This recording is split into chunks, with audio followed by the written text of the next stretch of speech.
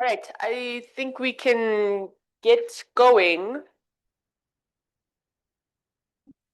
Uh,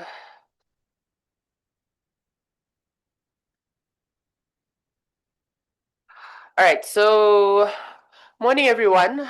Welcome to the Organized Labor Roundtable on the Code of Good Practice on a Just Transition. We will get into the details of what is a Code of Good Practice, what can a Code of Good Practice help us achieve, and what it can't. And for those things that it can't practically achieve, what else is at our disposal to create the necessary norms and standards and rules for the transition. I'll get into a bit of background and context and some scene setting in just a moment. But I just want to do a couple of logistical announcements. So for the purposes of our transcript that is running in the background and recording, we will request that you please keep your phones on silent. We're not saying switch it off. Just keep it on silent for us so that we're not picking up any disturbances during our recording of this session.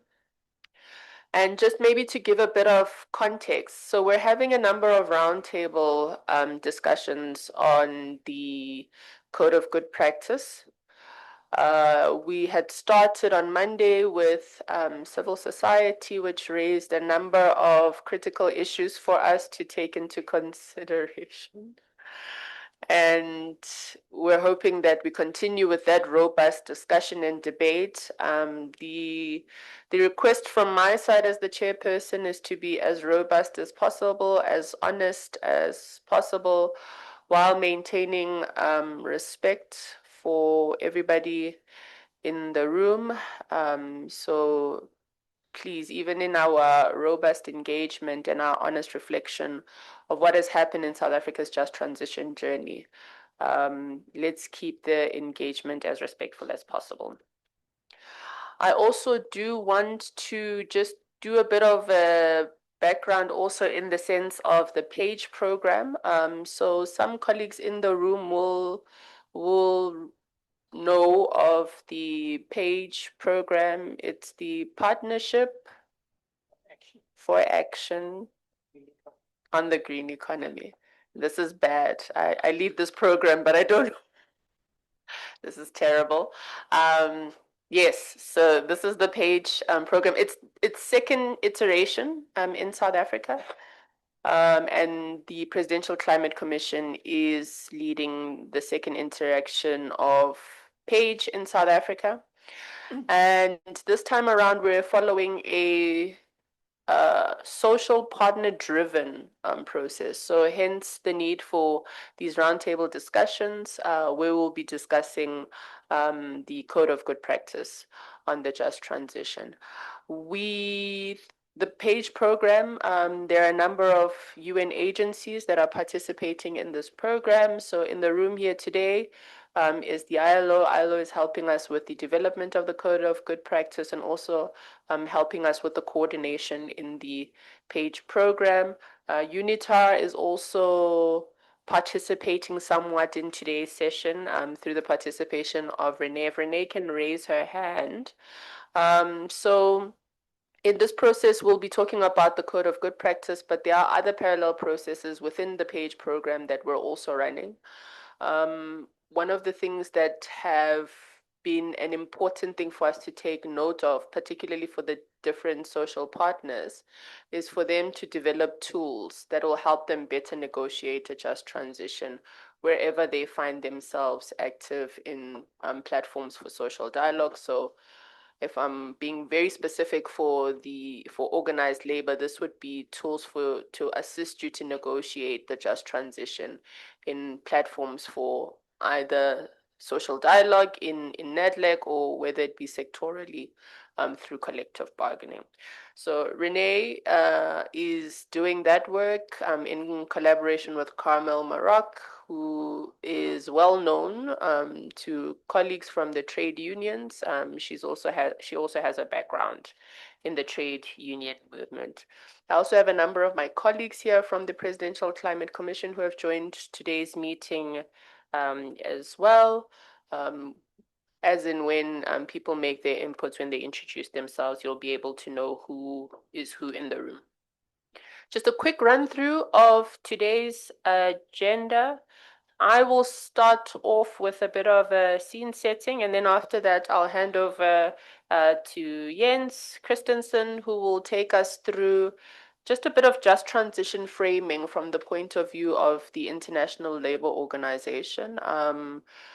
I, I mean, especially being the labor roundtable discussion here, you will know the guiding principles that the ILO developed in 2015 on the just transition, which have been foundational in a number of trade union documents around the just transition and have framed a lot of the trade unions thinking around the just transition. We will still stick with the ILO and welcome Matilda, who will then take us through just a couple of considerations and nicely get us into the segue into the just transition and the labor market. And then after that, we're going to have a bit of a discussion specifically on the code with Lisa Seftel, who colleagues would know as well.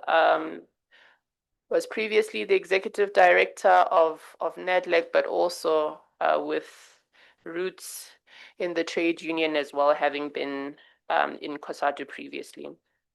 We're going to be joined by Dr. Saul Levin from TIPS, who's going to come in and give us some reflections in terms of the work that they did on the sector jobs resilience plans. And then we will have some time for reflection, and then we will go straight into closure and then way forward. So that's just in terms of how today's agenda will then proceed for today. All right, so just to get into the scene setting for today's meeting, I think it's appropriate to start at the Just Transition framework for South Africa.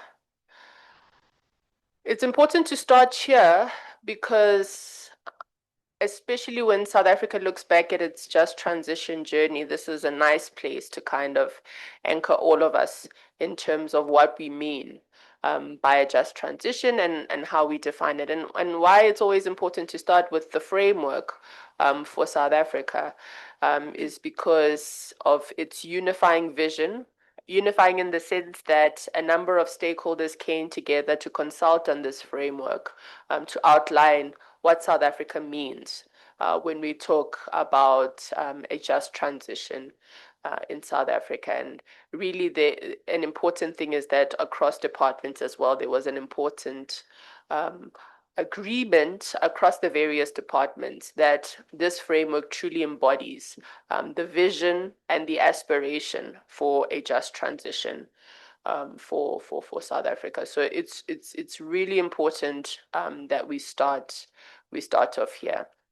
So at the heart of it, really, the just transition seeks an equitable distribution of risks and responsibilities, and we'll get into how that will be shaped through this code of good practice. Inclusive approaches to transition that involves those most affected in decision making and taps the creative energy of all social partners. Active support to workers and communities affected by mitigation. This is probably the most concerning, particularly for organized labor, as well as use opportunities created in this transition to create structural changes across our economy. So the nice thing about frameworks, and then I think people who draft frameworks probably have the best job ever because you can say everything and anything. It's broad, it's aspirational, and I think that's why the adoption of this framework presented a nice kumbaya moment because this was broad, this was aspirational, and at a level of aspiration, it's very easy to achieve consensus.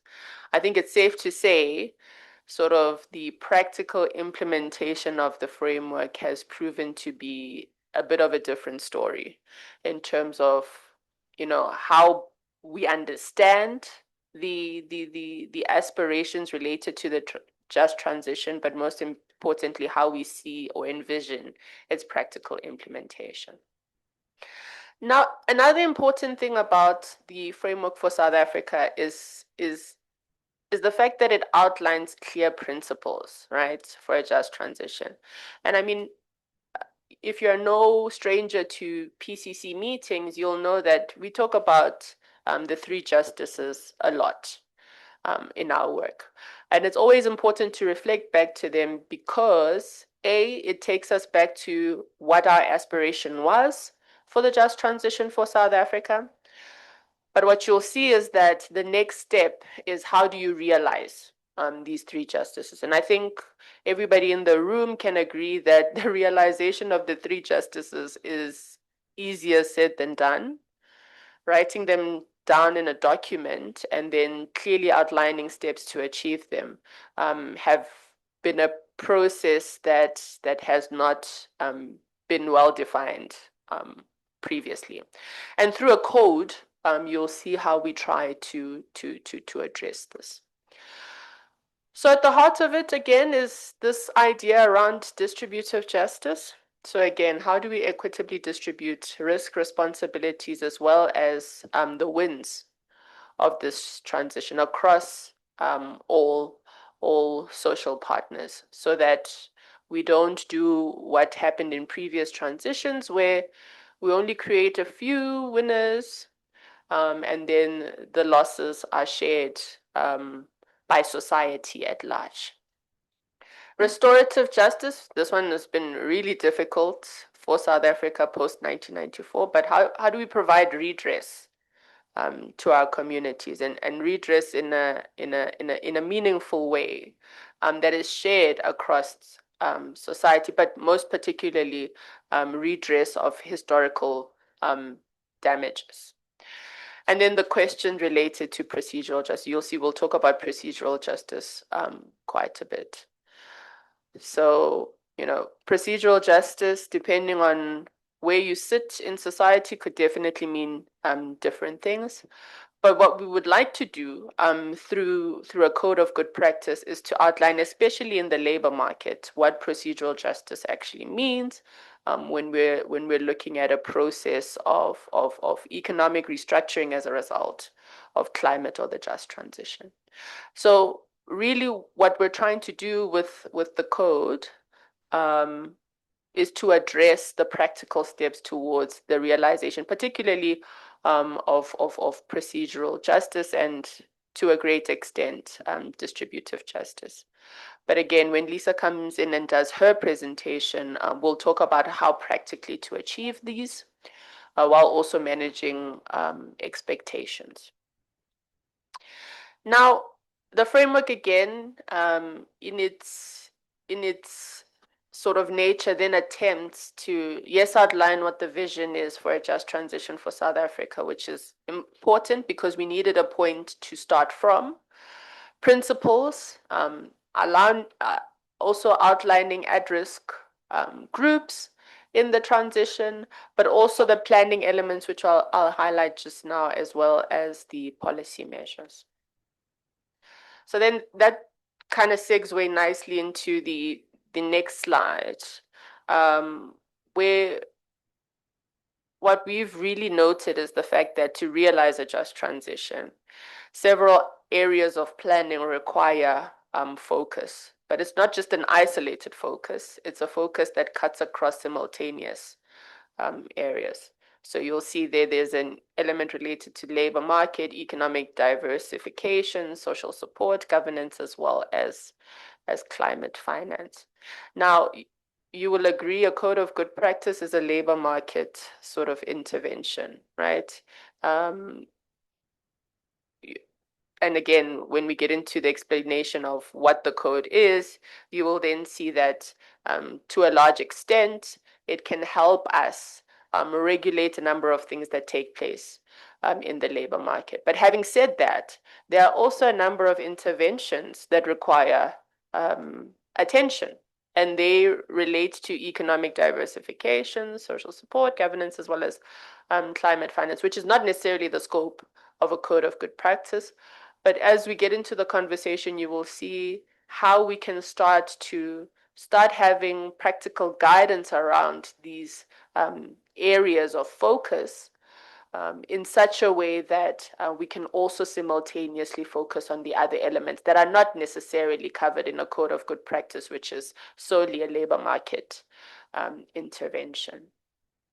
In the civil society meeting, we had a presentation around social security for a just transition, also trying to show that social support is quite critical. But you will also see that, again, the other areas that require focus that may not necessarily neatly fit into a code of good practice, we really want to also kick off a process to address, even if it's just through practical guidance, and provide necessary guidance into what practical instruments can be made use of to sort of guide these processes. I mean, I can say this with a great deal of certainty. One of my frustrations, having worked on the just transition for as long as I have, is that because there are a number of interventions that are taking place, a number of projects that are happening across the landscape, it's very difficult to track progress and impact. And usually when the rules are not defined and there's no practical guidance, the situation continues and you'll hardly ever see what that impact will be. So through this process of bringing these rules, norms, standards together in one place, this is how we intend to address the level of fragmentation that has taken place, but more importantly, to create rules, to create clear understanding of what needs to happen in the process of dealing with a just transition, especially at the level of the workplace. So it's always good to come back to an example, and it always comes down to what happened during the decommissioning of the Komati power station. And I often say that the reasons behind the decommissioning of the Komati power station are not for us to get into a conversation about today, but really what we can do is learn critical lessons from that process. And having looked at what took place there, this could also inform how we look at a code of good practice in order to ensure that we don't run into another Komati decommissioning process. Well, decommissioning, okay, I'm going to have to select my words very carefully. Decommissioning may or may not happen, but what we need to ensure is that when there is a process of decommissioning and repurposing, certain things happen in time so that the process happens in a manner that we can deem to be just. And this is not impossible, right? These things can happen. In fact, I've been hearing of examples elsewhere in the world where decommissioning has happened and the workers have come back to say this is actually an example of a just transition. So it's not impossible what we're trying to do. The PCC, given the instruction of the president at the time, had gone to Komati and developed a Komati recommendations report, having learned lessons from that decommissioning processes. And one of the things, a few of the things that were highlighted as an outcomes of that process is that issues related to timing and sequencing of events is really important, right? So choosing to repurpose a power station after it has been decommissioned is not the appropriate sequencing of events. Providing skills development after the decommission is not the appropriate sequencing of events. Also, the time in which you reach affected communities as well as workers is an important thing to take into consideration. Talking to workers 6 months before decommissioning, and even worse, talking to community 6 months before decommissioning is not an appropriate thing. And best practice from elsewhere in the world tells us that you need longer lead times, especially when it comes to decommissioning, so that you can take into consideration a number of other things that need to take place so that you don't leave that area as a ghost town. Engagement and communication is really important. So, is showing a community a very complicated slideshow uh, adequate communication? Probably not. Um, so, what we really need to start looking at is really to really see procedural justice. What do we deem to be adequate engagement and communication? Economic development and diversification becomes really important, bearing in mind the fact that coal production, coal mining, as well as coal use is very geographically bound. And this is not just us, this happens elsewhere in the world. When you move these communities away from coal mining as well as coal use activity, there really needs to be a concerted effort around economic development and diversification. Otherwise, you do create ghost towns. And then there's a question around institutional arrangements. So who does what, right? So all of us would have seen in the Komati experience a lot of blame shifting and a lot of pointing of fingers. And what unfortunately ended up happening is that there was an expectation that ESCOM would deliver a just transition, which is an unrealistic expectation. I mean, ESCOM has a very specific business model. So what is usually required is that various actors need to play their part, whether it be local government, organized labor, communities, local businesses, um, as well as the various actors should be able to come together and effect a just transition, which is one of the things we could also start to provide practical guidance on. And of course, issues related to financial arrangements are important. We would know that a transition of this nature costs quite a bit of money. So having learned all of these lessons, what we're hoping is that a code could then start to try to effect these so that it is clear what needs to happen by when it needs to happen so that indeed we can start to see a just transition. While having learned lessons from the Komati experience, I think other engagements were happening in other forums.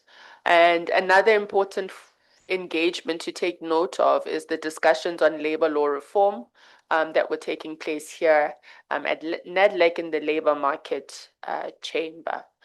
And I think what was really important about those discussions was probably something that has previously not taken place, and looking at how we can start to climate proof our labor laws. So prior to now, there has been no conversation around linking our labor law to climate. It's always been very separate consideration. You have your labor law regime and you have your climate regime. But now we're starting to see that there needs to be concerted interactions between the two. The most important outcome of that deliberation was this sort of concept that we are trying to realize here today, and it was the development of codes of good practices, again, to create these norms and standards around what do we do when we are transitioning, what is the responsibility of employers, what is the responsibility of workers, what happens for communities, what must government do so that at the end of the day we're all able to achieve a just transition. And really at the core, the just transition code of good practice will serve as a practical tool. It's going to help us translate broad and sometimes not very clearly understood principles into operational norms. It's going to help us support government, employers, unions, as well as civil society in managing the transition.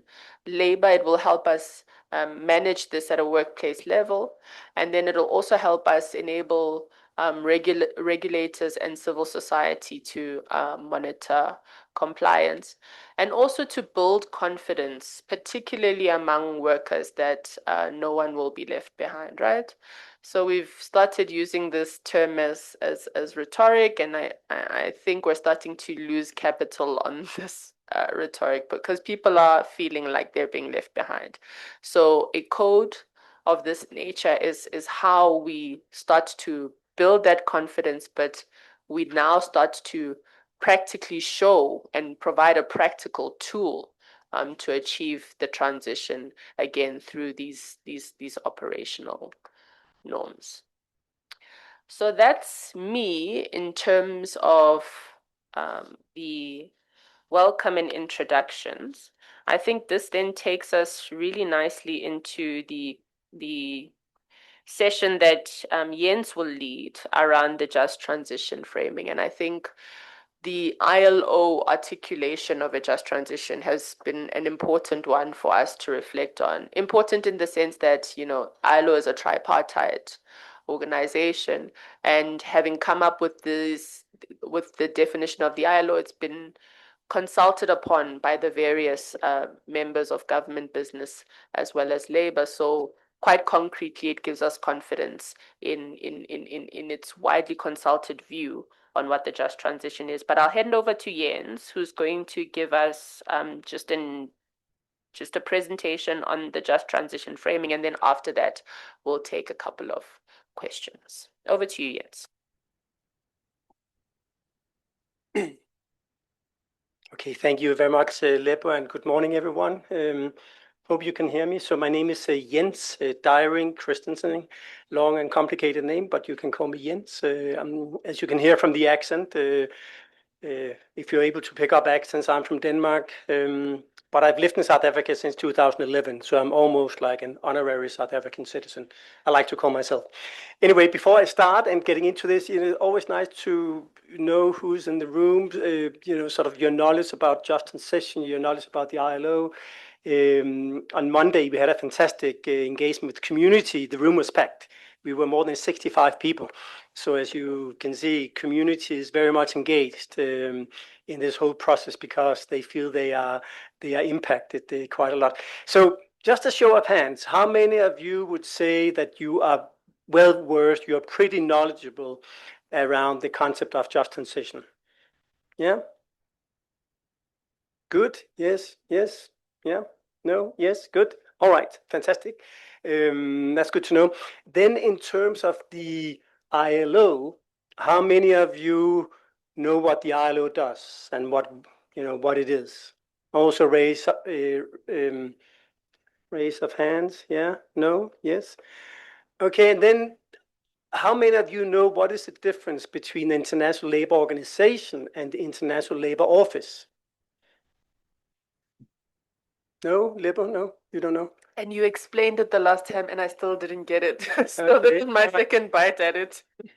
Because I think this is very important to understand. So before I get into just transition, let me just spend a bit of word on the ILO and why the ILO is so engaged in this. And when I say the ILO, we talk about the constituents of the ILO. So the organization of the ILO is composed of 187 member states. And when a country is a member of the ILO, it's very important to understand it's not just the government. It's the tripartite constituents. So it's government, it's organized business, and it's organized labor. And of course, in South Africa, through NEDLAC, community constituents also have a very big role, but officially, they are not as such members of the global structure of the ILO. So what happens at the ILO when International Labour Conference and governing body takes place, and I know some of you have been there. I see some faces that I know has been at the ILO a number of times. So the International Labour Conference meets annually in Geneva, and they set policy and direction and guidance for ILO member states. So that is the sort of constituents part of the International Labour Organization. Then you have the International Labour Office based in Geneva. We have a country in the country office in South Africa.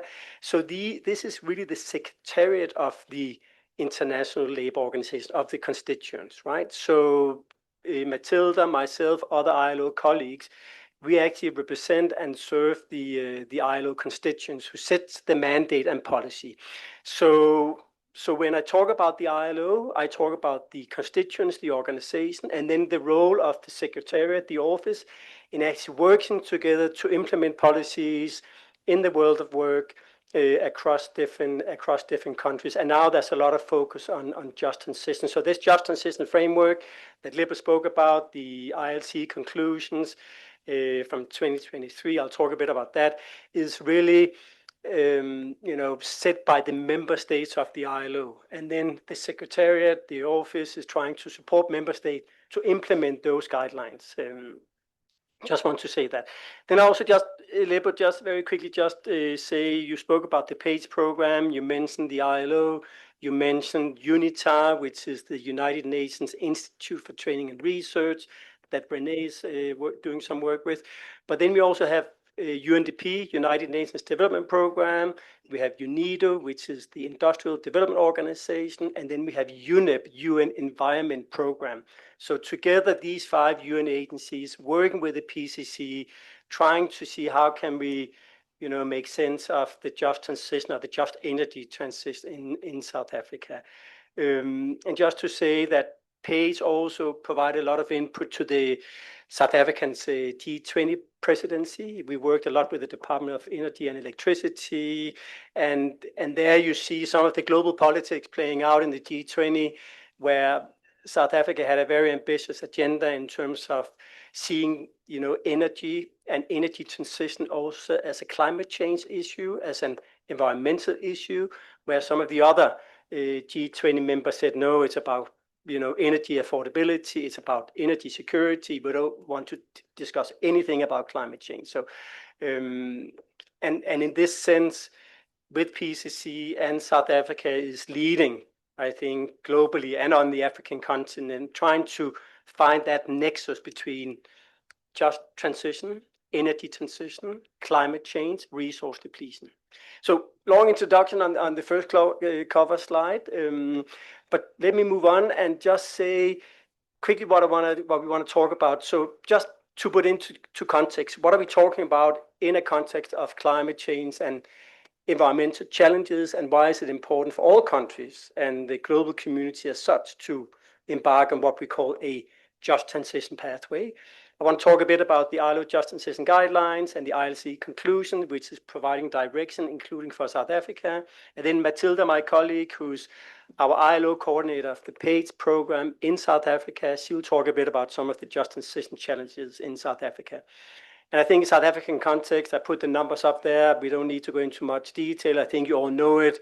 Heavily reliant on coal, more and more investment in renewables and so on and so forth, at a context of stubbornly, mind-bogglingly high levels of unemployment, close to 32% general unemployment. This is sort of the narrow definition. But then if you look at the youth cohorts, 15 to 34, 46, but then if you look at the narrow definition, the ILO definition of 15 to 24-year-olds, 58.5%. It's mind-boggling, huh? And I think this is the challenge. So how, when we embark on this just transition, how can we make sure that we also create jobs in the process? We create economic opportunities for young people. We know there's extreme income inequality and so on and so forth in South Africa, one of the most unequal countries in the world. We know that, the history of South Africa. So very quickly, what are we talking about? And a lot of you know about this, so I don't want to spend a lot of time on it. I think the science is clear. Although we have skeptics that say climate change is not real, let's continue taking fossil fuel out of the ground and use it to power our economies and our industries. But the science is clear that the human activity over the past 100 years has impacted climate. We see resource depletion, biodiversity loss, we see drought in certain areas, but then we see heavy rainfall in others. So we are beginning to see this climate variability that is impacting the world of work. So what are we talking about? Very quickly, human activities as the main driver of climate change. Oil and gas, energy, industry, transportation, buildings, agricultural and land use areas, some of the main emitters. When we got into our car this morning, unless we are like Matilda, who has a hybrid vehicle, we put petrol into our car, and by driving here, unless you took the How train, well, the How train is also not fully energy efficient, renewable energy, but we're all contributing one way or the other. And I think this is just the key thing, right? And I think if you look at the slide right now, I think it's quite interesting that scientists are talking about this Anthropocene period now, where human activity rather than any natural progress is the primary cause of the accelerated global warming, because climate change has always taken place. We've gone through different periods of climate change, and my country, Denmark, didn't exist 50,000 years ago. It was a seabed, but when the ice receded from Europe, Matilda, who's from Sweden, the same thing, all Denmark rose from the seabed, so the last ice age. But if you think about it, Earth is 4.5 billion years old, and the modern humans, since we started, walking on two legs, we have had a tremendous impact, and we have fundamentally altered the physical, chemical, and biological systems of the planet on which we all depend, right? So it's not to blame anyone, and it's not to say coal was bad or oil was bad or fossil fuel was bad, because without the discovery of those and the industries and technologies that followed, with transportation methods and the ice. By the ice, I mean the internal combustion engine, not the US ice that is in Minnesota that we all hear about on a daily basis.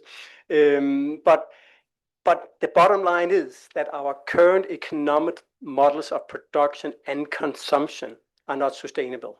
And so we are really in a phase of great systemic change. We need to re-engineer, redesign how we do business, how we produce, how we consume, how we live our lives. And I think this is the bottom line. And of course, that is a transition, right? It's not something that happens overnight. It's something that takes time. And on Monday, we spoke a bit about some of the development in Denmark, not to praise Denmark, but Denmark was challenged in the early 1970s with the oil crisis, because the oil and petroleum exporting countries, OPEC, turned off the tap. There was a big crisis in Europe, and Denmark then started investing in not so much solar, because you don't have a lot of radiation, good solar in Denmark, but you have a lot of wind. So they started investing heavily in wind, in independent power producer programs as well. You could own a windmill in your backyard, so communities would get together. That means that today, we are talking about 50 years, right, ago. Today, Denmark, on a good day where the wind blows, is 100% renewable, because the windmills, ocean windmills that are out there in the ocean, actually producing enough energy, both for industry and households. But that has taken 50 years, and a lot of foresight from the Danish government and social partners as well. What we see, and I think what you see on the screen there, are some of the global figures, but coming home to South Africa with the decommissioning, hopefully, of the power plants over time, but it has to be managed sustainably and responsibly. There are going to be job losses, and if you look at job losses due to fossil fuel phase out over the next decade, we are looking at 30 million globally. Some estimates we've done at the ILO, we're looking at potentially 130 million moving into poverty. We see a lot more migration, and what we see also is that job losses are concentrated in fossil fuel dependent regions and where you find oil and gas, but the new jobs might not necessarily be created in the same places. So I think these geographical disparities and dislocation is something we need to take into account. And then when we talk about social protection, super important in this just transition that when people fall in and out of employment or job, that they actually have some form of social access to social protection. And for the first time in history, we actually see the figure you see there, 55.6%, is that is the global population, that 55.6% has access to some form of social protection, health insurance or unemployment insurance. So that's good. But we see that in the 20 countries most vulnerable to climate change, it's only 8.7% that have any form of access to any form of social protection. So looking at the positive, I think, as you also said, Lebo, we need to not see this as doom and gloom, and now we are going into the abyss and it's all apocalyptic. No, I mean, humans are very ingenious, very intelligent sort of species, so to speak. And so with human creativity, working together, collaboration, I mean, we can use this transition to low carbon, sustainable economies and societies to also find a way to drive economic growth, drive jobs, and so on and so forth. And it's interesting that right now, clean energy jobs, renewable energy jobs, the numbers are much higher than jobs in the fossil fuel sector. And I think that's important to take note of, that in 2023, there were 35 million jobs, clean energy jobs, and clean energy also, by the definition, includes nuclear power, and 16 millions were in renewables. And another thing that is a debate that is taking place, and it was a big debate at the G20 Energy Transition Working Group, was the role of nuclear. For many years, countries has backed off from nuclear power, including Germany. Now they're discussing potential to bring it back to meet the energy demand. And if you look at Africa, and if you look at the growing population in Africa, right now we have 1.6 billion people on the African continent. By 2085, there'll be 3.8 million people. We'll have a population in Nigeria of 500 million people, growing from 226 today to 540 something by 2085. We have a labor force today, 600 million people. We will have 1.6 billion by 2085. So the question is, if everyone will have the same calorie intake as developing countries, same energy consumption, same transport needs and things, where are we going to get energy from? So that's why nuclear is back on the table as a clean energy discussion. And I think there's also a lot of debate in South Africa. We know the Coburg power station with 2 reactors, but now there are discussions to actually implement, construct these small nuclear reactors. The nuclear technology has developed much over the years. The biggest construction project currently globally is in Egypt. They are building 4 nuclear reactors. So it's actually growing. Nuclear is growing, and when it comes to emissions, it's a clean energy source because there are literally no emissions. But when it comes to waste, of course, there's a big problem, and it's a big issue that needs to be taken into account.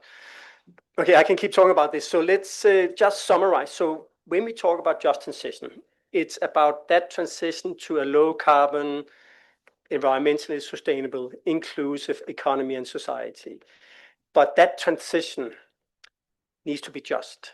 We need to make sure that the cliche we keep talking about that people are tired of, leaving no one behind, but that is still a goal. We need to make sure that while we support those very ambitious climate goals that came out in the Paris Agreement, that South Africa is a signatory to, how can we meet those climate goals while also delivering social justice and decent work? And that is the concept of a just transition, right? So it's a transition, but it must be just, it must be fair, it must be inclusive. So quickly moving on to section number 2. Where did I go now? I'm losing myself. How do I go back here?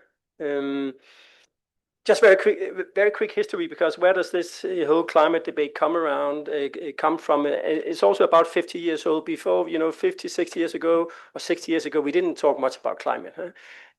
But in 1972 in Stockholm, Sweden, your home country, Matilda, you can be proud, probably before you were born, United Nations Conference on Human Environment actually had a conference because, and I remember this because I'm from the 60s, so a bit long in the tooth, but I remember acid rain across Europe. And this acid rain was because of pollution from industry, smokestacks that, left the pollutants in the air. When the rain came, it brought down this acid. Huh? So it's a big, I remember certain days my mom told me not to go out in the early 70s in Denmark. Huh? And that was the time UNEP, UN Environment Program, was created in 1972, right? Then in 1988, International Panel on Climate Change, IPCC, was established, and they were then beginning to establish the science around climate change and how human activity is then changing the climate. In 1990, the first IPCC report was created, and then the UNF, United Nations Framework on the Convention of Climate Change, the UNFCCC, was established, and we had that first Earth Summit in Rio in Brazil. That sort of seems to be sort of the capstone for, not the capstone, what is the right word? Sort of the beginning of global commitment and global collaboration around climate change. And it's under the UNFCCC that the Conference of the Parties, the so-called COP conferences that you might know about, that they take place every year. And in 1995 in Berlin was the first COP conference, right? Okay, fast forward. I don't want to go into everything, but then in 2015, the Paris Agreement, I think this is what everyone is referring to now. The Paris Agreement was adopted and signed by, I think, 192 countries, if I'm not mistaken. The ILO and with trade unions did a lot of lobbying at that conference, the COP21 in Paris, making sure that the concept of just transition was actually a part of the Paris Agreement. So in the preamble of the Paris Agreement, though, of those of you who have read it, you will see a lot of reference to just transition. And just to say, the whole just transition started back in the 1980s, 90s by the American trade union movement, North American trade union movement that were impacted by environmental policies in certain areas where jobs were lost. And they said, no, you need, nothing for us without us. You need to make sure that if there's an impact on jobs and economic sector of climate policies, environmental policies, not so much climate, but environmental policies, that there needs to be measures in place to mitigate job losses and find new economic activities. So around 2012, 13, no, 2010 actually, it made its way into the ILO. I don't know, Tanya might even have been part of that early on, and Minister Patel, former Minister Patel, who was representing labor at the International Labour Conference, and then that's why it started being discussed in the ILO by constituents at the International Labour Conference. And then the 2015 ILO guidelines was developed by a committee of experts, including representatives from South Africa. So there was a small committee of experts that say, we need some guidelines for member states. So these were guidelines. They were not as such endorsed by the International Labour Conference, but they provided guidelines to the member states. And then in 2023, at the International Labour Conference, that's when we then had a proper discussion around just transition to low carbon, environmental sustainable and inclusive economies and societies. And the International Labour Conference endorsed the guidelines. So these conclusions and what this means for member states, and let me just spend another 2-3 minutes on this, and then I'll hand over to Matilda because I'm already talking too much, is that when we talk about just transition, we need to look at it holistically. We need to say it's not just a labor issue. It's not just a climate issue. It's not just a sort of environmental issue. it actually has to be a whole of society approach. So what ILO constituents came up with, and which was debated at length in the International Labour Conference by 187 member states, was first to think about what are we talking about. So it's about promoting inclusive, sustainable, job-rich economies on the one hand, but it's also about ensuring social equity. So those different types of justice that Libuhang spoke about. But then it's also about how do you manage the process, and how do you finance the process. And here, so that's the how. And of course here, countries are at very different starting points. And in South Africa, we know there's very little fiscal space to spend things that are, outside current, social, basic services, educational, and so on and so forth commitments.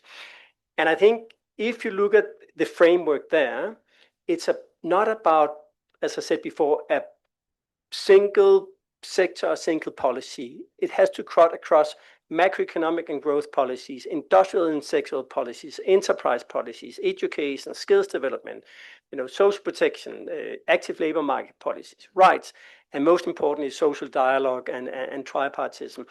And I think if you look at South Africa, perhaps that is the most or the major challenge, right? I mean, as an outsider, but someone who's stayed in South Africa and worked a lot with government over the past 15 years, you do still see a very compartmentalized and siloed approach to addressing issues that requires policy coordination and policy integration, right? So how can Department of Employment and Labor work with Department of Trade and Industry and Competition, Science and Innovation, Social Development, and so on and so forth. And I think it's about making sure that even though, as Lippo said, we are looking here at developing a code of good practice, it's a labor issues, but it's so much broader, right? And how can addressing labor issues across these different areas, how can that contribute to a just transition? I think that is our challenge. So on the one hand, if you look at macroeconomic and growth policies, how can we ensure that there is enough fiscal space for and financial steering instruments that can expedite a green transition? So investment into green sectors, green technologies, and so on and so forth. If you look at industrial policies and technology, to what extent is Department of Trade and Industry and Competition, operating that space, or are they still a big debate is, fossil fuel subsidies, diesel and petrol subsidies in South Africa, that is still being subsidized by many governments across the world, right, for the consumers. I mean, yesterday I spoke about Denmark, and I spoke about car registration. And so in South Africa, I used to live in the Free State, so I have a Toyota Fortuner, so you have to forgive me, but I have a Toyota Fortuner, right? I just renewed my annual license in South Africa. It cost me 1,176 rand. In Denmark, the same car, a 3-liter engine, would cost me 50,000 on an annual registration. Why? Because the government is trying to put policies in place to influence and change behavior. That means in Denmark, a lot of people either drive very small cars, very small internal combustion engine cars, or electric vehicle cars or hybrid cars. So in Denmark, you find now that every second car is either hybrid or electrical, because it hurts if you have a internal combustion engine car. It's going to really hurt you a lot to drive that car. But of course, infrastructure development also plays into this. So you need to have charging stations. And we know this is where South Africa is moving towards. But right now, you can, drive from Johannesburg to Cape Town, for instance, in an electric vehicle because it's very difficult to charge it along the way. Anyway, I won't go into all this, but of course, enabling business environment, making sure that there's confidence in the business community, there's certainty that if they a business and they invest in certain sectors, they can have return on their investment. They have access to, green technologies and so on and so forth. Skills and lifelong learning in terms of making sure that, people that lose jobs in certain sectors also have opportunities for reskilling and upskilling and finding new opportunities. Social protection, super important, at least a social protection law, basic income security, but also more sort of social protection in the sense that you have access to exactly reskilling opportunities, retraining opportunities while you are finding a new job and so on and so forth. International labor standards, of course, that's why we're here. Social dialogue and collective bargaining, I think Matilda will talk a bit more about this. And then, of course, mobilizing public and private finance. I think this is super important in South Africa that government cannot do it alone. Private sector cannot do it alone. You need to have these private public partnerships like the JET investment program is trying to do. I think I have another slide, but I think I'll stop here in the interest of time and move on. But just to say that it's at global level, it's national levels, it's sub-regional level, and it's company level. We need to address a justice system. Sorry, I think I spoke a bit too long, Leber, but I'll hand over to you and then back to Matilda. Sure, thanks, Jens. It was important to lay down the context and sort of explain the process from sort of Paris and the ILO principles to 2023 with the resolution on the just transition to where we currently find ourselves. So that was an important reflection to make. Maybe just to also make the point that I made in the civil society roundtable, that the truth of the matter is that we have an open economy, right? So to a large extent, what our trading partners decide to do has a huge impact on our economy via the balance of payments, and we know that. And this then has real implications on what happens, yes, for employment, but what happens at the shop floor, at the workplace. So it's in that spirit that those things that happen that we may not necessarily have control of, when they start to have an impact on companies here in South Africa, we can then start to put together a good set of good practices that can be implemented at the workplace. And this is what this initiative is going to help us do within the confines of the Code of Good Practice. But then more importantly, Jens, you talked about the issues related to coordination and integration. And you're right, the siloedness and the fragmentation is hindering our ability to see progress and impact. So through practical guidance, we can also start to see how best we can sort of get those coordination and integration practices to become slightly better. I do want to take a couple of questions before I go into Matilda's presentation. I just want to check if anybody. Can I just make one more comment? Sure. Just one very quick comment. Because this thing about industrial and sector policy, we just spoke about the CBAM with some colleagues from TIS, Lisa and Matthew in the break. So for instance, when it comes at, and I think you mentioned it yesterday, if it's not just about the justice system in South Africa, it's not just about energy. Huh? It's also about, for instance, the automotive vehicle sector. We spoke about, Lisa, that the CBAM in Europe is coming in, the carbon border adjustment mechanism. By 2035, Europe will not allow any internal combustion engine being imported into Europe, being exported from another country. So South Africa needs to get on that vehicle, so to speak, that electric vehicle. So I just want to make that comment because I made a note here, but I forgot to mention, because that's super important for another industry that is not about energy, but it's about, but it creates a lot, the automotive sector in South Africa creates a lot of jobs. Also in the post-sales service, right? Mechanics, technicians, and so on and so forth. Thanks for that. And also making the point around, we may have started in coal and the coal value chain, but it's also important that these types of code of good practices are replicable across various sectors. I just want to check if we do have a few questions for clarity or inputs from the first presentation before we get into Matilda's presentation just now. Okay, I see Tanya. Thanks very much. Firstly, thank you to you for organizing this. The comment that I've got to make on the presentation is the presentation has been done in quite a neutral way. Telling how things have unfolded, what the facts of science are. But we know very well ourselves that in fact it's a highly contested terrain.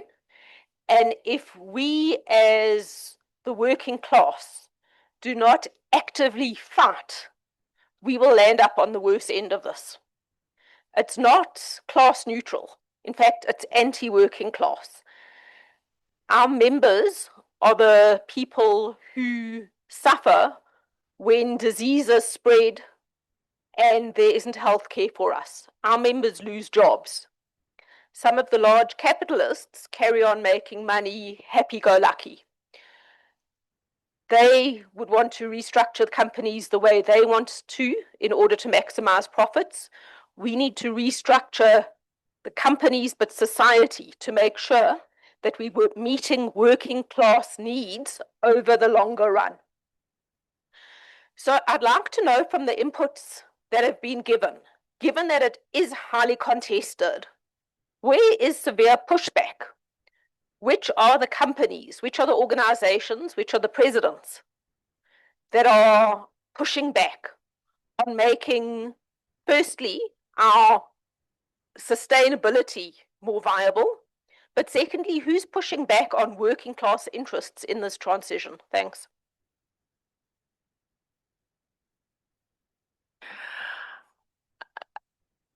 Yo, Tanya, I'm gonna give that one to Jens to respond to.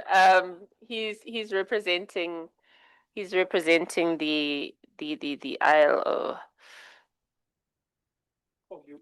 No, now, there is. I'm gonna. Tanya, you don't ask easy questions, huh? I mean, let's be honest. As an ILO official, I cannot mention names, and I cannot say who's pushing back. I think you know, and I think you, having also participated in the International Labour Conferences many times, I think seeing the global, world dynamics and the global turmoil, I think it's evident who is, pro-just system, which are the countries, which are also some of the major companies, who's against it, I think, who's still promoting oil, fossil fuel, gas, and so on and so forth, who's more actively promoting a sort of more investment in renewable energies.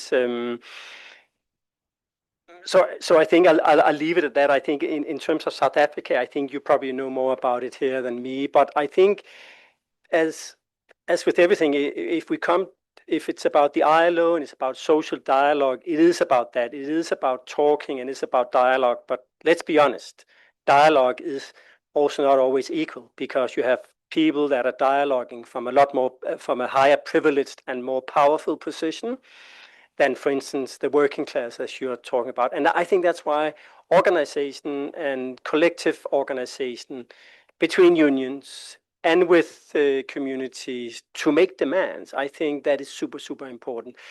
But I think it's always been like that.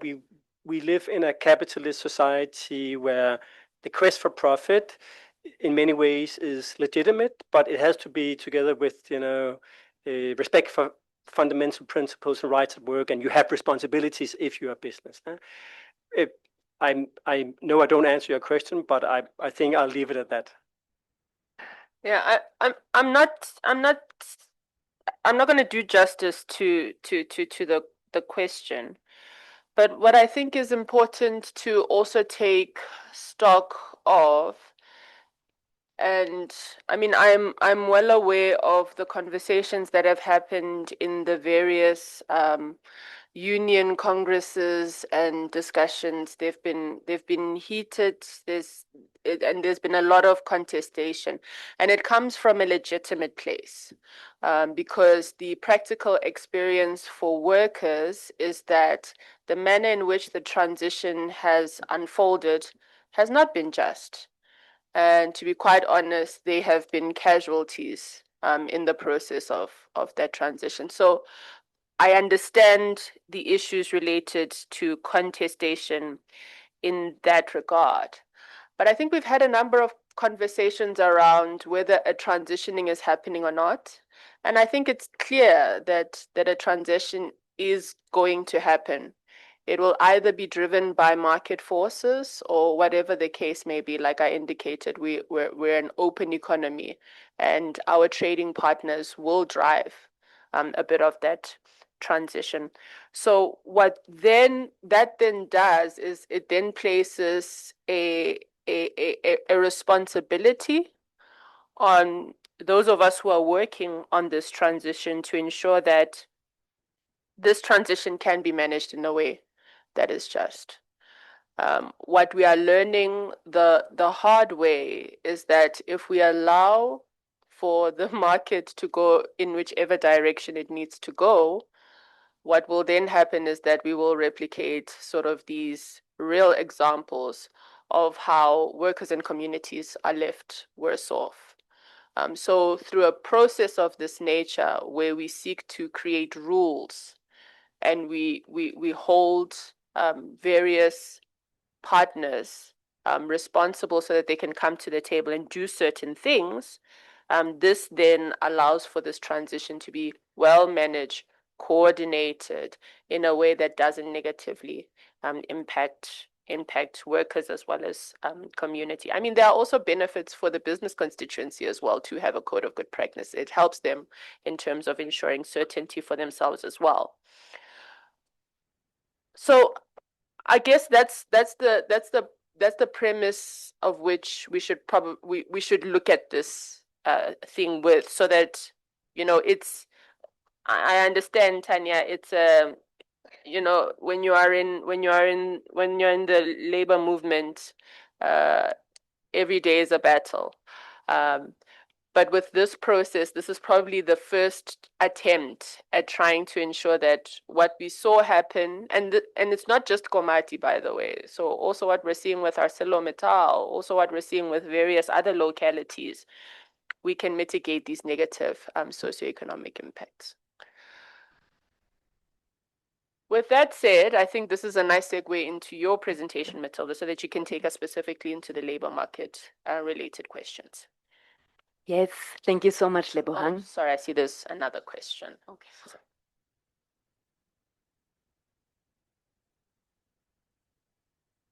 Thank you, Chairperson. My name is Soli Rampisa.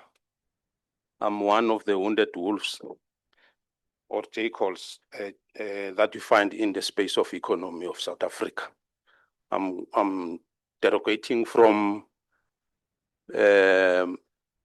the local government. I'm from SAMO, an affiliate of COSATU. I think there are a few questions that I won't say to an individual presenter, but I'll just pose it towards the chairperson. The chairperson will make a distinction to say who can respond. First question is to check what is the intention of the roundtable, looking at the background where, for example, the chairperson has already made some contribution around the question of Komati. Maybe let me just, in short, to say Komati as an impact to the working class or to the workers. Now, what I wanted to check that is this roundtable, should I regard the roundtable as an information session or an information gathering? I'm raising this question coming from another different school of thought that I'm coming from, whereby I've noted or I've learned that there are two types of, or two forms or two types of parents that I came across. There is a parent that before making a decision, the parent will call the whole family, which is the wife, and then call the children and ask the children that, man, hey, there is this challenge that I came across, or this problem that I came across, or this crisis that I came across. What is your view? That's the first parent. Then the second one, there is a parent that will identify whether it's a problem or a challenge or a crisis and confront that particular problem or a crisis. And then thereafter, that parent will call the family and talk to the family about the road that the parent has come across with that crisis that the parent will be talking about. And then the other question is a question of saying, when you look into the presentation that talks about research, I want to assume that it's derogating from the research perspective, where one will be talking about in this country, this has transpired, in this country, this has transpired. Now, if one comes across that information while one didn't get an opportunity to make the same research or a common research or on the same subject or topic. Now, the participation, my view, I just wanted to understand that, will the participation be just or the participation will be still under the pretense of enclave dependency? Thank you. Thank you very much. I want to check if there are any more questions. Okay, there's another question at the back.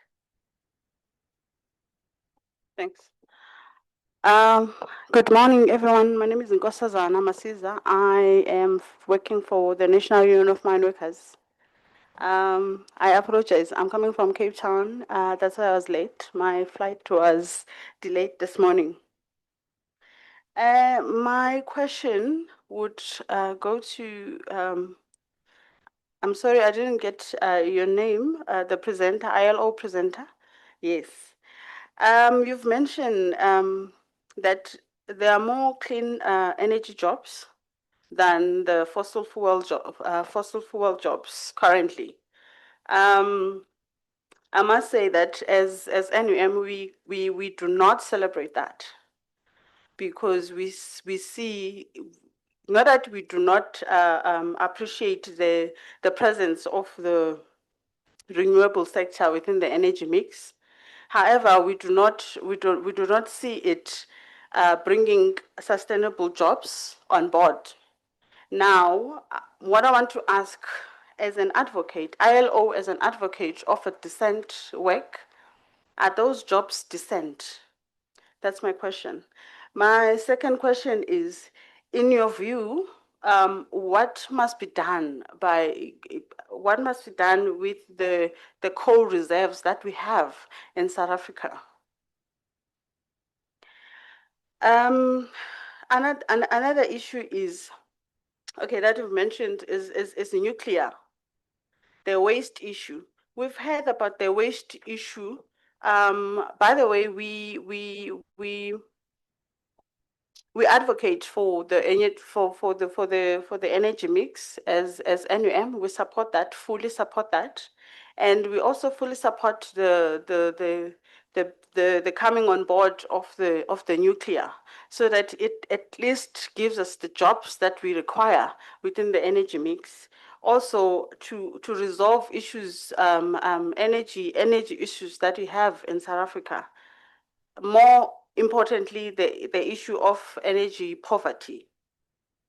Now, this waste issue, with with South Africa signing with international bodies that have been experienced in these issues, can we still make this waste and radiation an issue currently?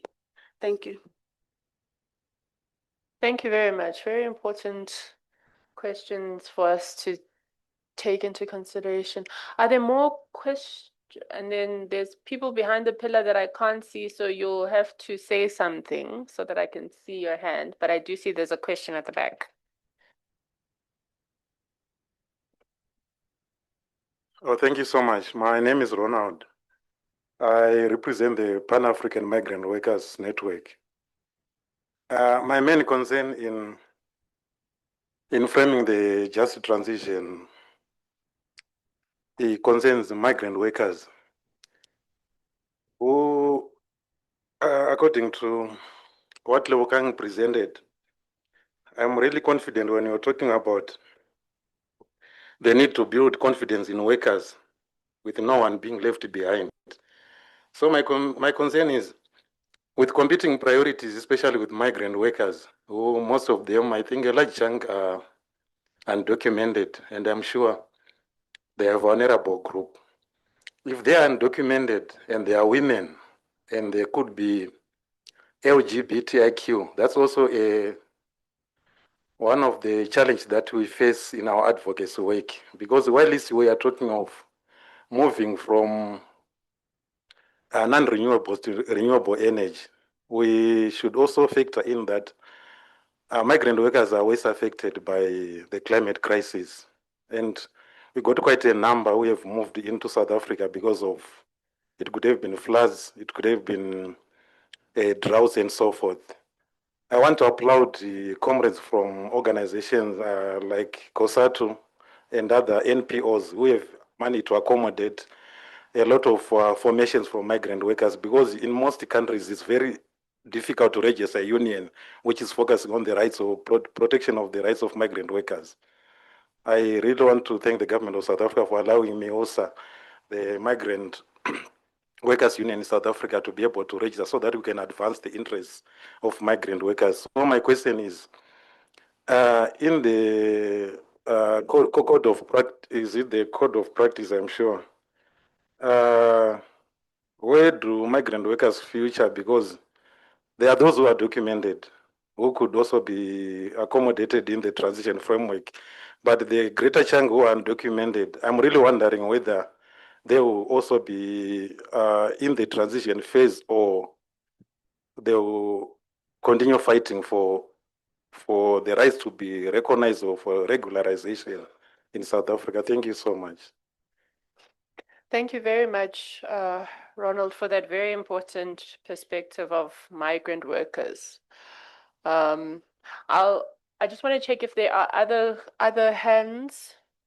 If none, I want to first come in the question from Comrade Soli. Which parent am I? The parent that consults the kids at first, or am I coming at the end and saying I've baked a solution already?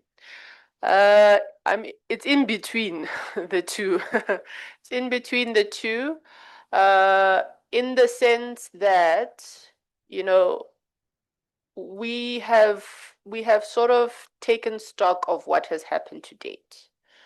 And a number of examples have really caused us to reflect back on the situation. So first it was, yes, Komati has been a serious consideration, particularly for the PCC and various other stakeholders. The sort of, when particularly the laying off of workers at Siriti was a serious concern for us, and just a number of other retrenchments that took place at the workplace level. And it then caused us to kickstart a discussion with NEDLEC. And at the time, Lisa was the executive director. We looked at a process that was already unfolding in NEDLEC around the labor law reform process. And when we read what came out of that process, we looked at this idea around a code of good practice, and we thought this could be an important instrument to help us regularize the engagement of on the just transition, so that we don't see so many layoffs and the private sector basically just tells workers to see how they finish, right? So this is what informed the conversation. As far as the actual development of the code of good practice, we have not developed it, right? All we have done to date is just a legal review and a policy analysis to see where we stand in terms of the just transition. And we've looked at what tools could we make use of and what are the things that we could bring together in a code of good practice. We haven't started drafting yet. So I think we've come to social partners in the process at the right time to say we've done an analysis. We have an idea where the gaps exist, and we want to pull all of these into a code of good practice. What do you think? So this is where, and this is where we currently are with the engagement. So that's why we're having the conversations with all the various social partners, so that we can get an insight into where we are. So as much of it is information session, yes, for yourselves, but we're also gathering data in the background.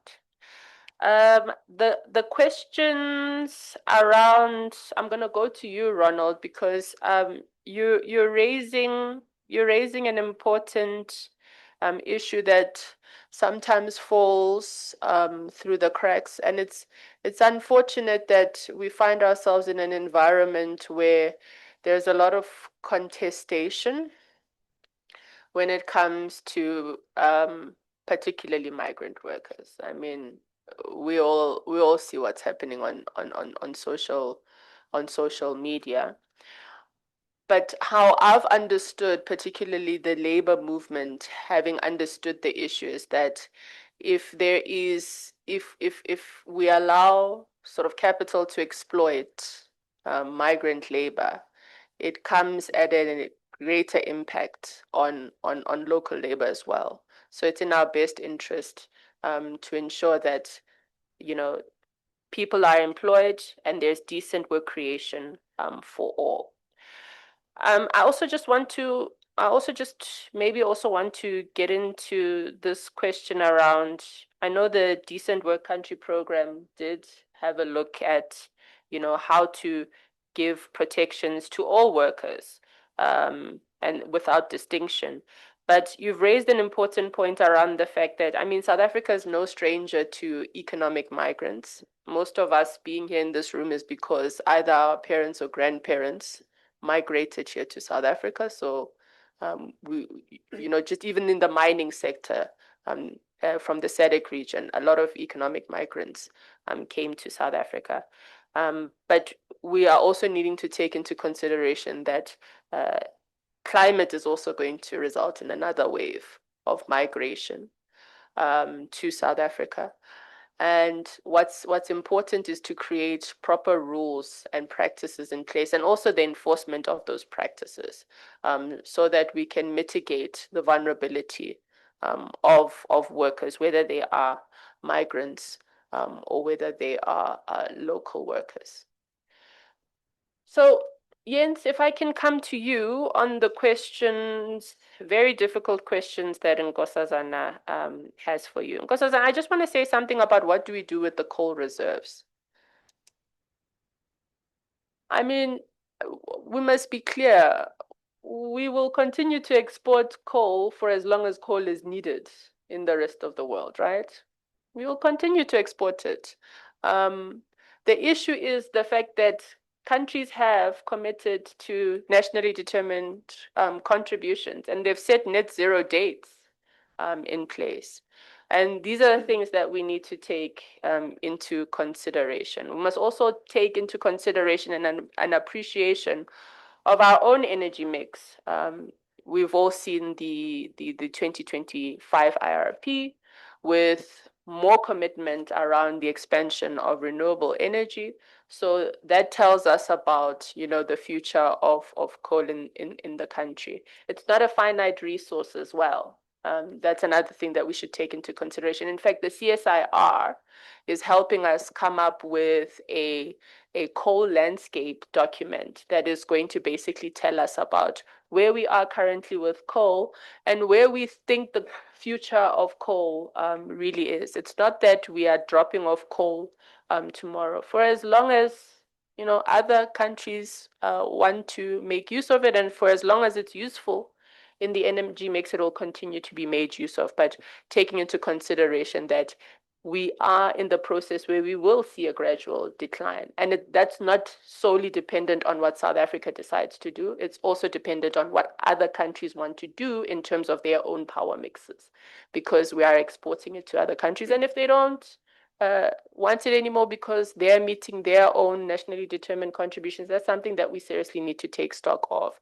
So that's why I said in the beginning, what other countries decide to do for their economies has a direct impact on our own economies, and we need to shore up our labor market to ensure that we are ready for whatever those moves then become.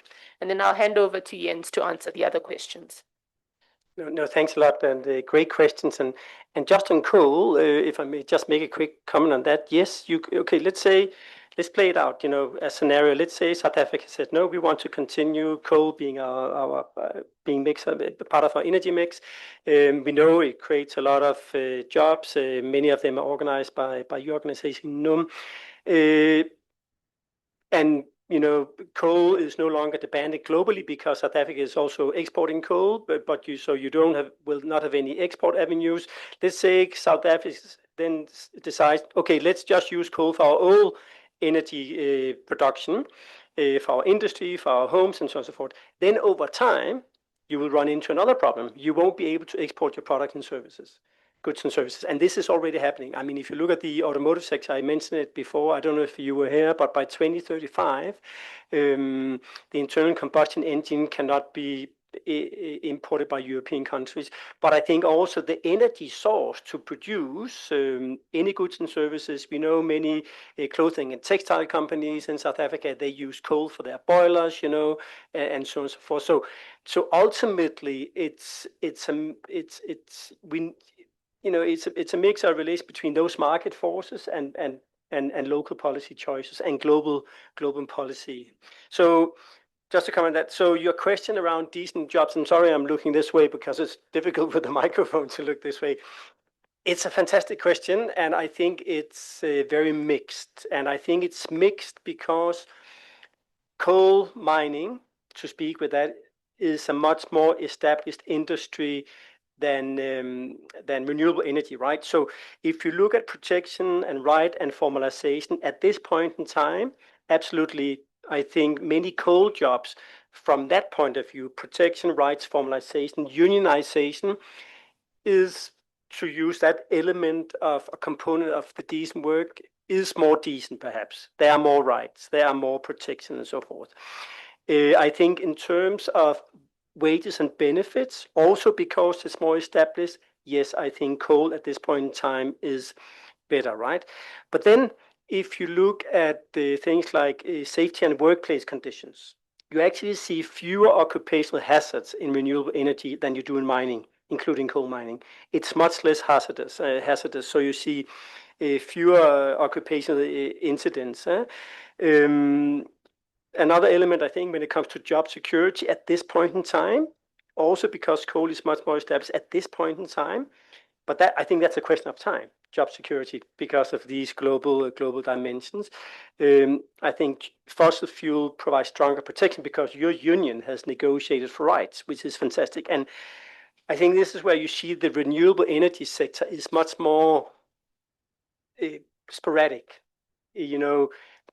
Solar technicians, for instance, you solar installers, windmill technicians, construction workers that are working in those industries are not yet organized to the same extent. So that could be an opportunity for NUM, actually, to branch into that.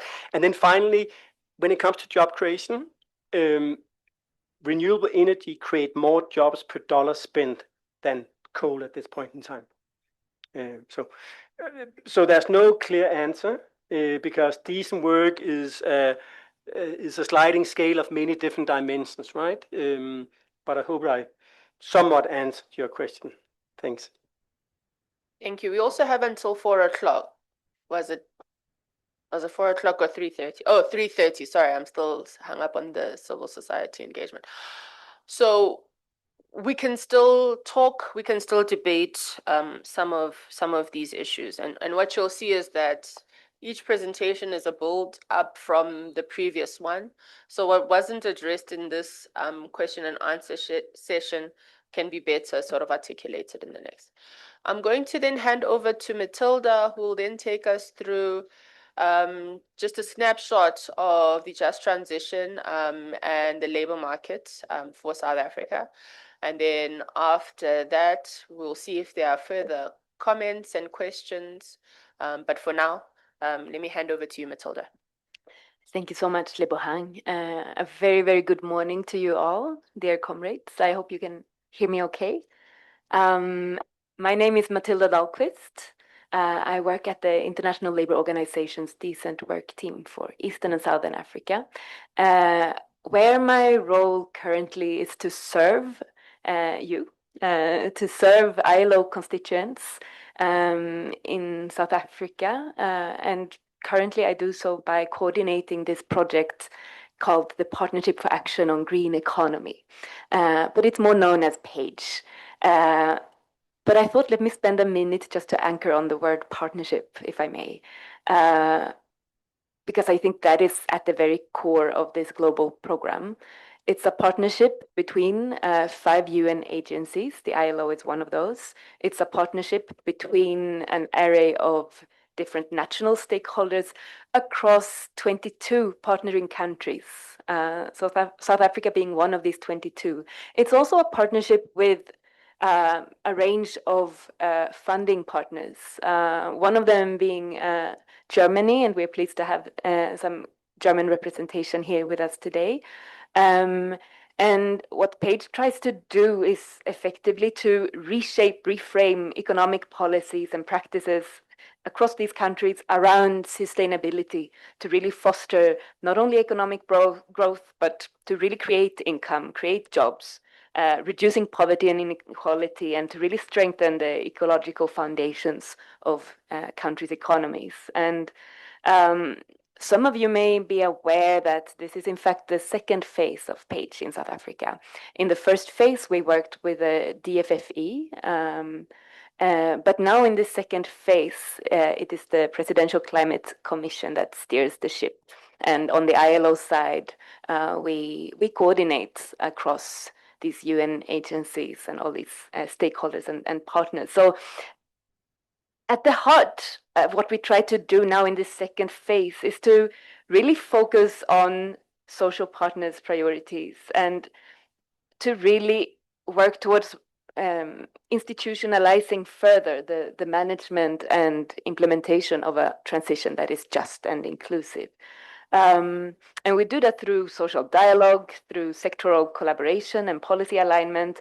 And this is really where these roundtable discussions come in. I think our colleague here, our comrade, stepped out now, but no, it's not just an information gathering that we're here for. We are still now in the space of laying the foundation so that we can pivot into a conversation in this room today. We will hear a lot more soon from Lisa Seftel, what we are hoping to do with your voices and all your important perspectives and priorities. I'm planning to tweak this session. I will not give a mapping of labor market challenges in South Africa as such. I'm going to shorten it a little bit. And also our colleagues from TIPS will speak to you in this afternoon on the sector and resilience plans, sector jobs resilience plans. But I thought this big picture that Jens painted, I think it also really helps to acknowledge the fact that this triple planetary crisis, as we call it, it's clearly not just an environmental crisis. It's a huge, huge social and economic one. So for us at the ILO, a key question that arises is what are the implications of all of this for our structure of the economies, of the societies, And what are the impacts on jobs, on livelihoods, on SMEs, on workers, on the communities that host them. And the ILO entry point to this complex discussion is actually in two dimensions, just to briefly break it down a little bit. It's the impacts on the world of work of climate and environmental change itself. It has already come up. Heat stress is one example. And if you are a migrant worker in the construction sector, like you will be the first to feel that those effects very directly in your daily working life. If you're a farmer in a rural area, like increased temperatures and extended and more severe drought, it is certainly going to affect your life, your livelihoods, but also your ability to put food on your table. So we're talking about real issues that we all feel in different ways. That is the one dimension. The other dimension is what are the impacts on jobs, on labor markets, of the responses to deal with climate and environmental change.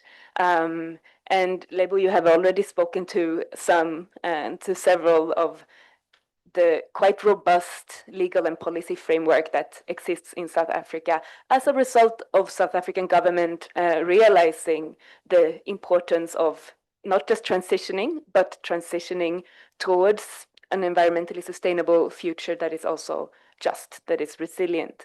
Yes,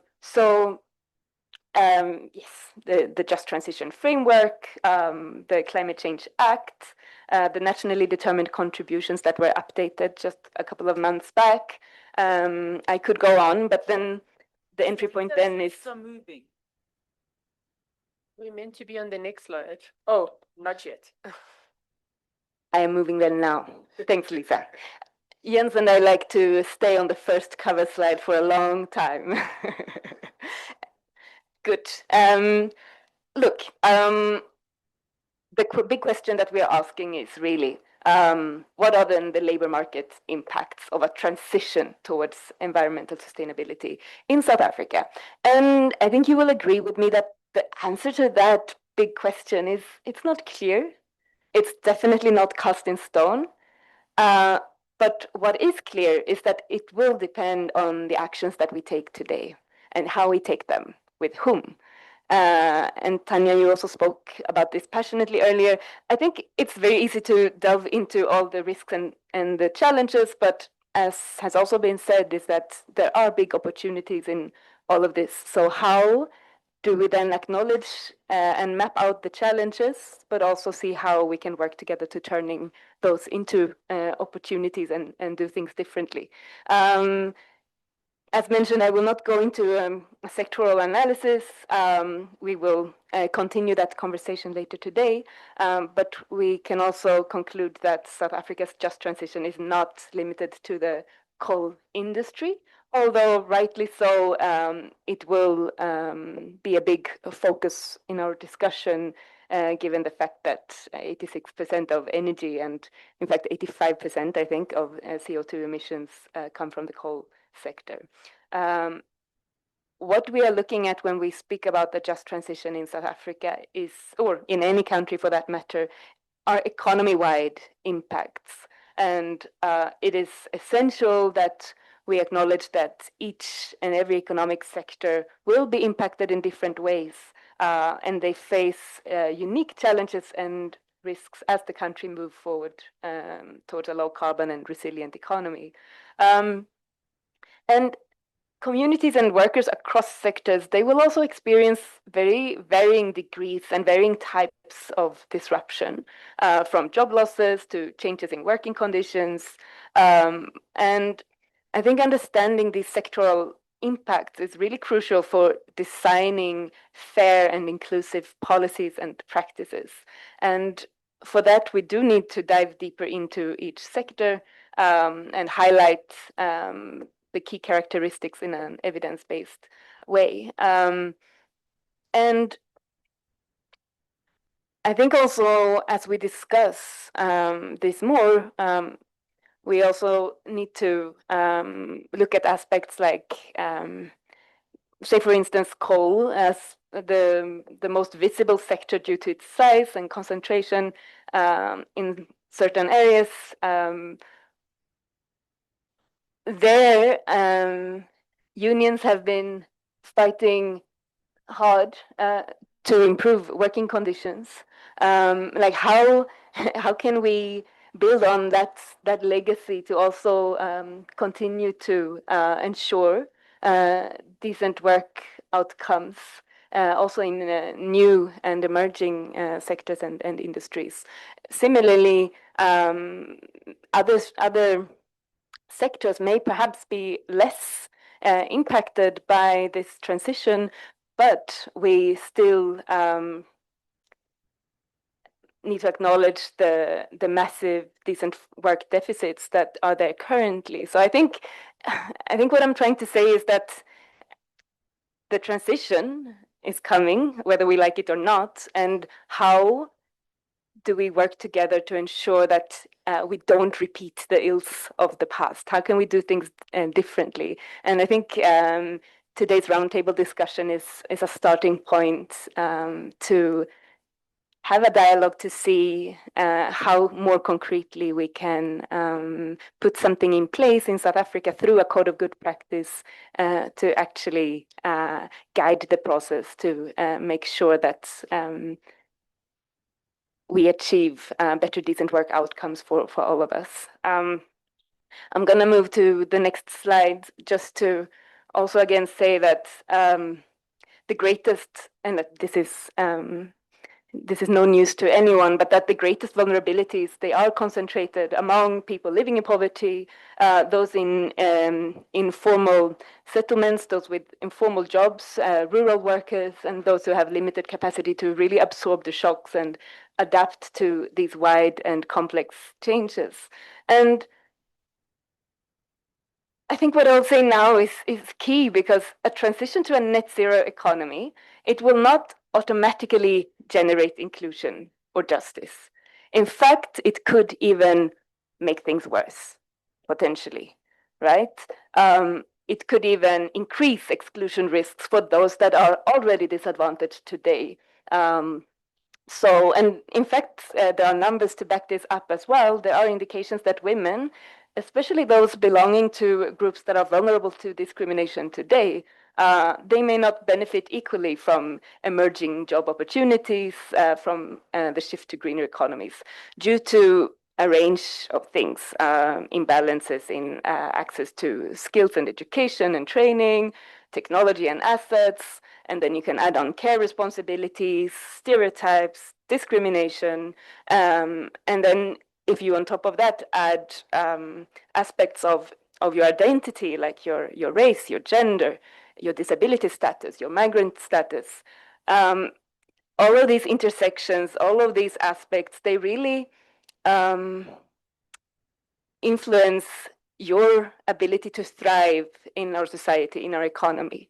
So it can sometimes feel overwhelming, all the challenges that we are facing, but there are also opportunities. So I think the big question here is really how do we change all of this? And we will actually have that conversation today. I am not gonna answer the question now. I will just say that there is an opportunity to change things through embarking on a transition that is just, that leaves no one behind, be it a buzzword. Let me just move to the next slide, because we keep referring to the conversation we had the other day with civil society, with community leaders. And I think in as much as the ILO is tripartite and South Africa has beautiful established structures for social dialogue, community participation, it's also critical. And I really can't emphasize this enough, because affected groups, they must have a voice in the planning, in the management of a just transition, the evaluation, the monitoring, all aspects.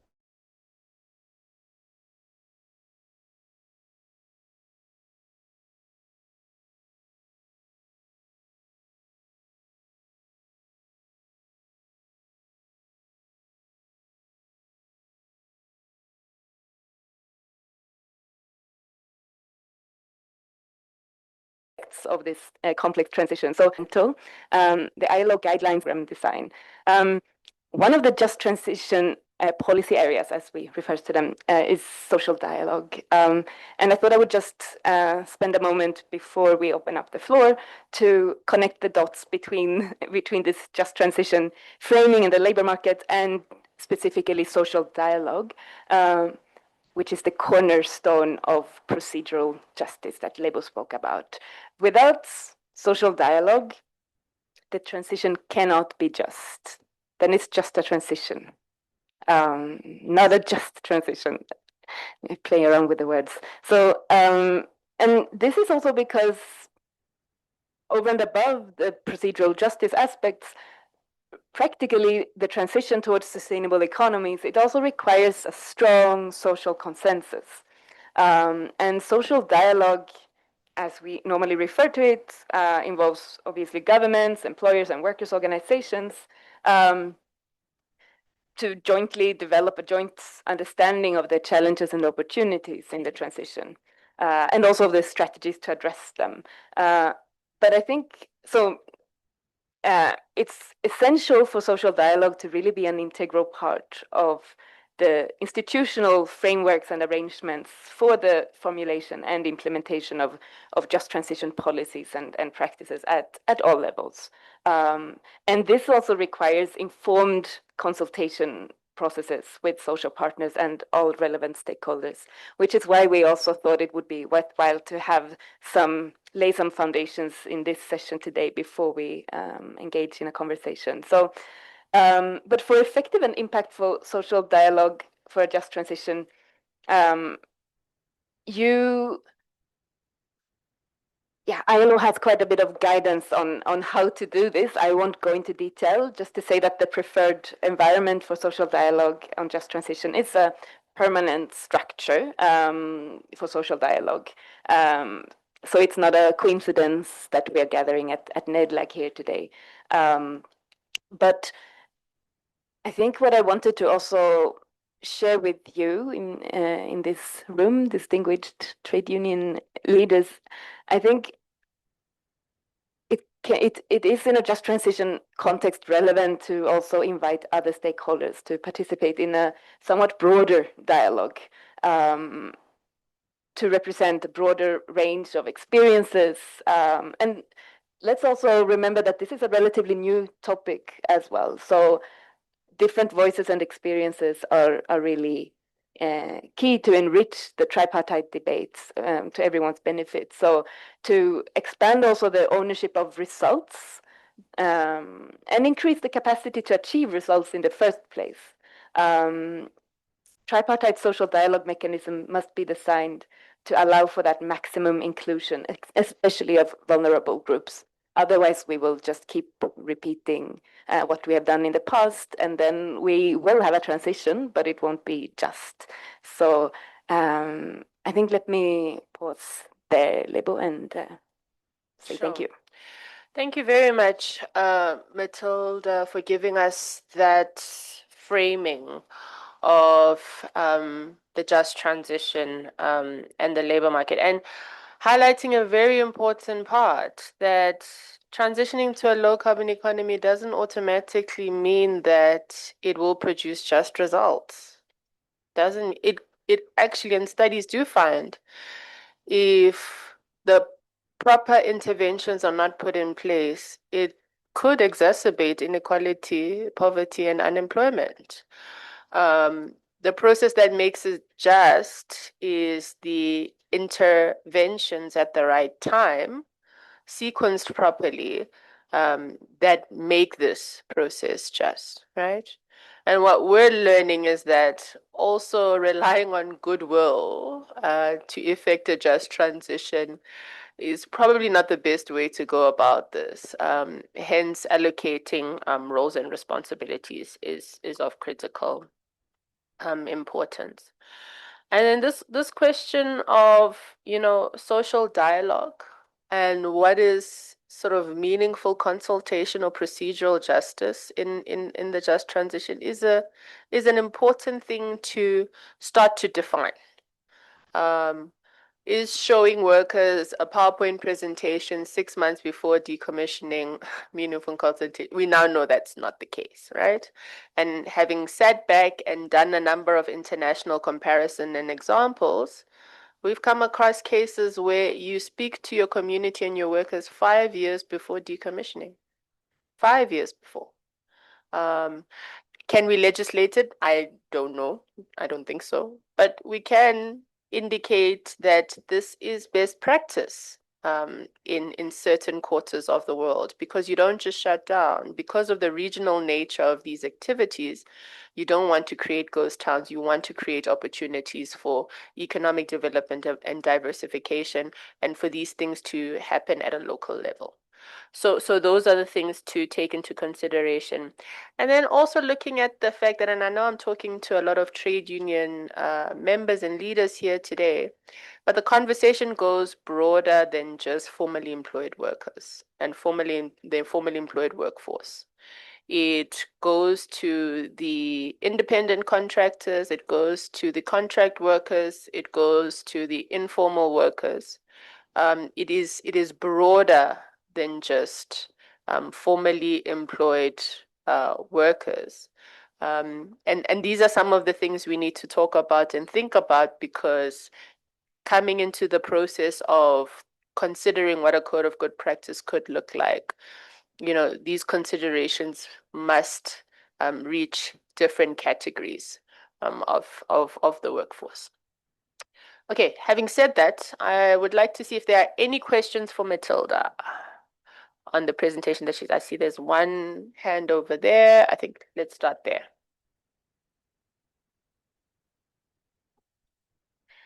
Good morning. My name is Pulani. I am from SATRI. It's NUM Research Institute. I think my question, I don't know if it's a question or comment, but it's for all the speakers. I want to agree with the question that comrade from COSATU posed, that the framing of this discussion somehow seems too neutral, This transition is happening, our economy is open, jump in or get left behind. I mean, that's the sense I'm getting. And I think that is challenging, or it's a concern, because this transition has become more of a power, imbalance power, relations, rather than just us being part of the global movement towards this green economy. And I'm saying this because, particularly in South Africa, it is highly political. And I think the lack of our willingness from our government in terms of playing that role of guiding, of protecting, particularly workers, is the one that is making this seem like there's contestation and issues of resistance, whereas that is not the case. The just energy transition has become a forum where not only business, corporate labor, or capitalists want to seek to influence, but even nations are now seeking to impose influence, seeking to maintain power over other countries. And I think if we start to acknowledge that and start talking about it, only then will we be honest enough to recognize when these events and incidences of injustices are happening. So we have actually concluded a research with University of Leeds, where we were documenting experiences of workers in Komati. And most of them actually were complaining that we've had these consultations with the PCC, but they were more like a tick box. And so all these initiatives become meaningless because we are unable to recognize these incidences of power imbalances. And we go to workers hoping that workers are even aware or even at a position to engage at that level. So for me, we have to understand and acknowledge that this is a power struggle. This is highly political. It is no longer an issue about the environment, the economy only. And nobody is wanting to address that issue of politics. That the Western countries are not here simply because they care about the world. They are here because they want to insert and influence even this direction of just energy transition. Hence, workers are also complaining about the pace of it. It's not that they're saying no, but the pace of it. And nobody's listening to them. So also I want to reiterate the question of hence Comrade Soli is asking, what are we doing here? Why are we here? And then what? It's a very difficult question, Comrade Bulani, and I understand 100% what the contestation is and the power imbalance that you're referring to. So Comrade Kangela's not here, but he will always point us to our contribution to global emissions. He will always point us to the notion of a global fair deal. And he's correct. The geopolitics around the transition are fraught, they are contested. Throw in the fact that certain global powers that have serious power are now reneging and pulling back and saying they're choosing to go in a different direction. It causes a level of friction when we have these discussions. But I don't want to then say that the trade union has zero power. I don't believe the trade union has zero power. Listen, I understand that when it comes to the market forces and who seeks to seek rents out of this process, there are certain things that are happening in various other corridors, and conversations continue to take place. But a process of this nature is meant to try to level the playing field. We're trying to level the playing field. Komati happened the way that it happened because there was no playing field that was leveled. In fact, everyone was just feeling their way through the whole process. And no wonder the after effect is what we've seen it to be. Because like we said, even though we've got a very robust labor legislation and strong culture of social dialogue, we weren't able to steer the ship. We weren't able to steer the trade unions weren't able to steer the ship. The PCC wasn't able to steer the ship. ESCOM, I don't know what happened there, but there was just great difficulty in steering the ship. I don't know if it was because it was a shock to our system, but we went into it completely blindsided, and the result of it is what we ended up with. This process seeks to ensure that that doesn't happen again. That doesn't happen again.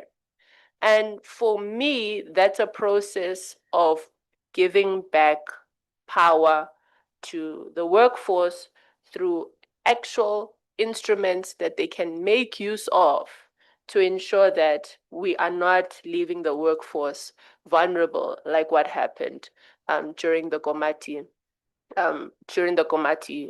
process. Because, comrades, and I'm not saying transition is happening to co-opt you, right? I'm not saying that to co-opt you, but we are well aware of Grootvlei, right? We are well aware. Satri, I've been seeing you guys going to Grootvlei and speaking to the workforce there.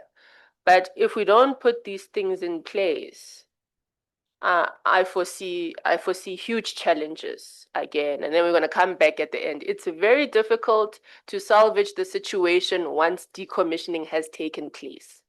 I think that's another hard example that we are learning from this process. So ours really is to say what has worked well. All the gains that workers have won in mining and energy through the astute bargaining that the various trade unions, NUM, NUMSA, and the various other partners have done in that sector have resulted in people in that sector earning relatively better than their other counterparts in other sectors at the same skill level. That has been not because employers and the mining houses liked the workers. It was because of a negotiation and industrial action that drove the process in that direction. The Mining Health and Safety Act, Occupation Health and Safety in the industry, and just the various other things that have been achieved in that sector goes to show that the trade union is very impactful in driving the direction, especially when it comes to providing protection to their members. So what we're saying is those lessons that we've learned along the way and through the development of various codes of good practice. I mean, this is not the first code of good practice that we're wanting to do here today. We've had a long history of code of good practices. We're wanting to borrow on that experience to ensure that Komati doesn't happen again. So that's what we're doing here today, right? And we're wanting to apply this broader than just mining and energy because, you know, for the 100,000 workers that are in the coal value chain, there's like 1.4 million in transport. So we need to also start making sure that we can replicate these across sectors. So I hope that's clear. Jens, you want to come in as well? No, I think it's a great question, and just a quick comment. I think the just transition agenda is the trade union's agenda. I mean, it comes from the trade union movement, as I said initially, from North America, but then it found its way into the ILO. And I think what it's trying to do is become part of the international body of international labor standards, trying to infuse proper dialogue and participation. And I hear what you're saying. Why dialogue if you dialogue and then some, you know, what the concerns you raise are not taking into account is just a tick box. Oh yeah, we spoke to trade unions, but we are going to do something else. And I think that's where we need, or where the trade unions need to hold you know, capital and power accountable. And I think this is where government plays an important role as well. And I think there's a reason why President Ramaphosa established the Presidential Climate Commission. It is exactly to try to also address the empower balances, those that collaboration across the different sectors and departments and different sectors of society. But I think it's about international labor standards as well, making sure that that transition is just, it's fair. And of course, it builds on existing empower balances in the world. I mean, if you look at our current way we produce energy in all countries, I mean, there was very little consultation on where to establish coal mines, or you know where to establish oil rigs and so on and so forth. Here, we are actually trying, or the just transition narrative is trying to provide some social justice into that process. But I think you're right, and your executive director Martin Kagwa, I spent a lot of time with him in the G20. He said exactly the same, and it was debated. So a lot of these concerns made it into the South African. You know, so this energy transition working group were not able to come up with any conclusions, as Martin might have told you, but some of those concerns made it into the South African G20 presidency document, which is not a negotiated document, but a presidency document. They're still finalizing it, which shows you also some of the issues. We're finalizing it for a G20. We're not invited to. That's nice. Okay. Let's take Tanya and then, let's start with commerce. And then Tanya.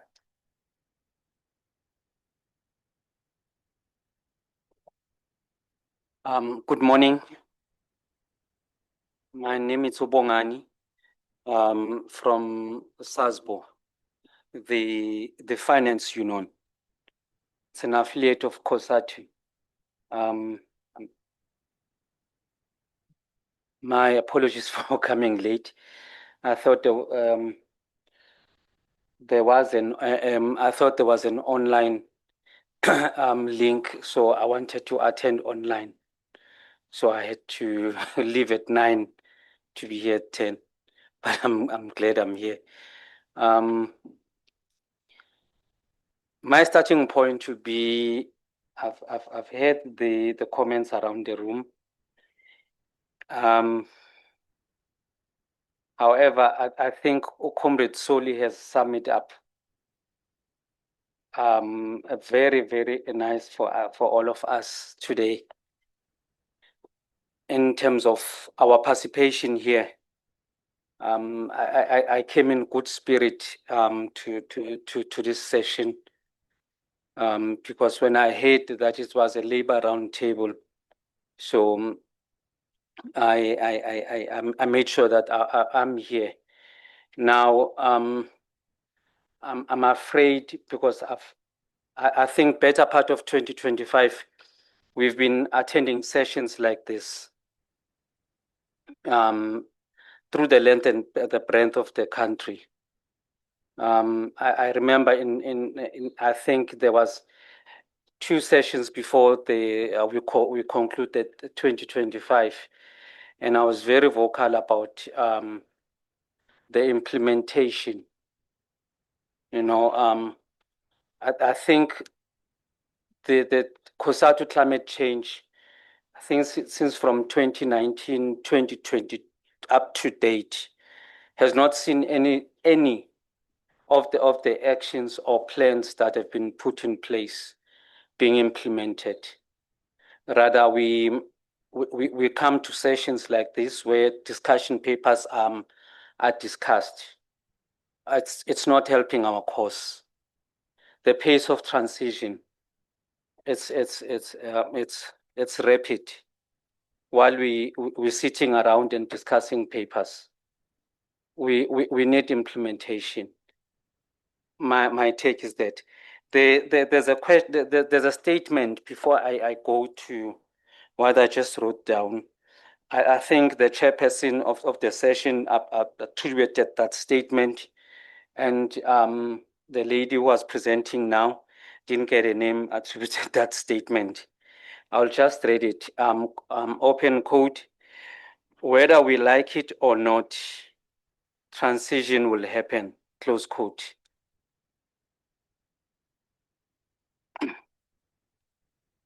My take in that, what policy direction would guide that transition? Is it worker friendly, or is it worker based, or it's a power dynamic like the latter speaker said? Is it going to be pushed down the throats of the workers?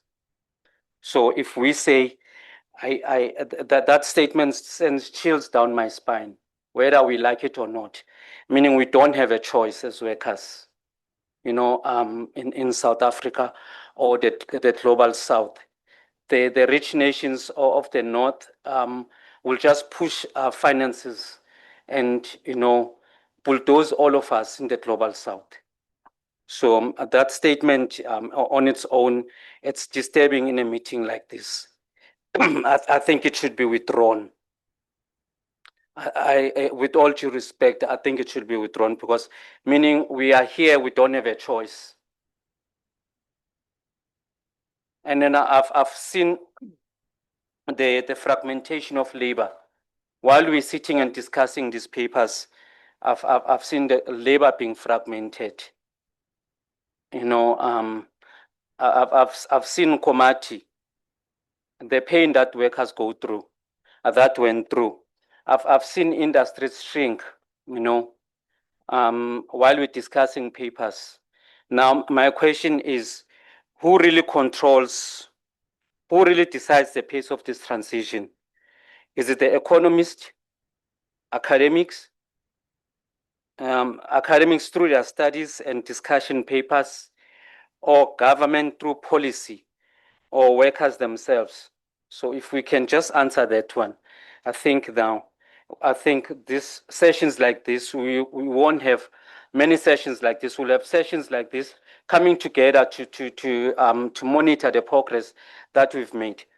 ILO, they've got finance to write papers or employ any academic to draw a paper. But our country, given its developing status, can we afford those studies at the moment? Dear colleagues and comrades around the room, I'm sore because as we're sitting here discussing another paper, workers are losing their jobs. Across all sectors, no sector is safer now to say this sector is safe. So while we want one speaker from another, I was glad when we say we'll draw a code of conduct that will hold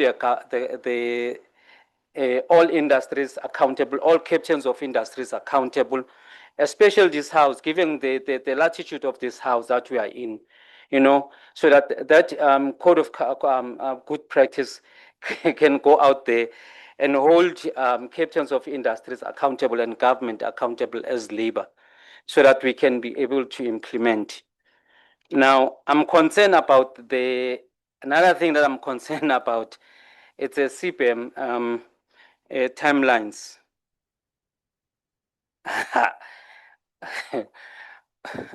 This is 2026, and when you read the paper, EU is ready to implement, and here we are sitting around the room reading another discussion paper. Workers in the steel industry don't have that luxury. Workers in the citrus industry don't have that luxury. Workers in the agriculture don't have that luxury. Workers in the motor sector don't have that luxury of coming and discussing another discussion paper. We need implementation. The PCC should guide the implementation.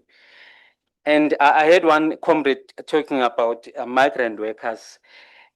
What about historical injustice that were done or were committed in South Africa? I've throughout all the papers that I've read, I've never had any redress in terms of historical injustices. They are still continuing like nobody's business. Lastly, I don't want to over elaborate. It's just that I was here with high spirit that will be drawing code of conduct and then will hold people accountable, responsible, accountable. Who should bear the cost of CPM? And should the revenue that is made from CPM be returned to support industries that are affected by this transition, that we were told by the chair and the lady that we don't have a choice, whether we like it or not?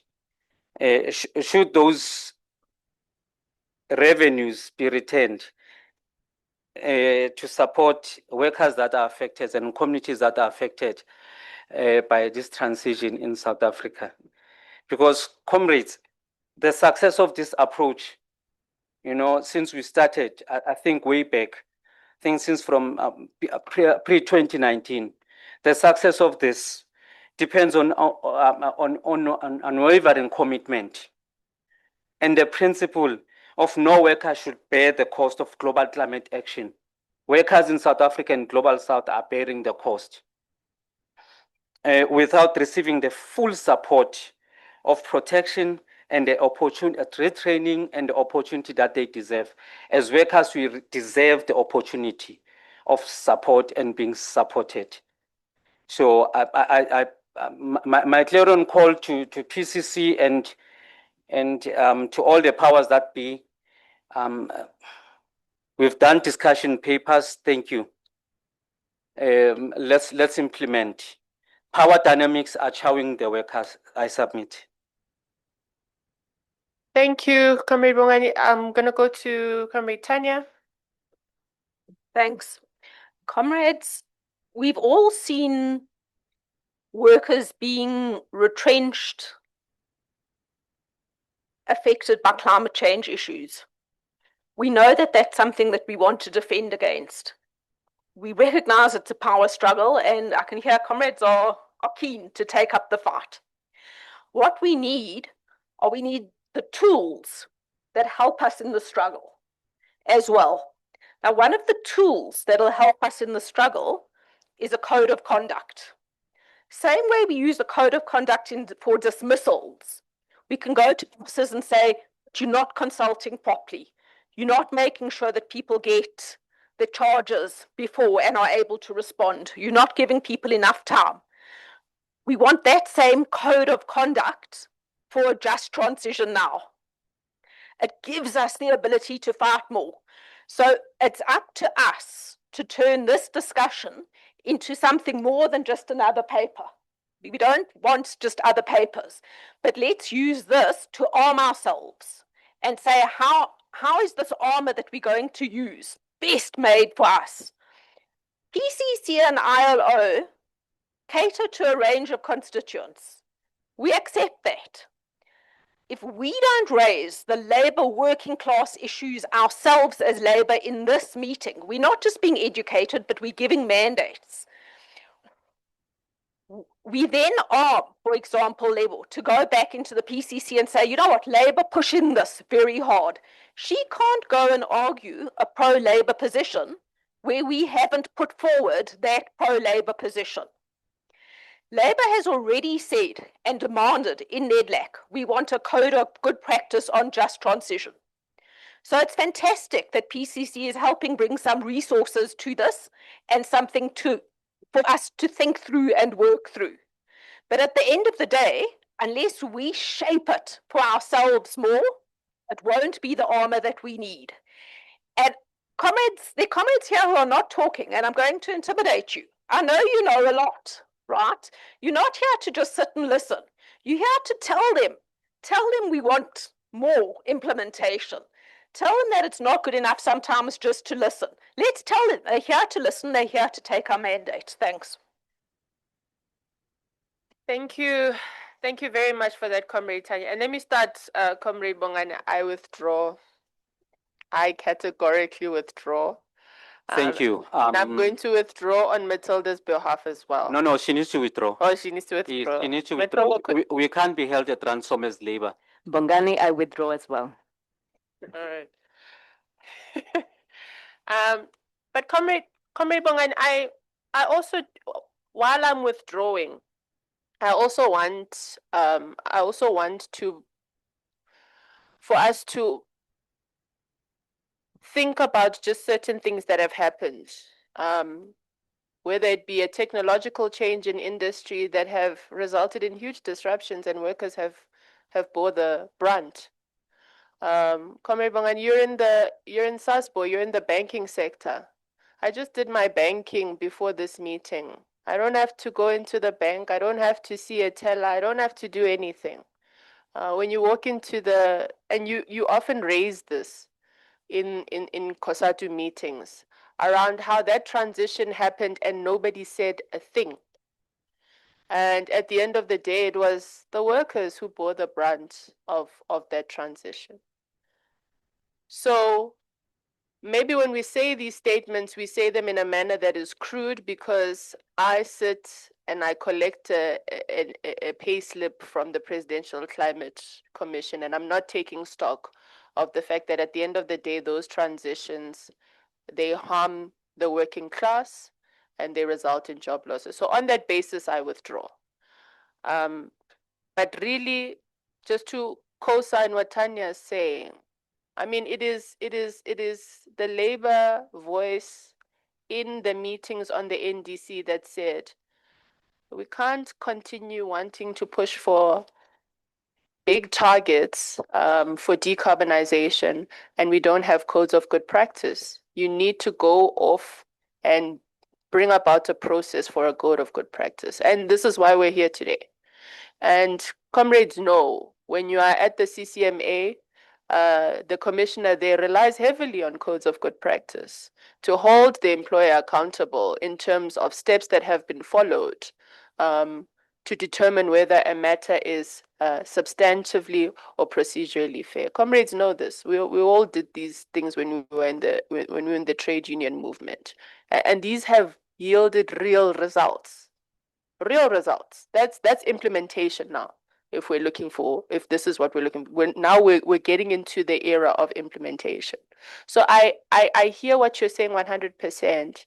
It is now, and Tanya's correct, Please don't say that because Lebogang is in a meeting, the trade union voice is escalated. I can only do what you co-sign or you bring about in meetings, because after this we'll meet government, after this we'll meet business, and they will put their issues on the table. So it's within that spirit that I ask for us to take these issues into consideration, because these are the tools that again give you in your constituency something to hold on to ensure that the process of a trust transition moves in a manner that is fair for the working class. So I just wanted to maybe touch on that. We are in desperate need of a tea break, and we need to stretch our legs. I just want to check. I want to give you 15 minutes for a quick tea break because we need to be back. Can we be back at 11:50, so 10 to 12? Back seated in the room. If have a quick leg stretch, bring back your coffee, and then let's continue with the conversation after the break. We're going to hand over to Lisa, who's going to get us into the nuts of bolts of the Code of Good Practice. All right, thanks, colleagues. See you at 10 to.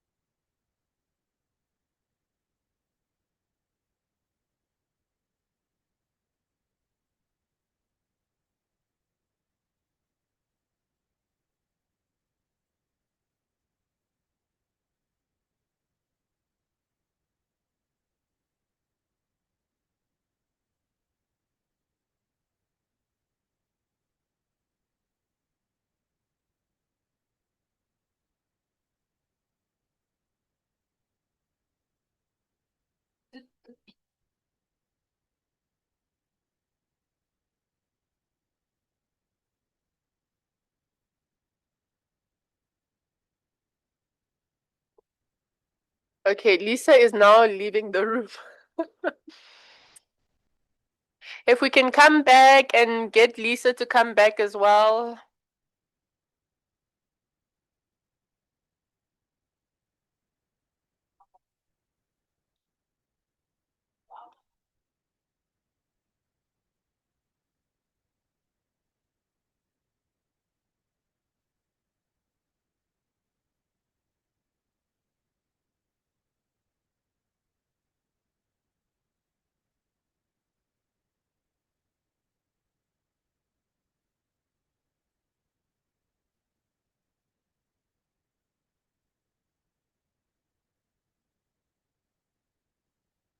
Andile, could you please go get Lisa to come back? We need to start.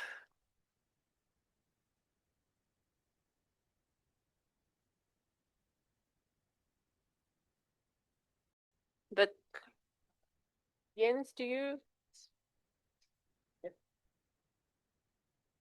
Okay, colleagues, we are going to go into the substance of the code. Colleagues will know Lisa Seftel very well. As I said, she used to be the executive director for NADLAC. It's actually quite nice that we're meeting here today. And just to also take it from where Comrade Tanya would have left off, this is where we really need for you to apply your minds and give us feedback. Each and every other social partner group has told us what they want to come out of this process. So it would be quite key for us to hear from you what it is you feel are the pertinent issues. So Lisa's going to cover issues related to what can be addressed through a code of good practice. As I said earlier, this is a labor market tool. So there are a couple of limitations with that regard, but we do want to still address a number of key interventions, and she'll make proposals in terms of where we believe those could be adequately addressed. But it's really important to engage in this session because we're making a write-up and a note of it, so that by the time we are ready to get into NADLEC with this process, we've accurately captured the views of labor. So with that said, I'm going to hand over to Lisa, who will then take us through the facilitated discussion on the code. Over to you, Lisa. Thanks, Lebo. Greetings to everybody. And thanks to Lebo and the ILO for giving me such a controversial task, but one that is very interesting, and I hope I can do justice to. That's not only the discussion today, but coming up with some kind of code. But I just want to start off following from Tanya and, following up on the issues that have been raised about pace, because I'm hearing different things about pace. And in a sense, what the code is trying to do is to be able to manage and determine the pace. It is an instrument, as Tanya said, to assist in that regard. The quicker that we are able to do a code and get it accepted by government and so on, the sooner you have a tool to determine the pace. Although, there are other factors that determine the pace, but that is really, I hope that helps. So now, what I'm going to really do, I will talk about the problem statement and I will explain the issues around the code, but where we really need the input here is what should the code say about how the process must be, what forums must be used, and what the process should look like so that the process is just. So a key issue is what kind of worker consultation, not the checkbox, tick box worker consultation. What does it mean to really level the playing field? That's what we want to talk about under enabling procedural justice. And then what are the interventions? What are the things that must be negotiated? Job placement, reskilling. Because you'll see, as Debo said right in the beginning, the framework was a wish list, but the framework said there must be reskilling. Now, how do you negotiate the reskilling and about what is what the code seeks to look at? So this really just reinforces the problem statement. And just to say that, and it has been talked about by the ILO, but just to emphasize it, is that when this debate on the just transition started, it was mostly about energy. But the unjust transition is here because of flooding and heat stress. So we need a transition that enables us also to address beyond energy, also about what they call adaptation, which is big for particularly agriculture and tourism. Then now to come to this issue of a code. So I think Lebo has argued why we should have a code. But what can the code do? So the code we're talking about is a code under the Labour Relations Act, not from DFFE or from Presidency or PCC. And why we're saying we want that kind of code is because there's been court judgments. It's talked about in the LRA. It's got legal force, but it doesn't have complete legal force. It's not law. So it can guide what employers and workers have to do. So And if the LRA says, which the LRA does, it says, when you want to retrench, you must consult. You must have a reason, a time period, I think it's 30 days and then 60 days and so on. So what a code can do is that it can say you must consult. If the employer doesn't consult, you've got a dispute, you've got a legal action. But it can't commit the outcome of that consultation. So it can't say that at the end of the consultation, you mustn't retrench. So a code empowers workers, commits employers about the process mostly. The other thing, and if you look, those of you who are familiar with the Code of Good Practice on picketing or collective bargaining, it provides practical guidance, makes practical suggestions about how far you must be in a picket, how much notice you must give in a picket. And that is also useful. It's a way of teaching people about what you can and can't do. However, as I said, the code can't go beyond the law. And also, it's a bit contested, but an LRA code can't bind new enterprise development, for example, from DTIC. And it's a bit contested, and I think my colleague Paul is also online, whether it can guide skills development, because now skills development is no longer an employment law, it's gone to the HET. And then a code is issued, it is issued by NEDLAC, an LRA code, but essentially it regulates employers and workers. It can't insist that the UIF gives more UIF, okay? So it can't guide government policy.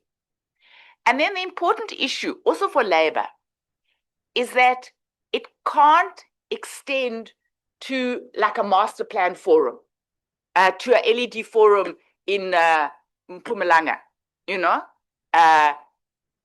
So it can't bind civil society. So for that reason, what we are suggesting, as myself and Paul have suggested to the ILO and to the PCC, is that 2 documents should be prepared. One, which is more important for organized labor and business, and probably formal workers actually, is a code of good practice that is binding and practical advice for employers and workers during consultation and collective bargaining in terms of the LRA.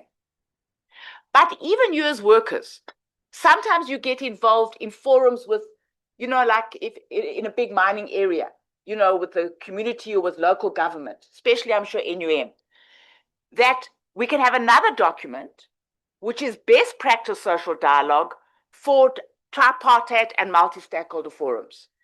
And, you know, yesterday we were with Pat Horn and about platform workers. Some of platform workers are not regulated by the LRA. Maybe they will become, you know, if the amendments get passed, but at the moment they're not. But something like this can still guide that process. And we'll use the same best practice from the ILO, from collective bargaining for this document. And it could also be possible that the PCC can advise government and the minister responsible for the Climate Change Act could issue it as a regulation or some instrument. But myself and Paul, we're still exploring that. If you agree here, that is something to pursue in these consultations. The other thing that we will also do, which we've already done, those of you who've managed to read the document, is just identify what we think are the interventions, and I'll come back to that, for future work and policy work and other negotiations that you may do.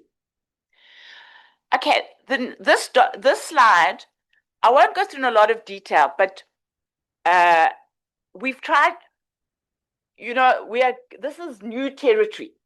You know, I was saying to Zimasa earlier on that when I was started in the Department of Labor as a director for, or chief director for labor relations, I can't remember in what place. That was when the HIV, and it was called HIV and AIDS then, epidemic was starting. And it was an emerging issue. and we did a code of good practice on HIV and AIDS. And we had to come with new ideas and new concepts. And this is a bit what we're doing here. So we're saying we need instruments, we need interventions, we need to worry about the process, distributive justice, and the interventions, procedural justice. The other issue which we had to think about, and I think comrades here, you need to give us input on. Do we only look at the just energy transition? Do we look at the adaptation, and climate change and so on? Do we look at all economic transitions, AI, whatever?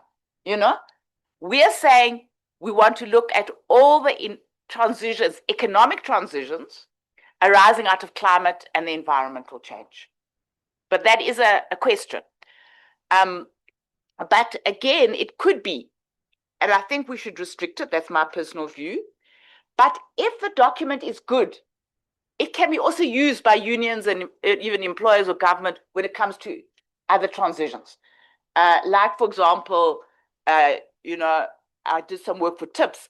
What happens when ArcelorMittal closes? You can use the same principles when there is a big restructuring, especially in a small area like Newcastle or Vereeniging. So now, what are we saying to enable procedural justice? We are saying that, what is procedural? It's about good social dialogue. And where does social dialogue happen? In the labor market, in collective bargaining. And then the LRA has also suggested in some places, like on retrenchments, on consultation. And again, what we are suggesting is that we should look at, for the code, where consultation is required by the law, but we should also suggest best practice, and we're calling that additional consultation. Now, again, the LRA says that there can be workplace forums, and those of you who understand the LRA in Chapter 7, I think, workplace forums, even though it was done 30 years ago, they talk about, I can't remember the wording, someone may know, change, like just transition. But I know unions, you don't like workplace forums, but it is an option. Sectoral level, obviously, bargaining councils and minerals council, where companies have a forum where they bring all their subsidiaries together and so on. And then the location level is often like in a mining community or a power station where you need to bring all the parties together in one space. So what we want to do, what we're suggesting for you to tell us is that we want to guide the processes in bargaining councils, non-statutory forums, workplace forums, and then also the Mining and Petroleum Resources Development Act, I think, also talks about future forums. So that's our suggestion. And then the guidance note would cover more informal forums, like a master plan forum. So our suggestion is that we'll provide guidance for these processes and these forums. You might say to us, maybe there's others. What are the issues?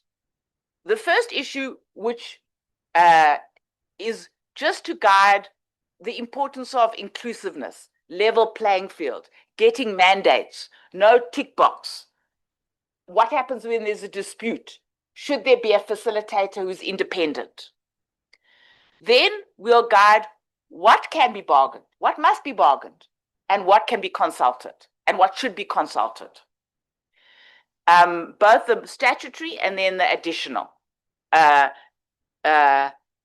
the issue that Lebo raised, we can't require, because the LRA says 60 days, but we can advise longer notice periods. Then, now this is very important and it'll be good to get your feedback. both Just SA and TIPS have done work. Just SA has done work. I see it from, not TIPS, sorry, Harun Barat. Just SA has done work for TIPS, looking at the mining sector and trying to categorize workers. And then Harun Barat has done it for coal specifically.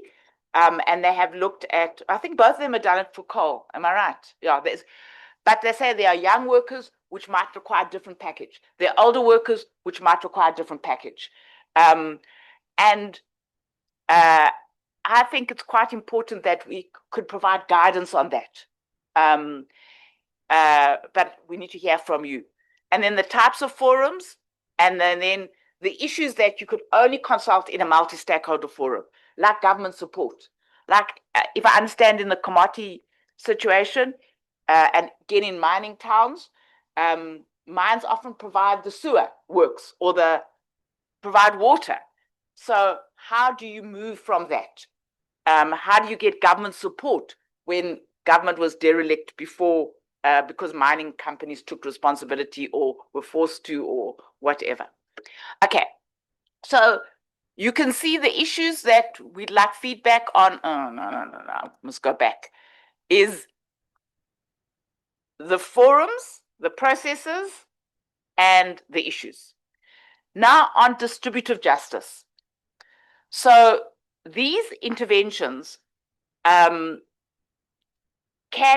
be different. Some of them apply best at a workplace level, some best at a sector level, some require government change, and some can be consulted. So these are the interventions that we are suggesting. And they come from best practice, job matching and placement skills, many kinds of income support, social protection, enterprise support, and then very important, and I learned it, I think Zimasa, remember we were there with you about 2 years ago, and I think it was the NUM comrades who kept, saying the trouble is, as coal workers, we've got good jobs. These renewable jobs, they have no job security. So how do you maintain decent work? It's very important. And then restoration and rehabilitation. I won't go through all the A, B, C, and D, but you can see something like job matching and placement. It can happen at a workplace level where you can require like a big company like Sariti to ensure that there is job matching and placement from one site to another site. It can also happen at a sector level, like in the motor sector. Government does it already with the PS, not very well. And it can also be negotiated in a multi-stakeholder kind of forum. Other issues, particularly the UI, it can only happen from government. UI can't just be between workers and employers.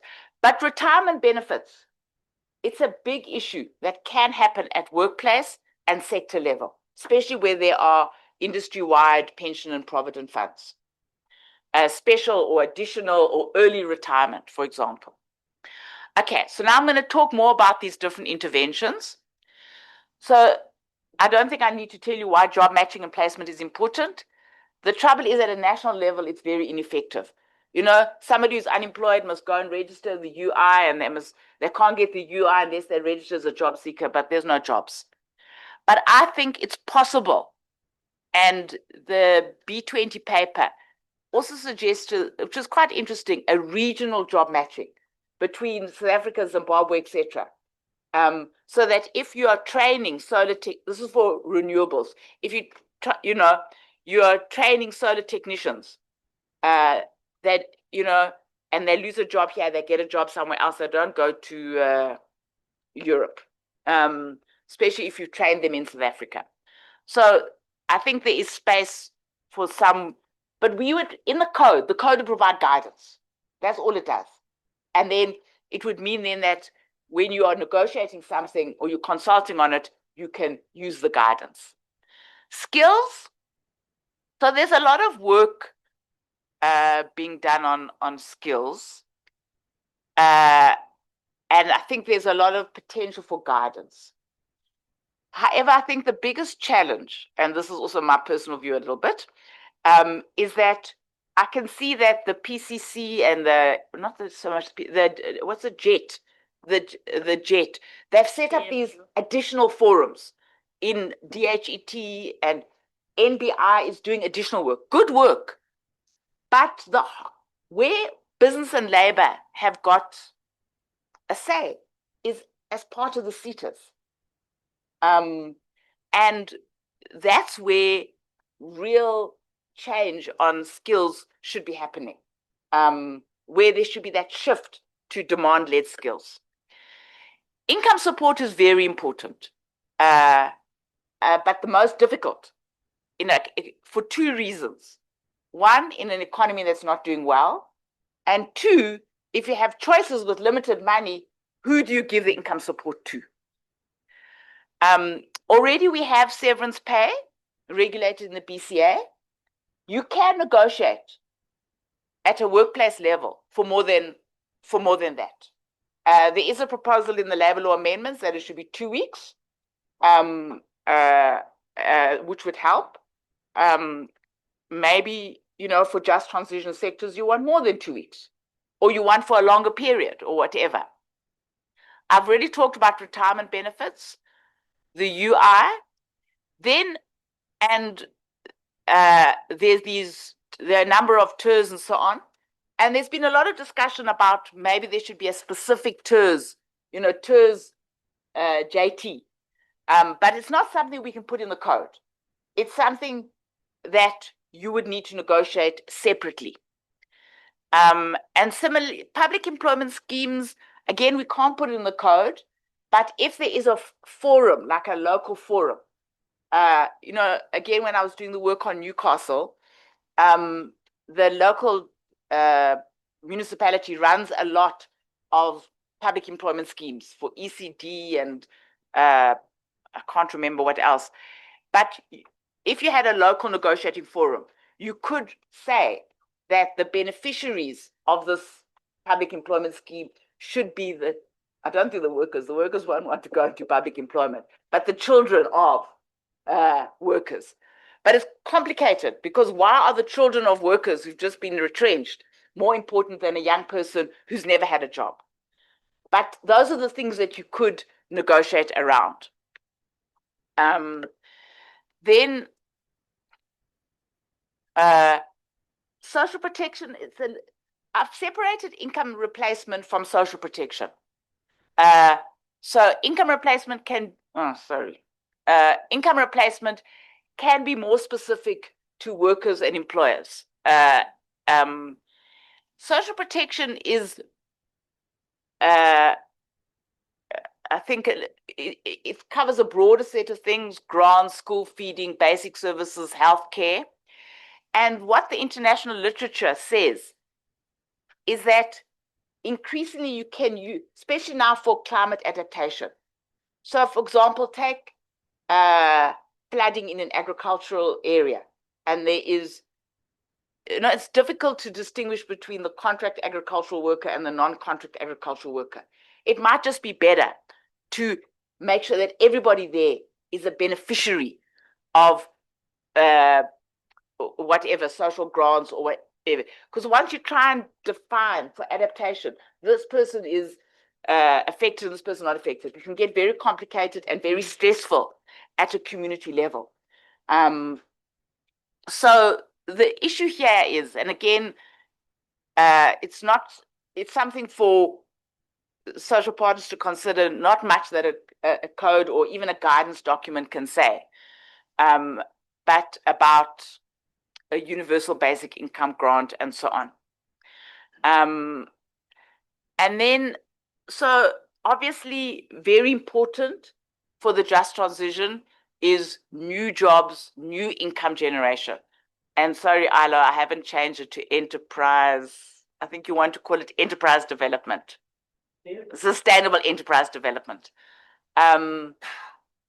I think the issue really for a code is that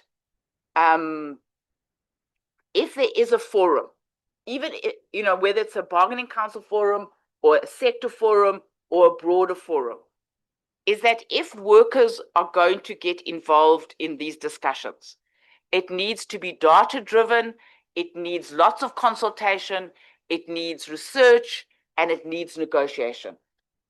So again, to go back to the work that I was doing with Newcastle. So if the AMSA plant closes down, you could say, oh no, there's chemical. Or you could reintroduce coal because there's some coal mines nearby. Or you can move to agriculture and tourism. Or you can go into hides, or into renewables. And sometimes, not sometimes, often what will happen is that an investor, maybe local or international, will come and say, hey, we've got a good idea here. We can do a casino, or we can do this. And the person will then get government subsidies and all this, and it won't work because there hasn't been the proper negotiation. Or what could easily happen in Newcastle is they'll bring the workers from Lesotho. They won't take the local workers. So, especially for local economic development, we think it's important to provide guidance about making sure there is proper research and consultation, and that you don't jump at the first opportunity that a so-called investor comes and tries to get access to government benefits. And then, as I said earlier on, the importance of decent work.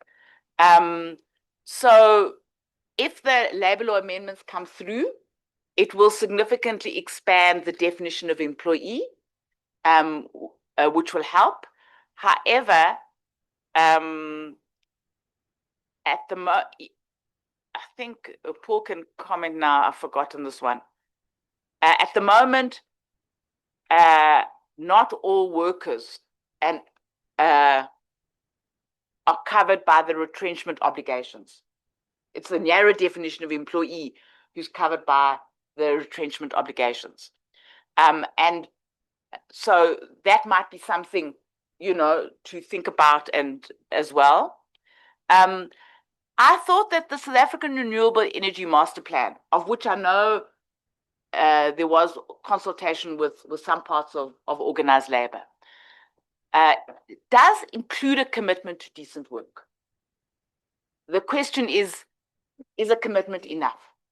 And we could provide guidance about what kind of commitment is needed to ensure decent work, like pension funds, provident funds, proper contracts, employee contracts, not subcontracted.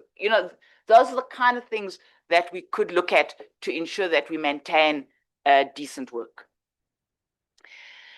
This restoration, rehabilitation, resilience, already there are provisions, especially in NEMA. It used to be also covered by the Department of Mineral and Resources, and now all the obligations have shifted to DFFE on rehabilitation and restoration.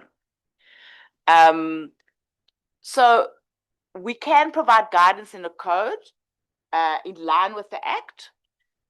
There are also job opportunities. And then, again, this is, comments from here would be useful. If you look at the German experience and so on, and even in Komati, I think they had this idea of building a museum, Now, I don't know, or a memorial site, and we've also tried in our own transition around reconciliation to put statues and memorial sites. Do workers want that? I know when I was in NEDLAC and we had this dispute with AMCU, the AMCU workers the AMCU leadership talked very passionately about how they come from coal. Their grandfathers worked in coal. Their parents worked in coal. Their children got bursaries from coal. So there is an emotional attachment to the coal economy. How do we give effect to that if we transition away from coal mining that honors that legacy? We could give a guidance best practice guidance. It can't be statutory on something like this. Okay, that's my last slide. So what I understand Lebo will also guide is it's the wrong slide. Oh, sorry. I sent a revised slide. Anyway, let's not go through it now, but maybe they can change it if you can. I don't know, Matilda or somebody, if you can send them the right slide. But let's just leave this one up. Essentially, what we would like feedback today is, firstly, do we agree a code and a guidance document? Secondly, do we agree on the key focuses of procedural justice, which I had in my revised slide? And thirdly, the issues on the interventions.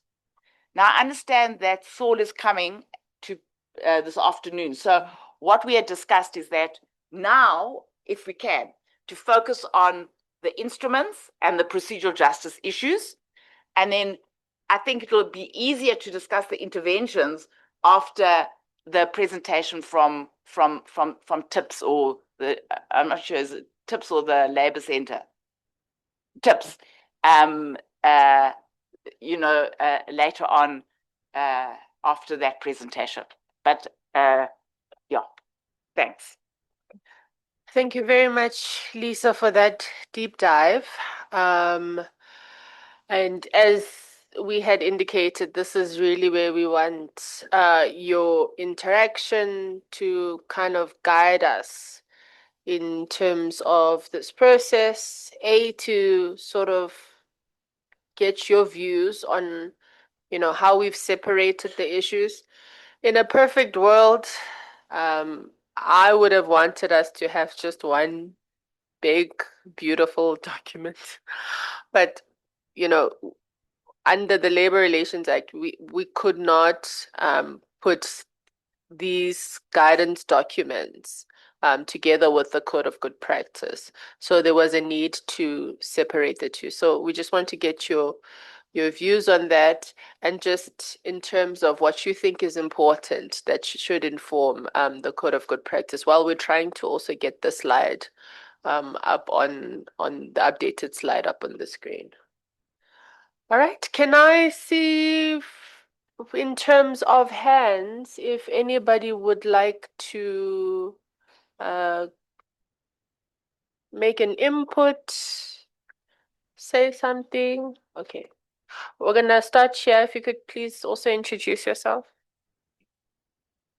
Good morning. I am Zintle Mnguni from GIZ, working for the Green Hydrogen Project, promoting a green hydrogen economy in South Africa, also under the workstream Sustainability and Just Transition.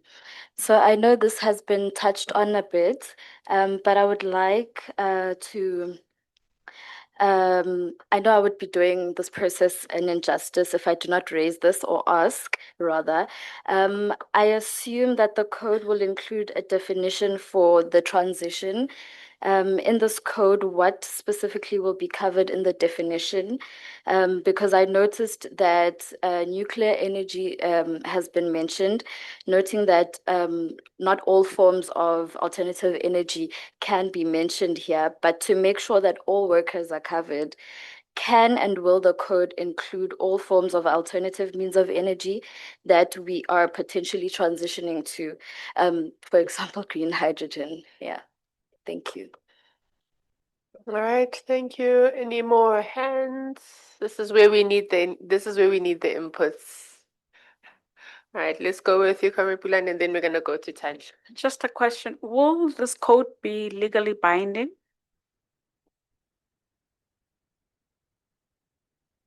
Okay, around whether or not it will be legally binding, Tanya?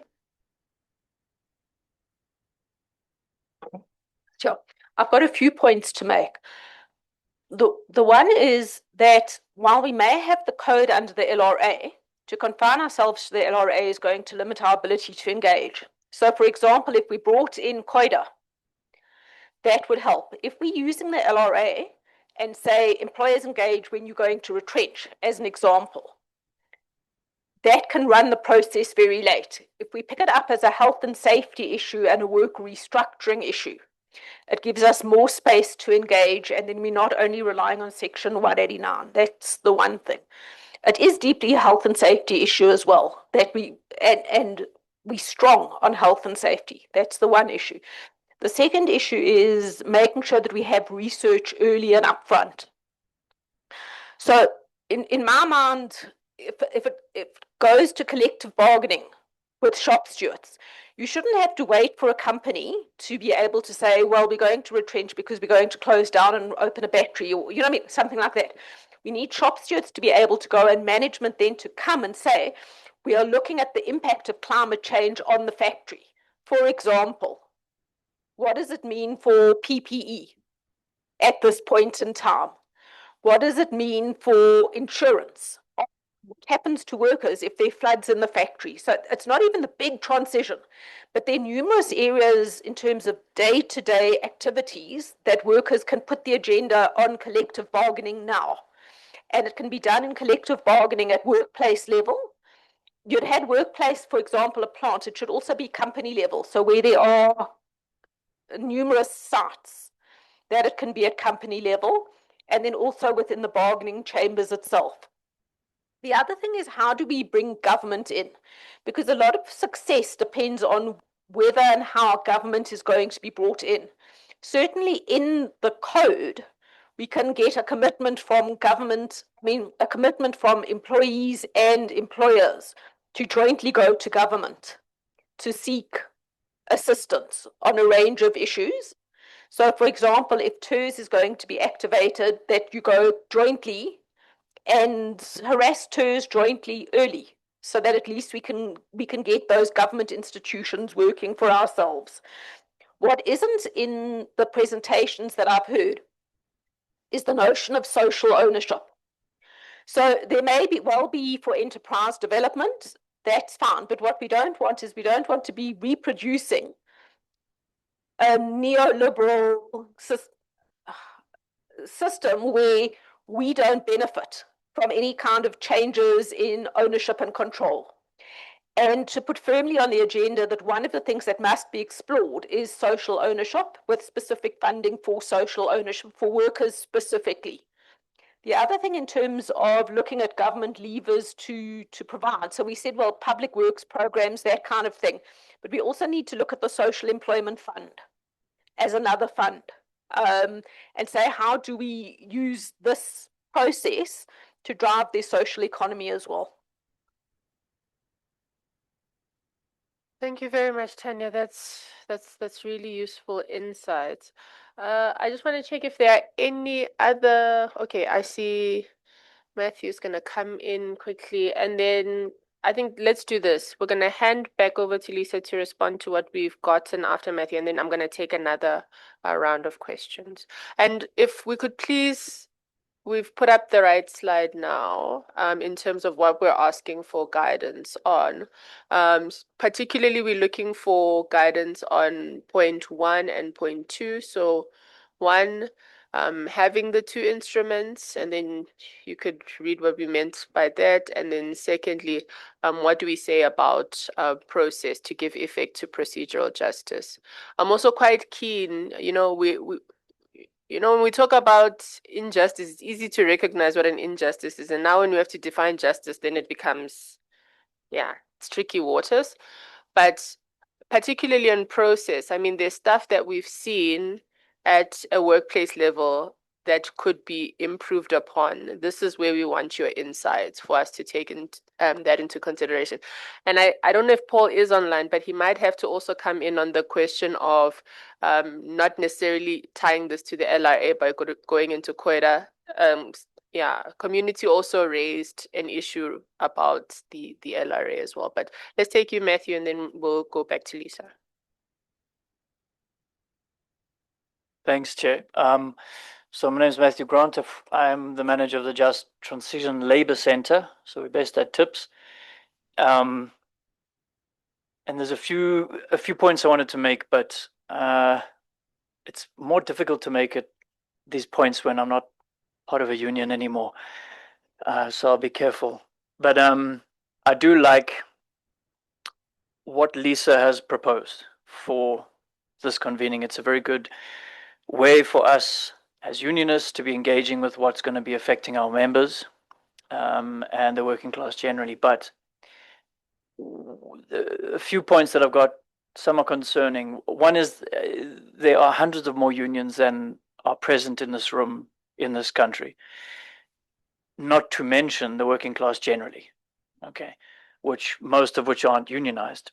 And as we know, the massive amounts of unemployment in this country, it's a big concern. But there are many more unions that should be having the opportunity to fully engage, discuss, deliberate with this particular code of good practice session. But so I'm asking whether or not, and I don't know how many are online from comrades online, how many more sessions we might be having, what the deadline might be in order for this to come together on behalf of the PCC via NEDLAC, and how much time the unions themselves have to engage on this. So that's one of my concerns. The second one is I definitely think that this is something that organized labor itself, as part of NEDLAC, if they haven't already, need to have their own caucus about. You need to be looking at the ways in which a variety of mechanisms in the codes of good practice that currently exist are sidestepped by a variety of aspects within the LRA itself and with bosses in general and government, to be fair, in fact. The right to strike, for example, is no longer simply the right to strike. There's a whole procedure that exists. Just like in the LRA, there are operational requirements, which means an employer can decide what to do with their enterprise as they see fit, regardless of a code of good practice or not. It just means that they need to adhere to something that they promised to adhere to. It's not a law. So we need to be careful with these things as organized labor. So I think a caucus is important. I think it's an opportunity as well. It's my third point, that such a code of good practice, if it is indeed that, which it could be more than that, is also not only talking about decent work, but is talking about a living wage. Comrades here know that a person who's employed in the coal mining sector now is not just looking after themselves, is looking after a family of 7 to 12 people.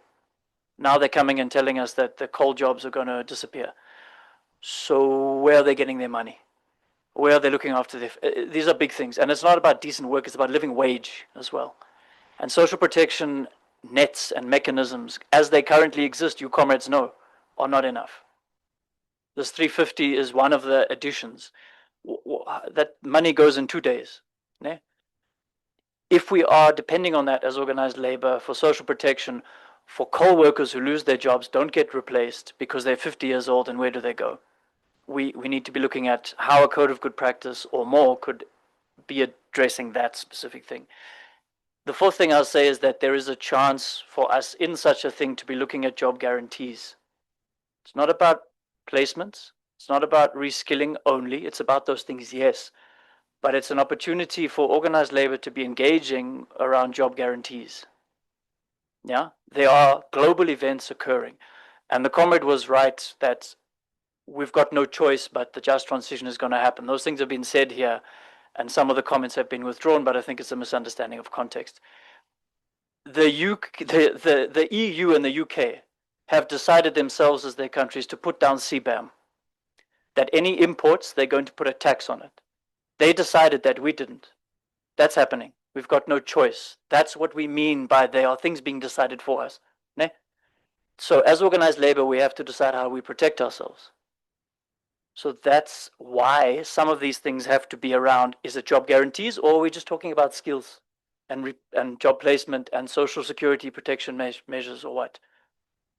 If someone is currently employed and just transition means they're going to be unemployed, do we come there and say you need reskilling, or do we come there and say what guarantee for the changes are there? And can we engage on that with government and business? The other aspect I think we should be looking at, comrades, is the role of the public sector. If we're depending in the code of good practice to allow the private sector to decide what is good for them, it's very different to the mandate and responsibilities that the public sector has. And yes, there are problems with the public sector, but the public sector is there to provide services. The private sector is not, by its mandate and by its existence. So what are we engaging with as organized labor with regards to the public sector when it comes to this? Do we want a country that's full of private electrical cars, for example, or do you want public transport that's actually public transport, that gets workers to jobs, that gets workers to find jobs, that gets children to school? Do we want electric minibus taxis, for example? Those kinds of things are things that need to be considered, and a code of good practice is something that needs to engage with the role of the public sector by and large. Can't wait for funding or for good bosses to want to invest in this or that mechanism. Green hydrogen is great, but green hydrogen doesn't solve big, massive transport issues in this country currently. So those are the kinds of things I think should be in there. Thanks, Chair. Thanks, comment. Thank you very much. Lisa, I'm going to ask you to maybe respond to that first round of questions, and then we'll take the next round. Okay, thanks. I will start, and then Paul may also add. So, Zintle, I think you raise an important question about whether we should be sector specific or not in the Code of Good Practice. My sense is that as much as possible, we should be agnostic, but we need to think about, would this apply in the same way for agriculture, green hydrogen, et cetera, So maybe, as the journey that Paul and I take towards a code, we might want to come back to you and other people to understand better, what are the issues, particularly, I think, in green hydrogen. To Matthew's point, is when you develop green hydrogen, will there be decent work and a living wage? And what steps should we say, process and intervention-wise, to ensure that that happens? Pulani, about will the code be legally binding? So we're suggesting two instruments. The code will be legally binding on the extent to which it can talk about, it's empowered by the LRA. So things particularly around retrenchments, it should be legally binding. Disclosure of information, it should be legally binding. But there are other parts of it which can only be practical guidance. And that is also an issue which we discussed with the ILO and LEBO. Should we continue with the code, which is not 100% legally binding because of the nature of the issues of the just transition? And our suggested way forward is that where it can be legally binding, we put it in the code. And then we also have this guidance document, and we have practical guidance in the code. And then it's also up to the courts, and it's up to, power, the power of unit, to the extent to which it's an employer is going to use it. I think you all know that. I think a lot of what Tanya said is also useful advice for us to take forward. I think the code can cover COIDA because it's an employment law. But Paul might want to talk about that later, talk about that more. The code can point to COIDA. The code can point to Occupational Health and Safety Act. And we can look at that in more detail. I think the points that you make about things that, especially on adaptation, guidance about things that workers should be doing now, about temperature, about PPE, about insurance, are well taken. And definitely, I think we could do that. And yes, also, we must talk about workplace, plant and company level. So you say, how do we bring the government in? I think I indicated that is a bit of a limitation, but in our final product that we will give to the ILO and yourselves is we will list something like the TERS just transition, but it will have to be another process to take it forward. That's our, that's as far as we think we can go at the moment. Yes, we can add in social ownership as a practical guidance for sustainable enterprise development. And yes, we can add in social employment fund, as part of the PS. I think, Matthew, you are more talking to your former comrades than to me. But I think the point you made that there are already parts of the LRA that are not being properly adhered to, which could apply in just transition situations. I think that's also useful, and we can engage more on that. Similar to Tanya's point that we should put them in the code so that they can be reinforced in processes. And I think also, again, we can't require a living wage, but in the section on maintaining decent work, I always thought decent work includes a living wage, but I take your point, we could raise it also to some extent, remembering that the code will also be negotiated at NEDLAC, and depending on the balance of power in NEDLAC, employers may want different wording. And then again, so job guarantees, I don't know if we'll get into a code, but we'll try, or we could try, subject to guidance. Now, I think you raised, yes, definitely public sector has a role. But one of the important points that I think was raised earlier on about the just transition, I think some people here were saying that the just transition can be good for business and bad for labor. And it's true. There are going to be new businesses that are going to do very well in solar, in renewable energy. And so one of the things that business as a whole has a responsibility also to help fund, the just transition. So yes, public sector has an important role, but one of the things that the code can do is give practical guidance. Why shouldn't it be that some money of the pension fund should be used for early retirement? Why can't it be that money from employers shouldn't pay relocation allowances? There should be some just transition risk that employers should also take. So anyway, I think it's something that you need to engage upon. I think, Lebo, you may want to answer the issue about more scope for consultation. But the key consultation, my understanding that this is an initial consultation to inform the drafting of the code. But when the code is tabled or the guidance document is tabled formally in a NEDLAC structure, that's when you really need the caucuses and mandating and so on. I hope I've done justice to the questions. Sure. Okay, Monet. If I may, please, Lisa and colleagues, I think also... Oh, sorry, Paul. Can we just do Paul? I don't know if... Okay. Oh, is he online? Yeah, he's online. Sorry, yes, yes, we're gonna come to you. All right, can I talk? In a moment, Paul, I just want to get you a bit more audible. We can't hear you very well. Just need to get from the technical team. Are we good to go?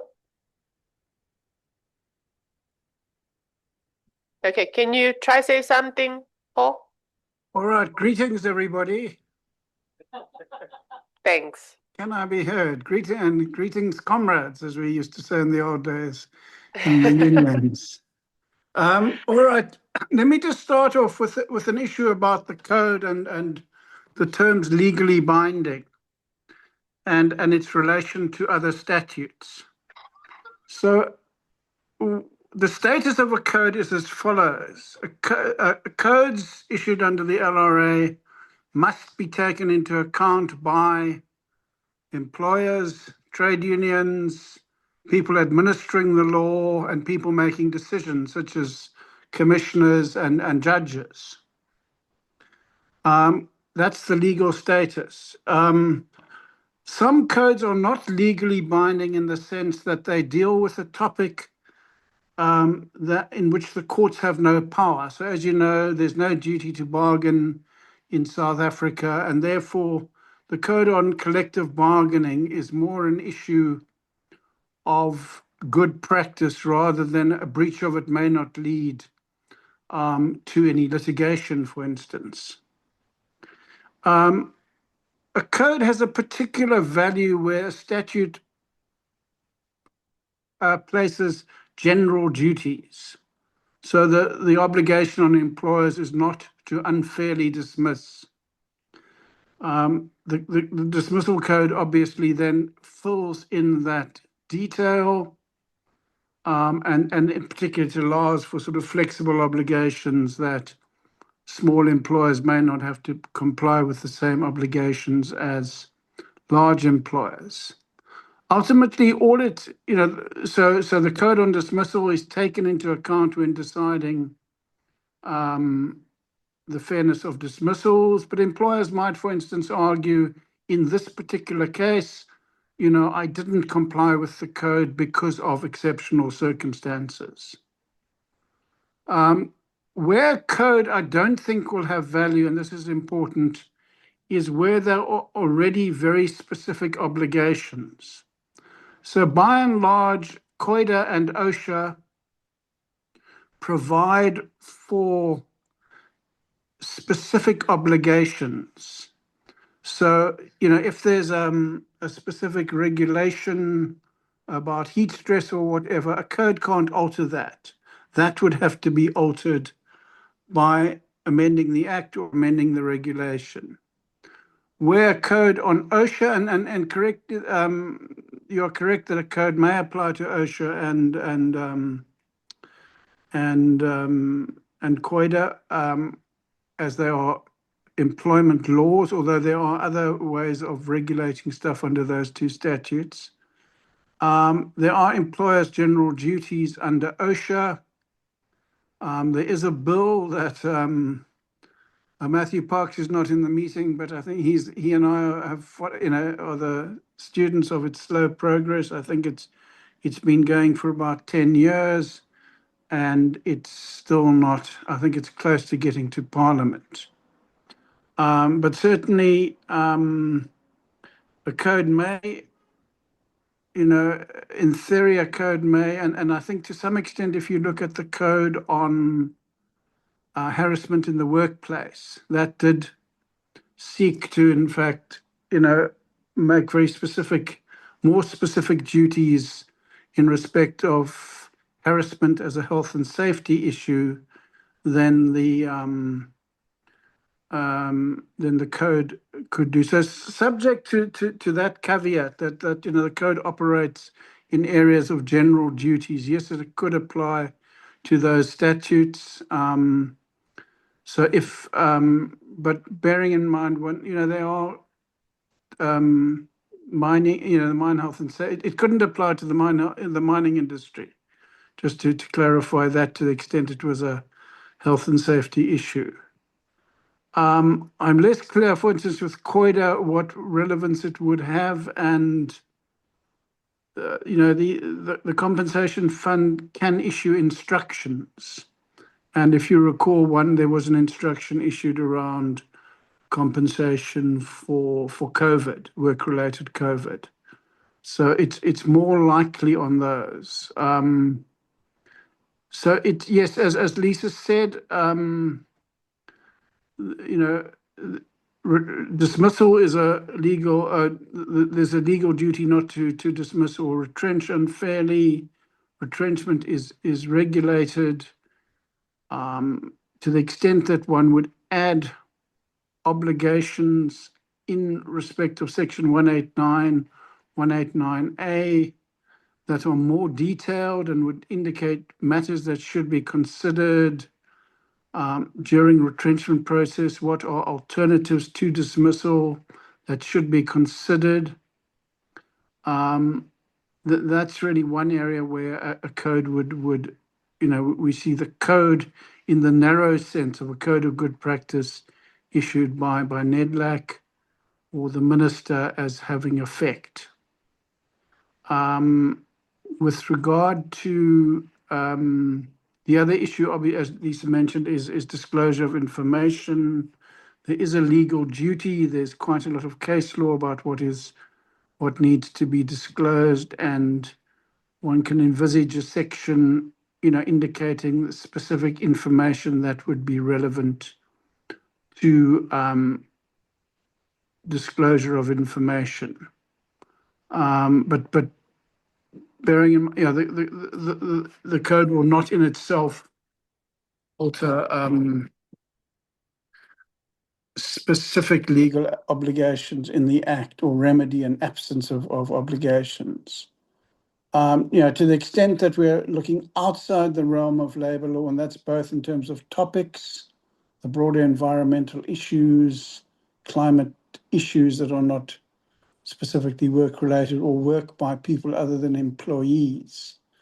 A code can't regulate those, and as we've indicated, there are extensive regulation-making powers under the Climate Change Act. And in many ways, I think Lisa meant, if you look back to the COVID example where extensive use was made of regulation-making powers under the Disaster Management Act, I think regulations under the Climate Change Act could play a similar role. But that's the Environment Ministry's issue.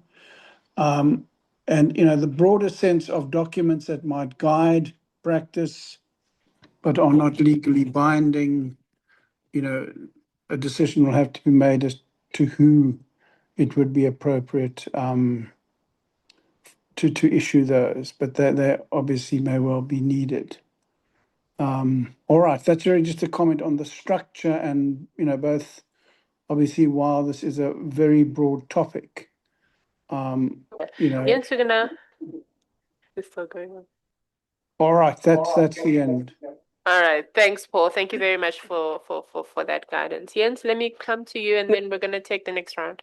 Perhaps just a comment on why a code of good practice and why a guidance document. Perhaps I think we need to explain that when it comes to the code of good practice and that being legally binding for employers and organized and trade unions, I mean, we are leaving out, as Matthew said, a big part of the workforce in South Africa. That is perhaps many of which, not all, but many of which are represented by community. So Lisa, just correct me if I'm wrong, but I think the guidance document would then provide some guidance that is not legally binding, but would include community constituents, because as per the Labour Relations Act, they are not covered.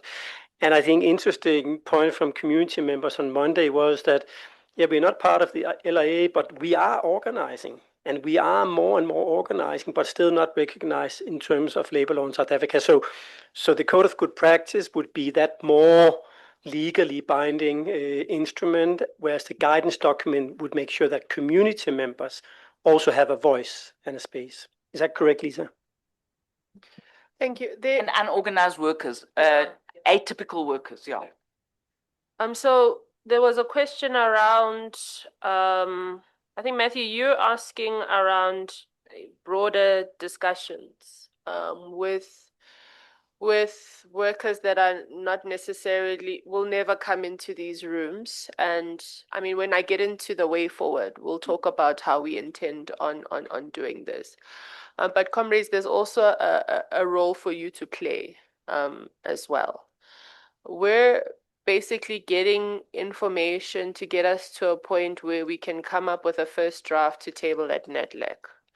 After that, it then becomes, the processes within the unions to get inputs, get insights as Comrade Tanya goes to the Labour Market Chamber to have your views when those negotiations are taking place. We also want to just stress the fact that this is going to find itself in NEDLAC, and that type of power play is going to take place. And then I hear you on the question of jobs guarantee. My experience with wanting a jobs guarantee is in the ILC, General Discussion on a Just Transition. Yeah, it's a hard sell, but there's nothing that says we can't bring it back on the table because you're correct. You're going to somebody who already has a permanent contract in a very secure sector with secure bargaining rights. There should be a level of job guarantees attached to that. Can I get a sense of additional hands for Lisa? Okay, so got you, Comrade Soli. I've got you, Comrade. Let's start with you, and then we'll go to Bilal, and then Comrade from NUM at the back, and then Lisa, you can respond to those as the final round of hands. Okay. Good afternoon, comrades. My name is Ompuru Samamburu from Kosatu. I just wanted to check, will the Code of Good Practice also be able to protect the rights of subcontracted workers, like workers who work for subcontracted companies? Will they enjoy the same interventions as the host company employees? Because if we can look at Komati, Eskom workers were able to be redeployed or placed at other power stations, but workers from subcontracted companies are still unemployed. Thank you. Comrade Soli, let's go with you then. Thank you, Chair. Yeah, you see, in South Africa, we've got different workers in South Africa. For example, where I'm residing from, we are a pure consultative trade union. For example, if I come to a meeting or a session of this nature, then I have to take what I've been given here and still consult with the workers so that I can be able to be active in terms of making some contributions, you see. But you see, you see an enclave environment, you see, because I once, during the early years, I learned about the difference between an enclave capital state and autocentric capital state. I'm not going to engage you now, but I'm just indicating to you that I once got to a session of that nature. But now I just want to be specific about the question of enclavity. Enclavity refers to dependence. It's not independent, it's dependent. I've noted what Comrade Lisa, I'll call you Comrade, don't worry. I'll explain why I call you Comrade. Yeah, your presentation, but what I wanted just to check, maybe for example, there's another thing. There are a lot of things, but at least there's a specific thing that I wanted just to check in terms of your analysis around the question of you saying, when we talk about job matching, you are feeling that we shouldn't focus on the status quo of job matching in South Africa, but maybe we also tap on the question of regional. What informs that opinion? Let me not say the view, let me say the opinion. And then the other thing is what I wanted to check, because now if you talk about the gains of workers in South Africa, that workers have gains, I think Mina, as an old worker, I can confirm to all of you that we don't have gains. We had gains before, but currently we don't have gains.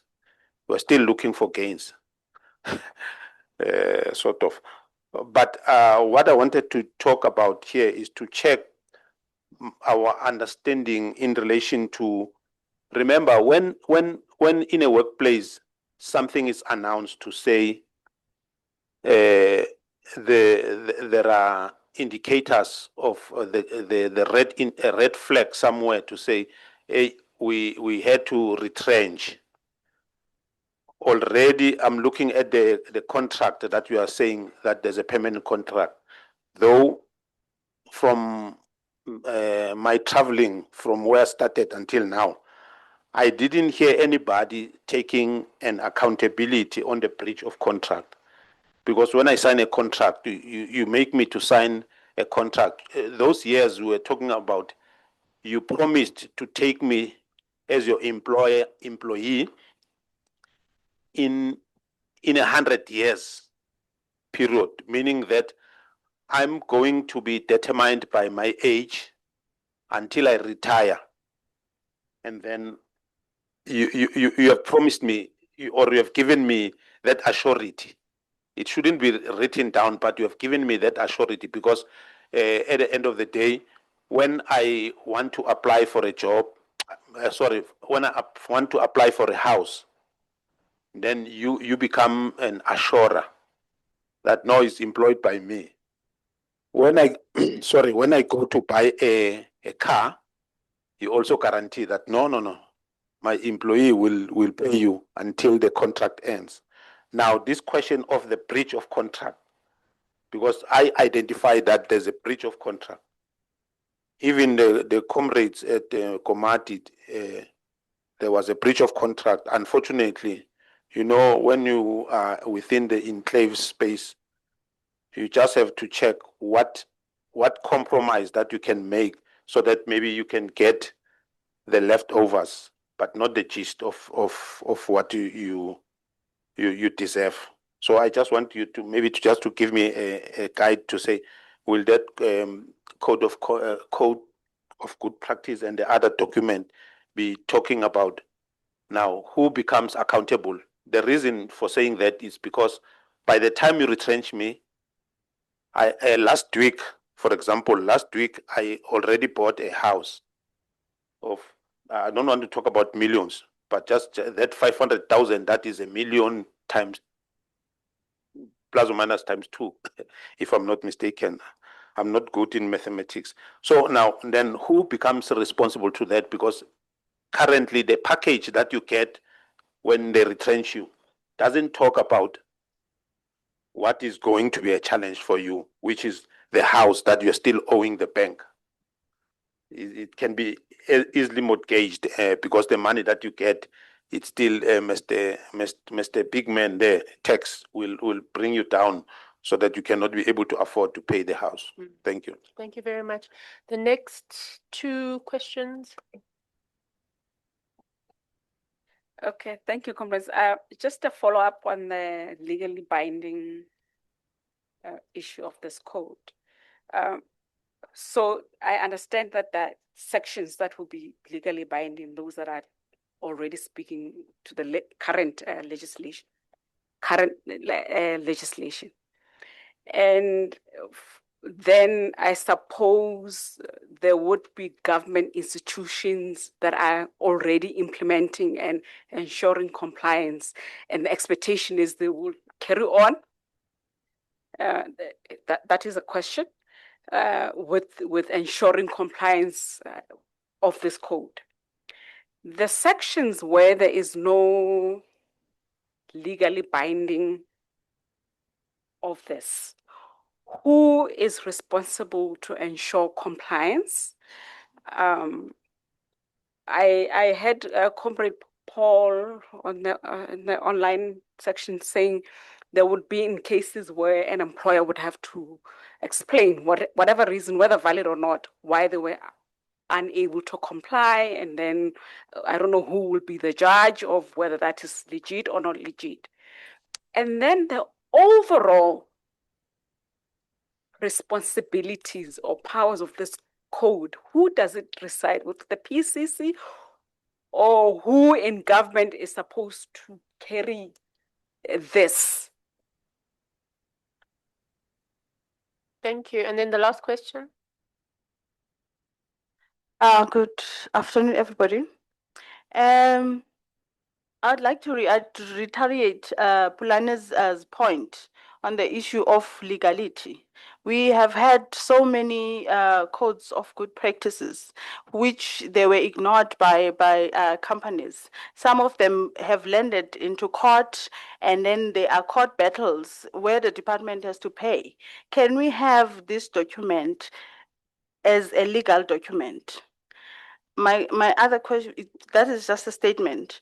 And also on the issue of recognizing statutes that are related, that are within the space.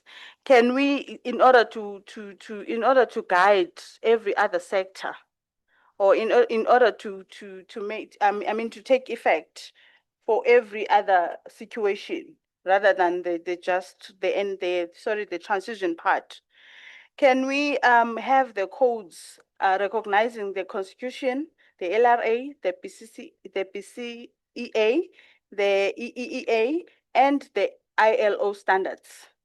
There, I think we are covered in terms of having it and the Climate Change Act, in terms of having it as a constitutional statute. Also, I want to lobby the room to move towards the regulation part of things, that these codes move towards being regulations, be regulated, so that there should be a level of compliance or monitoring that Comrade Pulane spoke about. I want to agree with Tanya with the proposal that she made on the issue of collective bargaining. How do we put just transition or any transition as a standing point within the collective bargaining? We've had mechanization that entered into the mining industry, and our leaders, they were stuck. They didn't know where to negotiate those terms and conditions. Can we then, the transition part, be part of the collective bargaining, so that every transition starts from having that discussion or the conversation? Let me pause there. Thank you.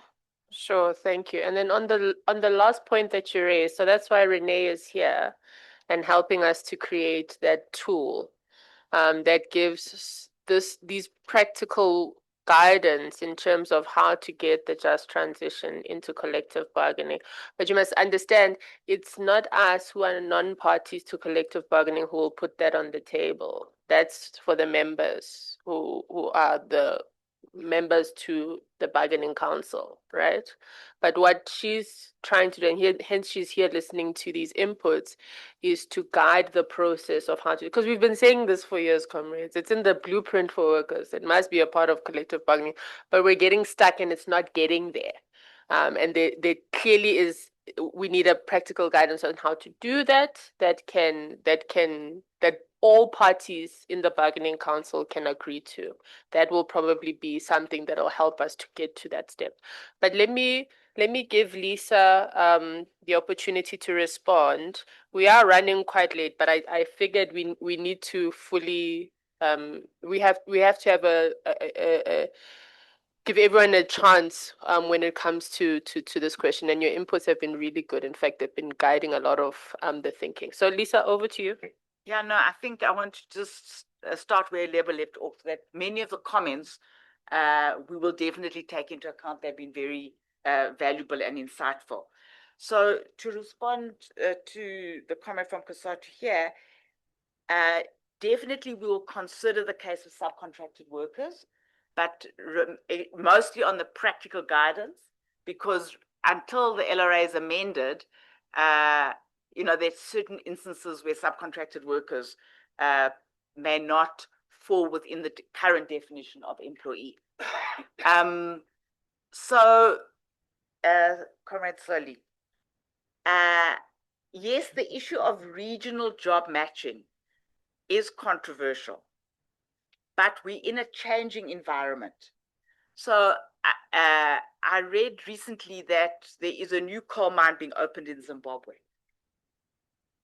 Why shouldn't the coal miners that might be retrenched in Mpumalanga have the first option, if the company is the same, to get a job in Zimbabwe? So, most regional matching and job matching and placement happens around more skilled workers. But there are opportunities which we need to explore also for unskilled workers. That's, it's not uncontroversial. And obviously we want to support South Africans to get South African jobs first. but we can also support South Africans getting jobs in Southern Africa, potentially. I think you also raise this important issue about if I'm permanent, which I understand, if I'm permanently employed, I get a house, I get a car, I'm paying off on installments or a bond, and now I'm retrenched. I think Tanya also sort of raised the issue about insurance, you know? So I think it is something that we'll consider. I think it's an important issue. Pulani, yes, I think you've got it right, that where there are legally binding statutes, they must continue. And then you ask a very important question about who would be overall responsible. And it does relate also to the point made by your colleague there about how that maybe this must be a regulation. So now there is a possibility which we are exploring. The Climate Change Act says that the minister can make specific regulations about certain things, and then he or she has a general regulatory power, okay, on anything. So it could be that the DFFE could agree, and it would pass legal muster, that this guidance document could become a regulation. It's a possibility. First of all, but what does it need? It needs the Minister of DFFE to embrace this. Why will the Minister of DFFE embrace this? If you as constituencies push for it. It needs to have some legal backing, legal interpretation, and we all need to be convinced that a regulation is going to be better, because than a guidance document. I mean, I don't have to tell all of you here that the extent to which any employer listens to you is not only because it's in the law, but because you've got the power to enforce it. And if you've got the power to enforce it, do you also need the government behind you as well? So I think these are things that we must continue to debate and consider. So a code, overall responsibility, is the custodian is the Department of Employment and Labour. A guidance document, as I said, it probably could be DFFE. It's an interesting question that we need to continue to explore. And then I think the other points that you made are, you're putting them to the House, you're lobbying the House.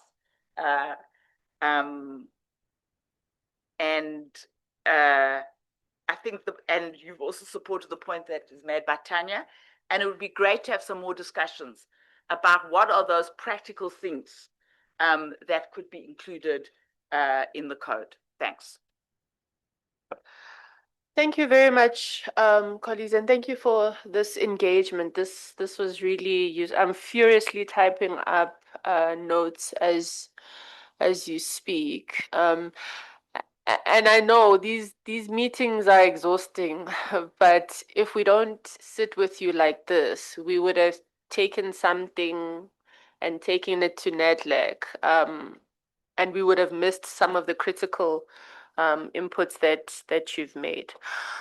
We need to take a lunch break, and I'm going to request that it only be for 30 minutes. It'd only be for 30 minutes. So if we could get back at 13:50, so 10 minutes to 2, if we could be back, so that we could take the next session for the day. Lisa's still around, so please do ask questions if there are any questions you want to ask in terms of clarity. But like we said, this is an ongoing process. This is the initial consultation. Thanks, colleagues. Enjoy your lunch, which I hope is there this time. Not again.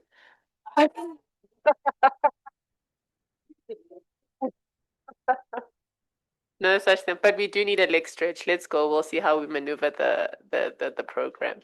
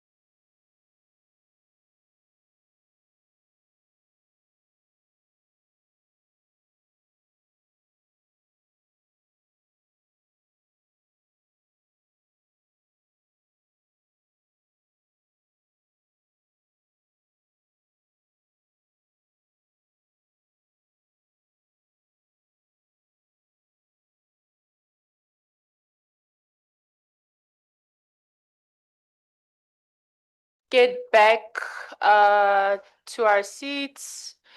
We're in the last session for the day before we get into a final discussion and some reflections from today's meeting. And then after that, I'll map out just a quick way forward.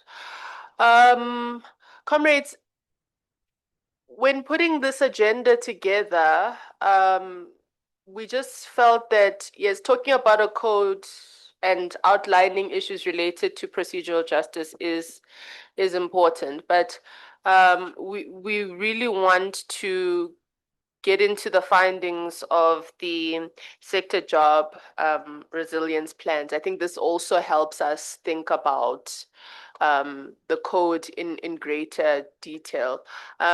You'll see when we go into the way forward, there's a number of critical research that we are consolidating to inform our thinking around the code, as well as the interventions that we want to provide practical guidance on. And one of the studies that we're really looking into is the one that was conducted by TIPS on the jobs resilience plans. So with that said, I'm going to hand over to Dr. Saul Levine from TIPS, who is no stranger to our meetings, and as well as with the engagements with organized labor.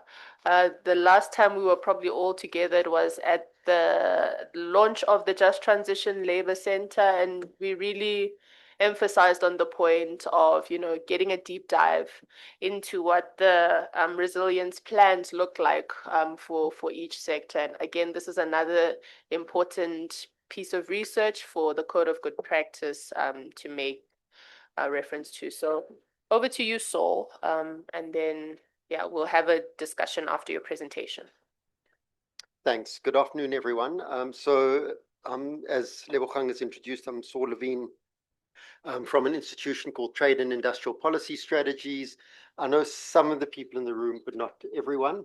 So the presentation I'm going to take you through is a collective effort. So I can't claim full ownership over it, but I'm accountable for it because I'm presenting. But it's to give insights into the work we're doing around the sector jobs resilience plan. So it's a broader process that we've been involved in and started probably about 8 years ago when we did the first one, the first round. And this is an update, and I'll take you through some of the key issues. Just to say that you've met people from the Just Transition Labour Centre. Lebogang was mentioning the conference that we had at the end of last year. So TIPS has been involved in working with the centre to get it going and to start thinking about how we deal with the impacts of what's happening out there. And it's a complex space. So the need for the research is important because there's many divergent factors that are impacting on this transition, and to better understand it is really important. So it's the benefit of research, but obviously research needs to feed into action. So part of what we're doing with the sector jobs resilience plan is to try and support action. That helps a lot. Thank you. Okay, so let me get straight into it. The sector jobs resilience plans are required in the white paper on climate change. So it is something that the DFFE needs to deliver on. And we have been a support partner in the first round and this round again. And the focus is on how to protect vulnerable, so not only workers, but also communities from the climate crisis, particularly important given the inequality inside, because that's how the framing and the context is important, because in other situations, where you can do an active labor market policy and it solves everything because you reskill people that can go to other jobs. In the context of South Africa, where we don't have other places for people to go to, we need to be more proactive and more cautious on how we thinking through this transition that is happening, and thinking through the timelines as well. And I'll get to that. So, and we're calling it a climate crisis, and it impacts on sectors in different ways, and understanding that nuance is important, because when we're talking about tourism, it's got a particular impact. When you're talking about the agricultural sector, it's got a different impact. We can see even this last 2 weeks what's happened in Kruger, and having met someone who was supposed to be in Kruger and had to be evacuated for the balance of their holiday, and they ended up in Joburg, which we said was a great place. May not be as nice as Kruger if you're coming from Australia, but it's a great place. So it's having really real impacts on and how we respond is going to be very important in thinking about this crisis. Okay, so TIPS worked on this previously, as I mentioned. There's already a set of SJRPs that are on our website, and these are the updates. We should be finished with everything in about 2 months. We're going through various consultative processes at the moment. Okay, so aims and assumptions. So what we're seeing is that climate change is affecting the economy and workers in 2 main ways. The first, as I mentioned, is the effects of climate change. So it's the droughts, it's the rainfall, and it's the flooding. And it's, as I mentioned, particularly impacting farming and tourism. And we're very alive to that. The other effect is the policies to reduce emissions. So those have knock-on impacts. So, I mean, we're seeing it in carbon taxes, emission reports, border carbon adjustment mechanisms. So there's a global movement that is seeking to reduce carbon emissions, and it's on a particular pathway. So that has an impact on certain sectors differently. So vehicles, for example, in Europe, several countries, they're already almost out with internal combustion engine vehicles. There's some of the Nordic countries, it's probably like you get socially isolated if you buy a vehicle that's not an EV. So we see all new vehicles that are bought are EVs. There's still probably a handful on the road, maybe some big trucks that require different technology. But by and large, we're seeing big changes happening. Some of them haven't come to South Africa yet, but there's a trajectory.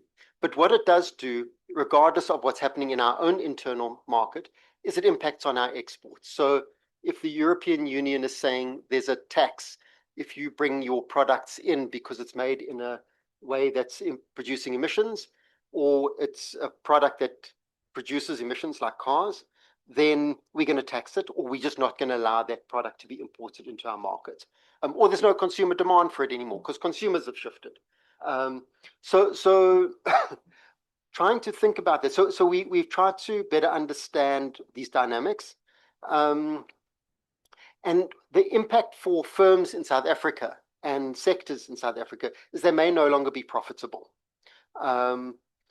So some of it, may be their own doing. So we see some firms have not invested in the latest technologies to reduce their carbon emissions. They've been sweating their assets. They've been riding a wave of profitability that's diminishing, but they're very mobile. They can close down the factory, they can go to another location and leave the workers and communities with a retrenchment package. So the challenge is we need to start thinking about how we manage these transitions so that we don't end up with people walking away or companies walking away and there's no plan, because then you get very negative outcomes, as we are all aware. Okay, so we're seeing at this stage, most of the impact is going to be on coal and metal refineries and petrol-based transport, and I've touched a bit on some of that. What we are seeing is that the shift to low-cost renewables are benefiting other industries. So if a coal might be going down, but if people are putting in PV, a PV factory is making those products and there's people benefiting. There's also, because of the cost curve on renewables, it's becoming cheaper to produce renewables, produce electricity through renewables. So those benefits are being seen in other industries. Costs of energy are declining. There's also new opportunities that are emerging, but they may not be in exactly the same place as where the jobs are being lost. So an example that we were talking about over lunch is where the coal mines are, and if a coal mine closes, it's going to impact the workers and communities there. 150 kilometers down the road, you might have critical minerals being successfully started to mine, but it's different communities and different people. You can't just relocate people because they happen to be miners in Mpumalanga.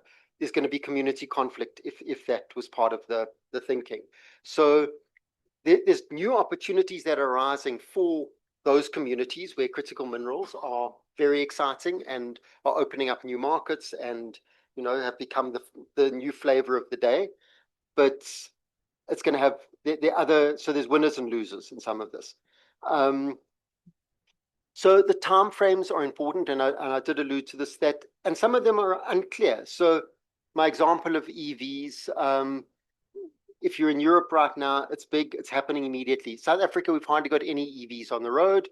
The number of EVs being sold are teeny tiny, even, I think it's in the thousands that gets sold every year, not even tens of thousands. So it's a small percentage point of number of EVs being sold. So the impact is not clear in our own market of some of these transitions, but we know that at some point, petrol pump attendants will be impacted because there will be no petrol to pour if there's a big shift to EVs.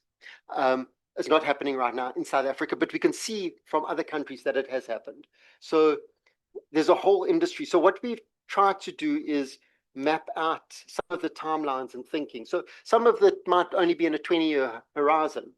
But if we put the measures and the plans and the possibilities in place now, then we create new opportunities. So while the old goes down, the new comes in, rather than waiting for everything to go down and there's no, jobs are lost at scale, and there's no new economic opportunities. So some of what our work has been around is looking at economic diversification.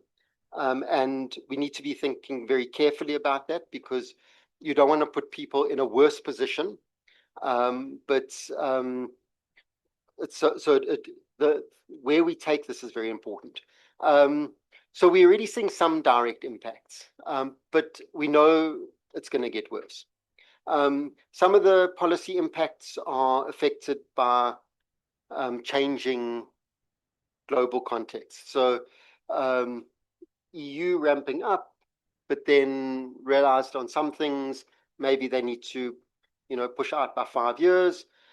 So I think EVs were going to be banned by 2032, and I think it was pushed out slightly, 35. So I think it's pushed out to 2035. So there's some pushback, but we can see by 2035 that's a hard deadline. And then, but we also see on the other side, the US has got climate denialism.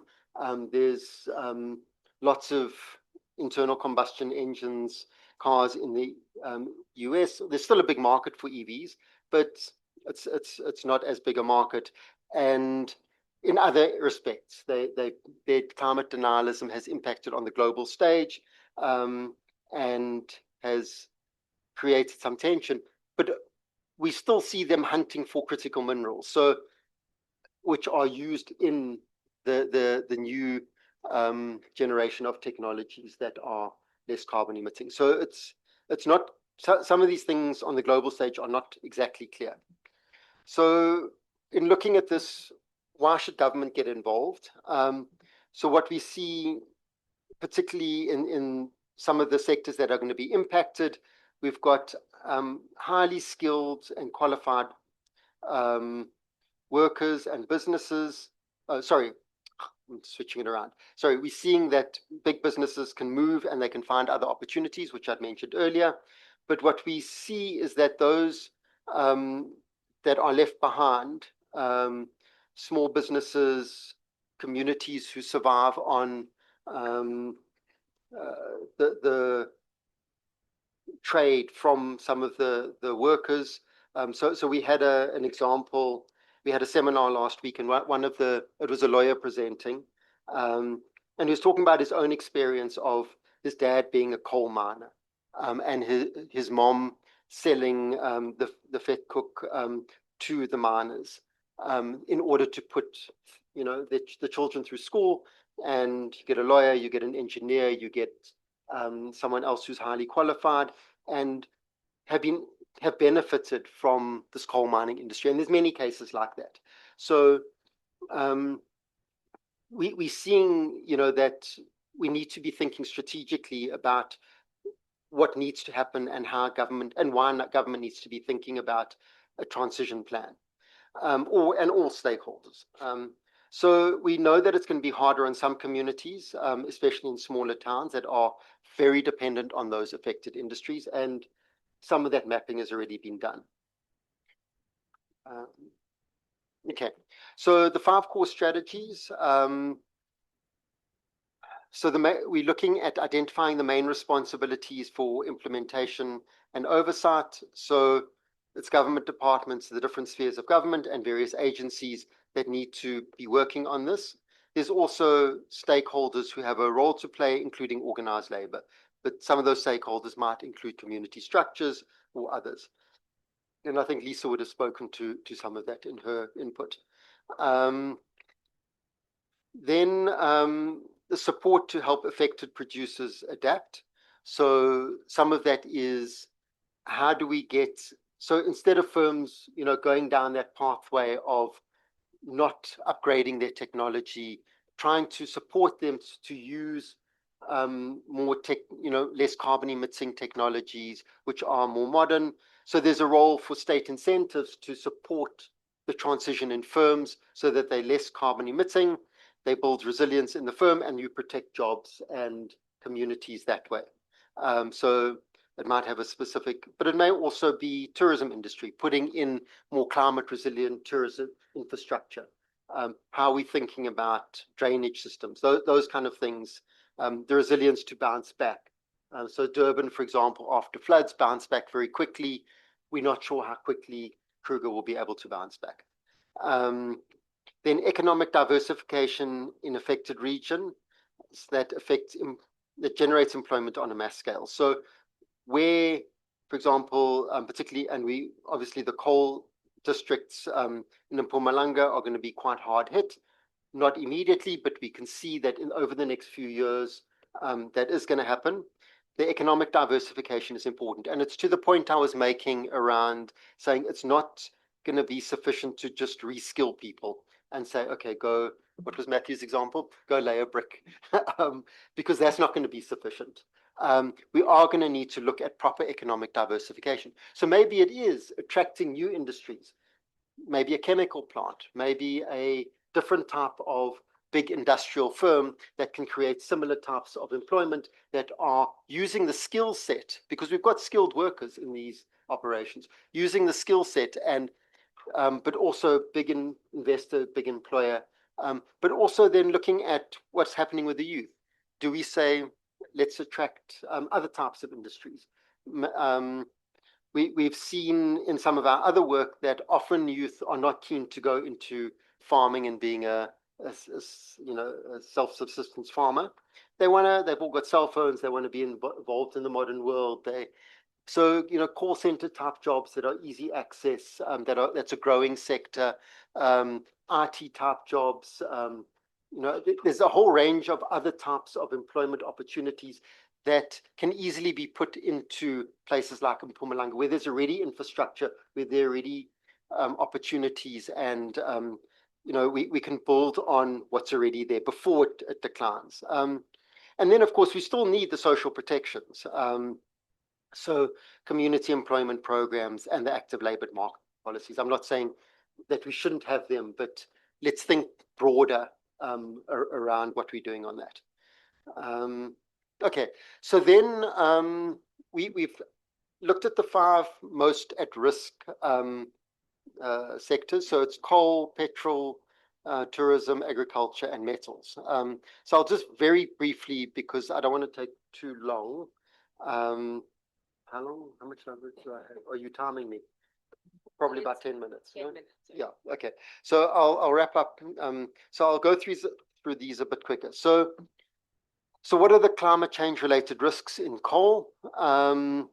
We're looking at the loss of main livelihoods as demand for coal and coal-fired electricity declines, driven by some of the economic realities and aging plants that may have had to close down anyway because they're 50 years old and they've reached the end of life and completely disconnected from the climate change issues. But so we're going to close down, but it's all being compounded by these other factors.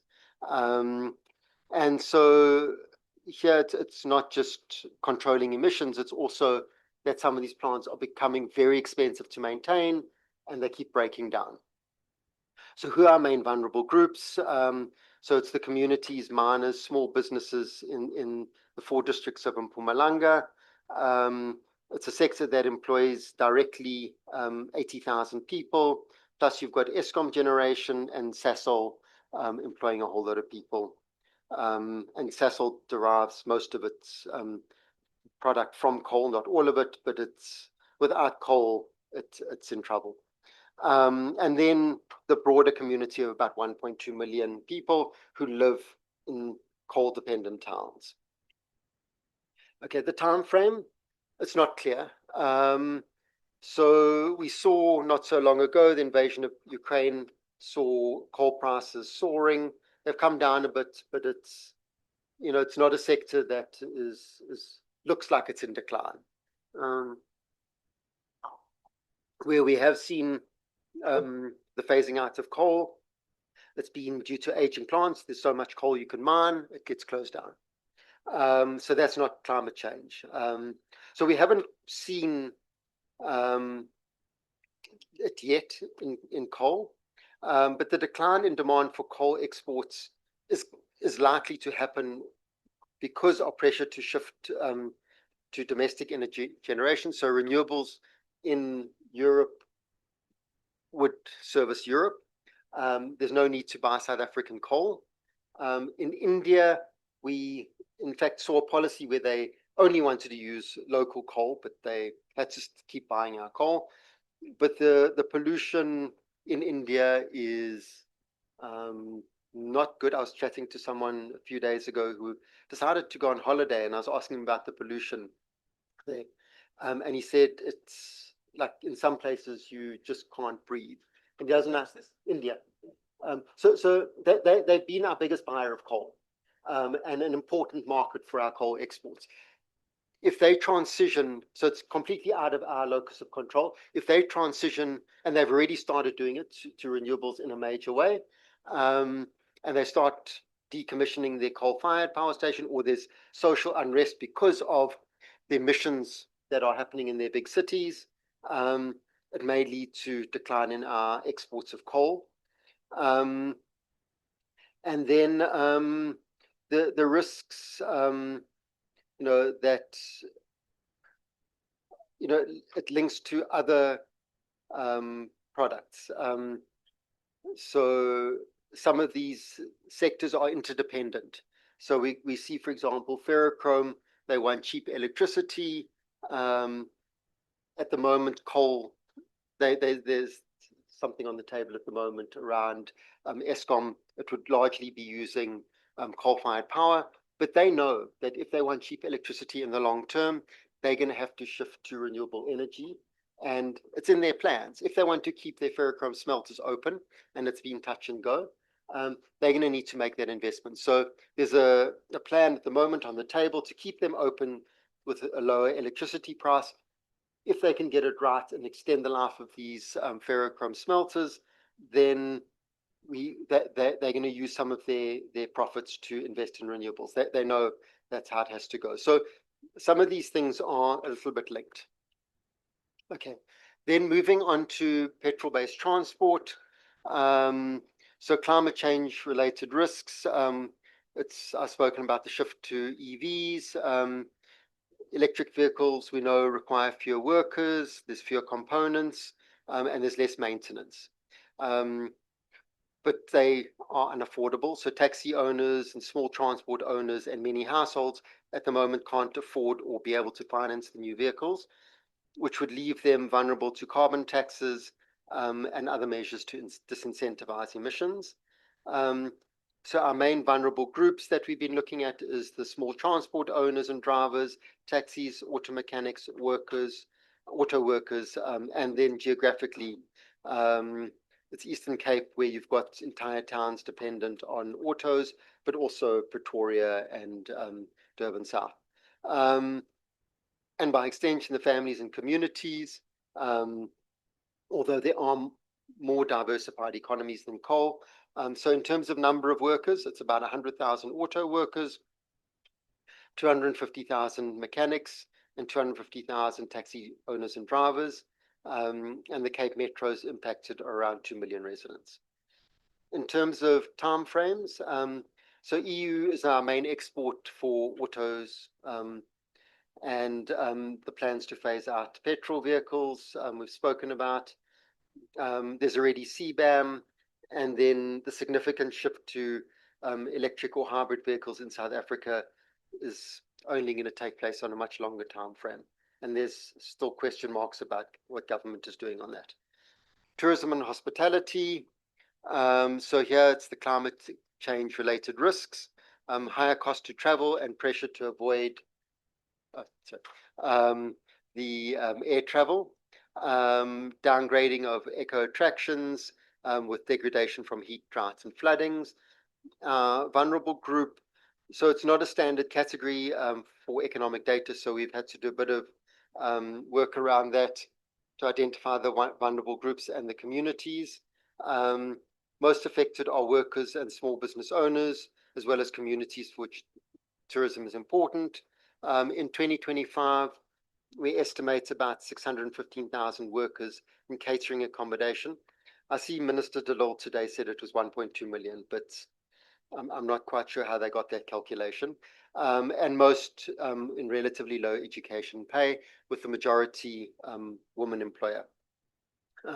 Impacted are some small rural towns that are highly rural dependent, but some of that data is complicated. In terms of our timeframes, we're seeing in the global north, there's a need to avoid air travel because of the emissions. So that does impact particularly on long haul flights. But the timeframes, we're also not sure. Domestic and foreign policy measures might push up the costs of travel, as well as some issues around the difficulty of natural attractions. So Kruger, for example. And then thinking through our ability to protect ecotourism attractions and develop alternatives. Okay, in agriculture, we've got climate change related risks. I'm not changing slides, so I'm trying to race through. So it's more frequent droughts, it's higher temperatures, it's heavy rains. This is not new to any of us, particularly impacting the historic labor sending regions. And this could lead to higher food prices, and then also international consumer demand to buy local. Vulnerable groups, farm workers in towns dependent on agriculture, emerging farmers, people who do gardening as subsistence farmers, and we estimate could be around 800,000 farm workers, about 80 towns with about 1.7 million residents that get at least 10% of the economy from agriculture.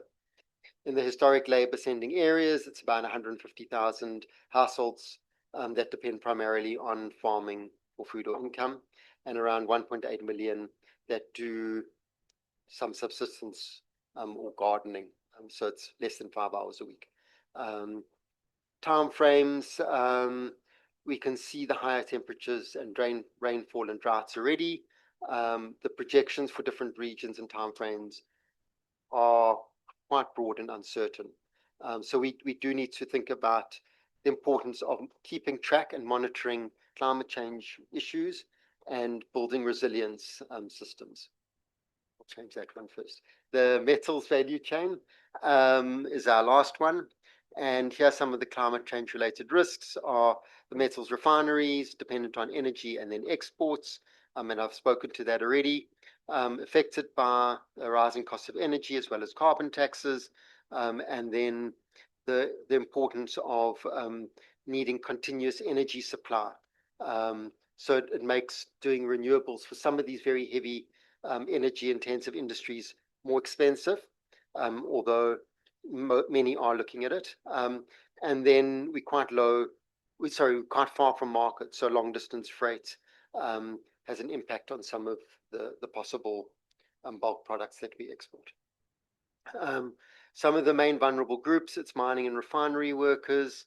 It's the workers there are relatively well paid compared to some of the other sectors we've looked at.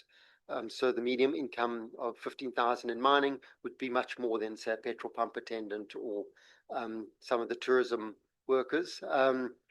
And concentration often in rural areas, especially outside of gold, which is a longer history. It is a male-dominated value chain. The timeframes, issues on the national grid means there's immediate pressure to shift off grid, which I've spoken to.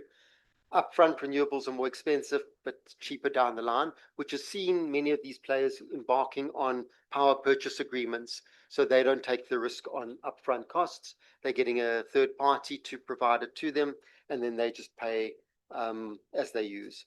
And then the domestic carbon tax will have some effect. CBAM will have some effects. Okay, so my last slide, which I'll move to.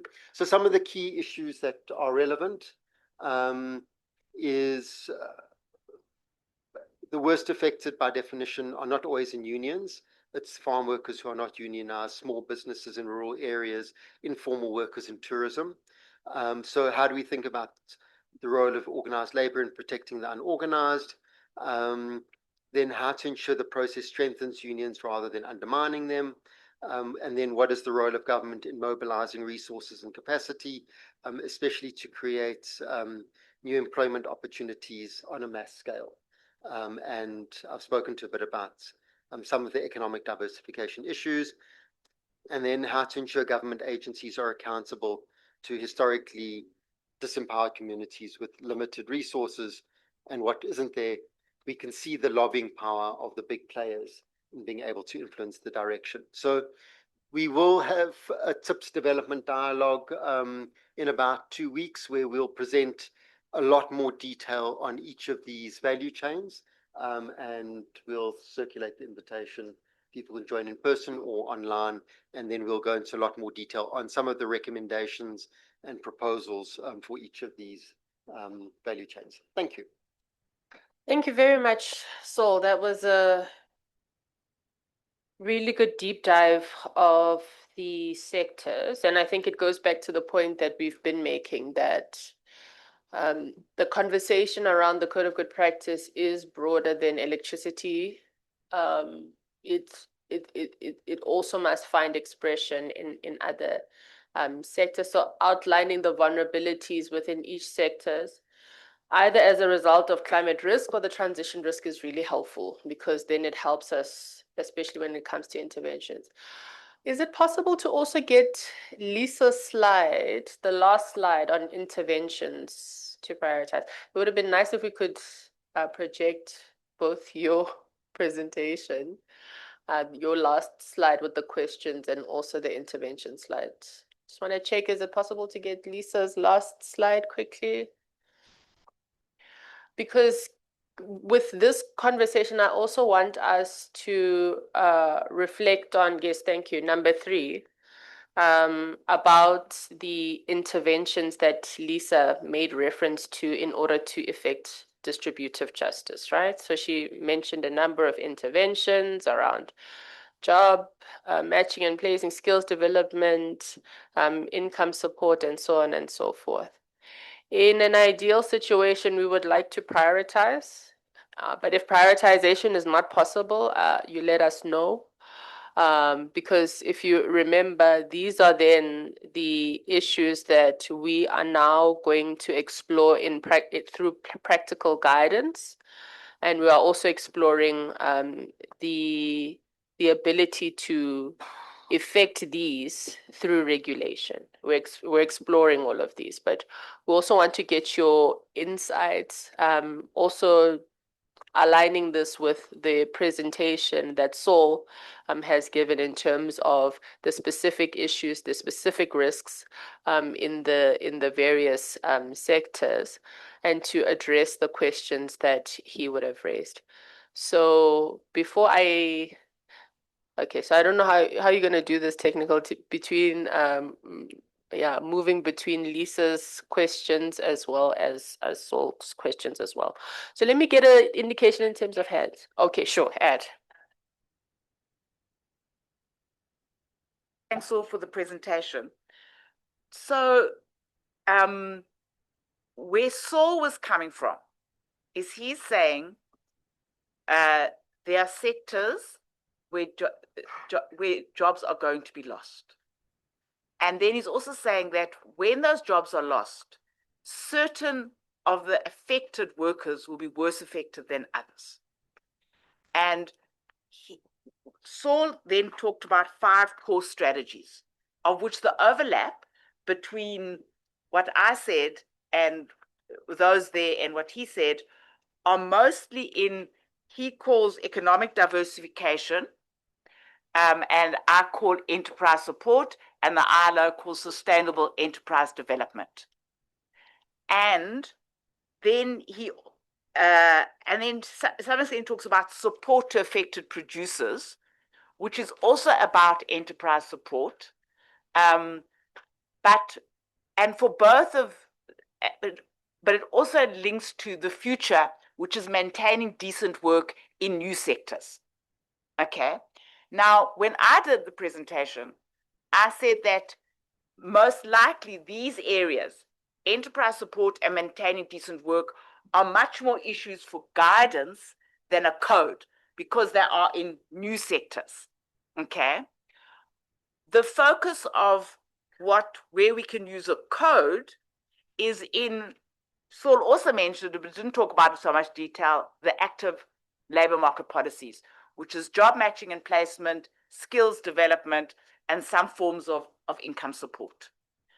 So it would seem to me that, as you discuss, that we need a combination of interventions, some which are more important for workers from industries which are declining, and others which are more important for intervention for industries which are emerging. So I thought I should just say that to assist in the discussion. Thanks. Thank you, Lisa. That's very helpful. Can I get an indication of hands, comments, reflections, questions based on this final discussion before we get into the way forward? All right, we're going to start with Tanya, and then we're going to go to Jens, and then we'll see if there are more questions. One of the things that Saul's research points to is the need to have sector approaches. And if one's going to have sector approaches, one needs government in those sector approaches. So we need to find a way to marry the code and the sector approaches.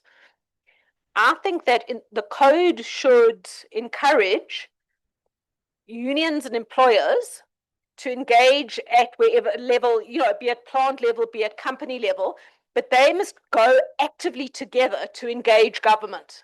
Because if you just have business going and engaging government, then you'll end up getting more PPPs or stuff that workers don't want and workers' issues aren't on the table. If you just get workers going, then government is going to say, well, there's no money, whatever. And so we have to form a strong alliance with companies that we want to try and make sure that we're retaining our jobs over time. And those employers must come with us and help us put pressure on government so that we can get the sector plans in place over time. Thank you. Before I come to you, Jens, just I'm throwing this in here. I mean, I understand that not all bargaining councils are strong and effective in every sector. In fact, I don't think we've actually taken stock of which ones are effective and which ones are not, especially related to the study that TIPS has done identifying these key sectors. I know agriculture, I don't even think there's anything actually, to be quite honest. Textile and clothing is quite strong, but because I'm looking at the point that you're raising, Tanya, around this stuff is not going to happen without engagement with government, right? And how I understood collective bargaining was this really, it bridged this gap is where, you know, the employers and workers together with government came together quite well.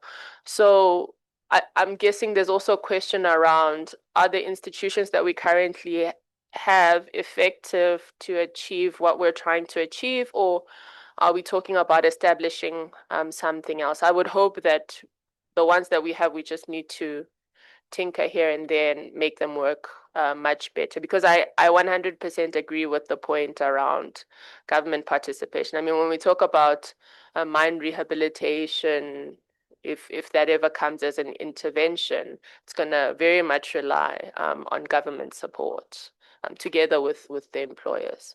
Renee, wait, let me take Jens first. Sorry, just so that I do this properly. Jens, and then Renee, you can come Okay, in. thanks a lot. No, so thanks a lot. Very interesting presentation, and I think it builds really on what we spoke about this morning, also how we frame the whole challenge around the just transition. Just have a question in regards to, so you say a lot of this work was done for the white paper for DFFE, and then there's linked to inequality. I think, so I have a question and a comment, and the question is, so to what extent does DFFE then actually also see this white paper addressing inequality, job creation, and economic diversification? And if they do, then I think it talks to this broader 9 policy areas, the policy framework of the ILO, that you cannot focus on environmental protection in isolation, but you need to look at macroeconomic, sectoral, industrial policies. And now, if DFFE is beginning to talk about this, you know, some of the other departments might say, but you're encroaching on our mandate, you know, social development, employment and labor, trade, industry and competition. So it's interesting to address that climate crisis. You need that departmental, cross-departmental collaboration. So a question to you in terms of how that is happening. And then I think, just very quickly, Lisa, I think in the policy and legal review, I think let's find the right title for that economic development section, because I think economic diversification, that is a strategy on what needs to happen, right? But the actual intervention models is then at the enterprise level. So I think we need, and I think I like the idea of economic diversification and development, then with a subset of interventions. Anyway, thank you, Chair. Let me stop here. Thank you. Renee, you wanted to say something? Yeah, Lebo, just to your point about other structures, like, for example, the bargaining councils.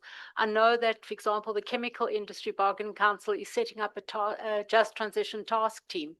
And I saw something with with the Metal Bargaining Council. They're also having, I don't know if there are any NUMSA comrades in the room, but I know they're also looking at having some conversations around the just transition. But the other thing is, you know, we focus so much on BUSA and those kind of bigger employer bodies, but actually in the skills space, we've been working a lot with the individual employer organizations, like, for example, NAMSA, NARCAM, all these, and it's about bringing those kind of organizations into the process, because they're closer to actually what's happening at a company level than, for example, BUSA. Not that I'm trying to, I mean, they have a role to play. I'm just saying that they're directly involved and connected to what's happening to their member companies, just as a point.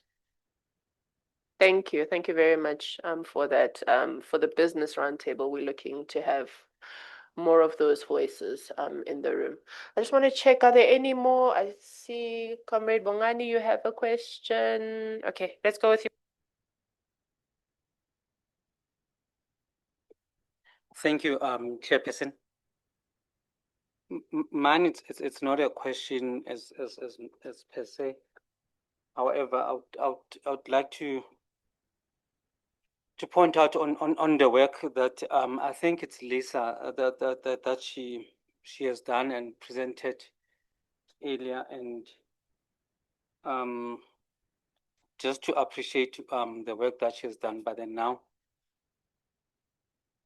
when Chair, you Lisa was putting up the slides, you requested Lisa to put up the slides earlier on before we went to the break.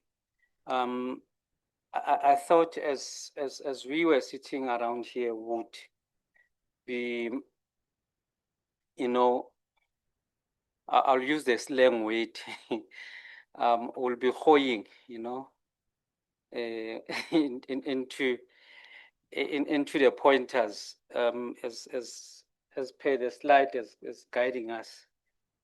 So I was surprised when we only limited the slide to questions. I thought perhaps we're putting ideas into the code. However, as Chair, I would request that I make a written submission into this, because now when you're looking at the work that I did, I thought we'll be debating extensively today into what goes into this code. But then now, looking at the time again, I have another engagement that I must leave again. So if my request for a written submission is granted, then I'll be over the moon. So that's what I would just request now at this moment, Chair, because now when I look at this slide, it sort of relates to the skills and development training of the workers, employment security measures, especially with the latter speaker now, with the presentation that he gave us of jobs that are shrinking. What measures are they, and how this code will sort of assist us as workers to put those measures to you know for protection of workers. The impact assessments and the planning that goes into shop factory floors, and you know, and the industries that are actually impacted. You know, if maybe we and the consultation and the collective bargaining processes. So that's what I looked at. But now, like I said, it's an extensive work that I managed to do over the period. I would then make a written submission to you, Chair, and then you can pass it over to Ulisa. Lastly, Chair, I'll preempt the question that I'll ask now in terms of the participation around the room. I was hoping that this room will be full to the brink with comrades, because now when you're looking at labor, you know, there's lots of us, there's millions of us. However, I'm not to say I'm disappointed. I read an email by Umpulus, I think he sent it yesterday, to say labor has not really responded to this invitation. But then now, however, my question is, we put down your code and then it becomes binding. Someone comes and opposes it from the other end. So what's the purpose of this exercise if labor is not fully represented around this house? Are we saying, as much as we're sitting in this room, are we taking decision for labor in general? Because now I heard the binding question and the binding the binding assertive that was shared around the room here. Is it really going to be binding? I make a submission tomorrow, someone say from NACTU comes and they oppose this code. And lastly, Chair, I heard you through your assertion earlier on, citing that community and business, I don't know whether they've said or they will still sit. It sort of boggles me that community will come up with a code that will be different from what labor will put together. I'm not sure. And business will come up with a code that will be binding. How are we going to consolidate all the views that come from community, labor, and business, especially the labor one, because labor, we know what we represent. I heard the latter speaker saying workers that are mostly affected, we all know that are sitting around here, are workers that are not unionized or organized.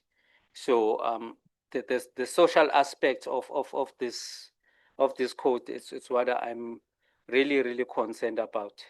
I submit, Chair. Thank you very much, Comrade Bongan. Just want to check if there are any more inputs, questions, because I want to address the question that's raised by Comrade Bongani around, firstly, the request to submit written inputs. We would very much welcome that. The email that you received, if you did RSVP or however you came across this meeting, respond to that email address. It will reach us, and we will consolidate it into our thinking around the code. But just to say this is we didn't request people to go and look for mandates. This is really exploratory in nature. We are testing our thinking with the pertinent issues for yourselves. And amongst all the things that you've raised, I don't think any other worker would be opposed with what has been raised in today's meeting. It's very much around the protection of workers in the transition. But I do understand it's really just for us to explore how we go about finalizing an initial draft for negotiation in NETLEC. Comrade Bongani, you will know that any sort of legislative amendment or any policy of or any socioeconomic policy must always end up here in NETLEC, and the various social partners negotiate on whatever policy or legislative amendment is in front of them. And really, the outcome of that process is a power play between the various social partners, but also it will be guided by best practice, and it will also be guided by evidence as well as experience. So those processes will be subject to a NETLEC deliberation, and the various social partners, community included, employers included, and labor and government will be factored into those discussions. I think what we can continue to do, and I mean, we're going to show the process that we're going to follow in the way forward. This is not the first conversation that we're going to have.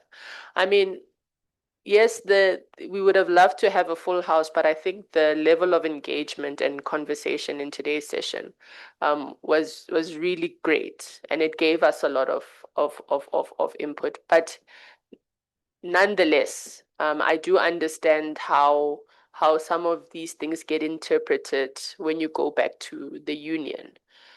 So there will be opportunities for further engagements at the level of the union, at the level of the federation, through the various climate change task teams that are at the union level. And we will also look for ways to continue having the conversation and convening meetings, because this is still a process that we are following.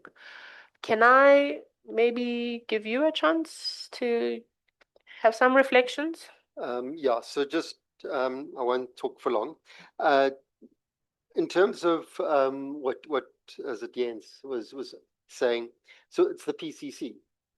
That the structure of the PCC, if you look at who's there from government, and it's the same legislation that the SJRPs and I think the PCC are linked with.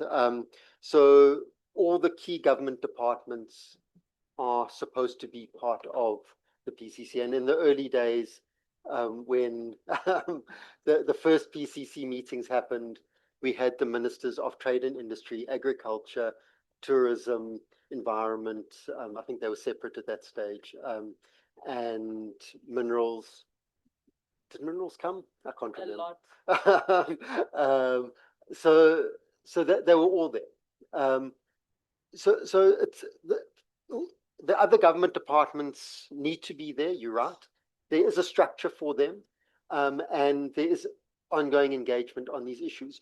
But some of them are very practical realities where if industry is closing down or auto sector is transitioning, it's directly impacting on the work of the DTRC.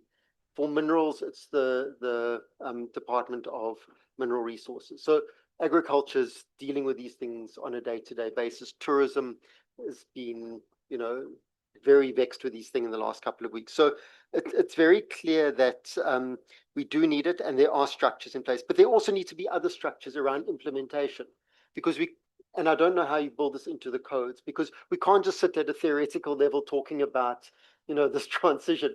We need structures to implement new investment drives, new economic opportunities, drive. If we are looking at new skills or active labor market policies in general, someone has to be driving this. So you can look at the existing departments, but some of them are not geared up to make that shift. So we need to be thinking about who's going to be doing this work, so that it is effected. Otherwise, it just becomes a conversation. So part of what our in-depth dive for each of these value chains is to come up with some specific recommendations and to start thinking about the institutions that could drive some of that. So someone wakes up in the morning, they can go to the office and they can start, looking for new investments in Mpumalanga, that kind of thing. Or, social safety net, if that's what's required.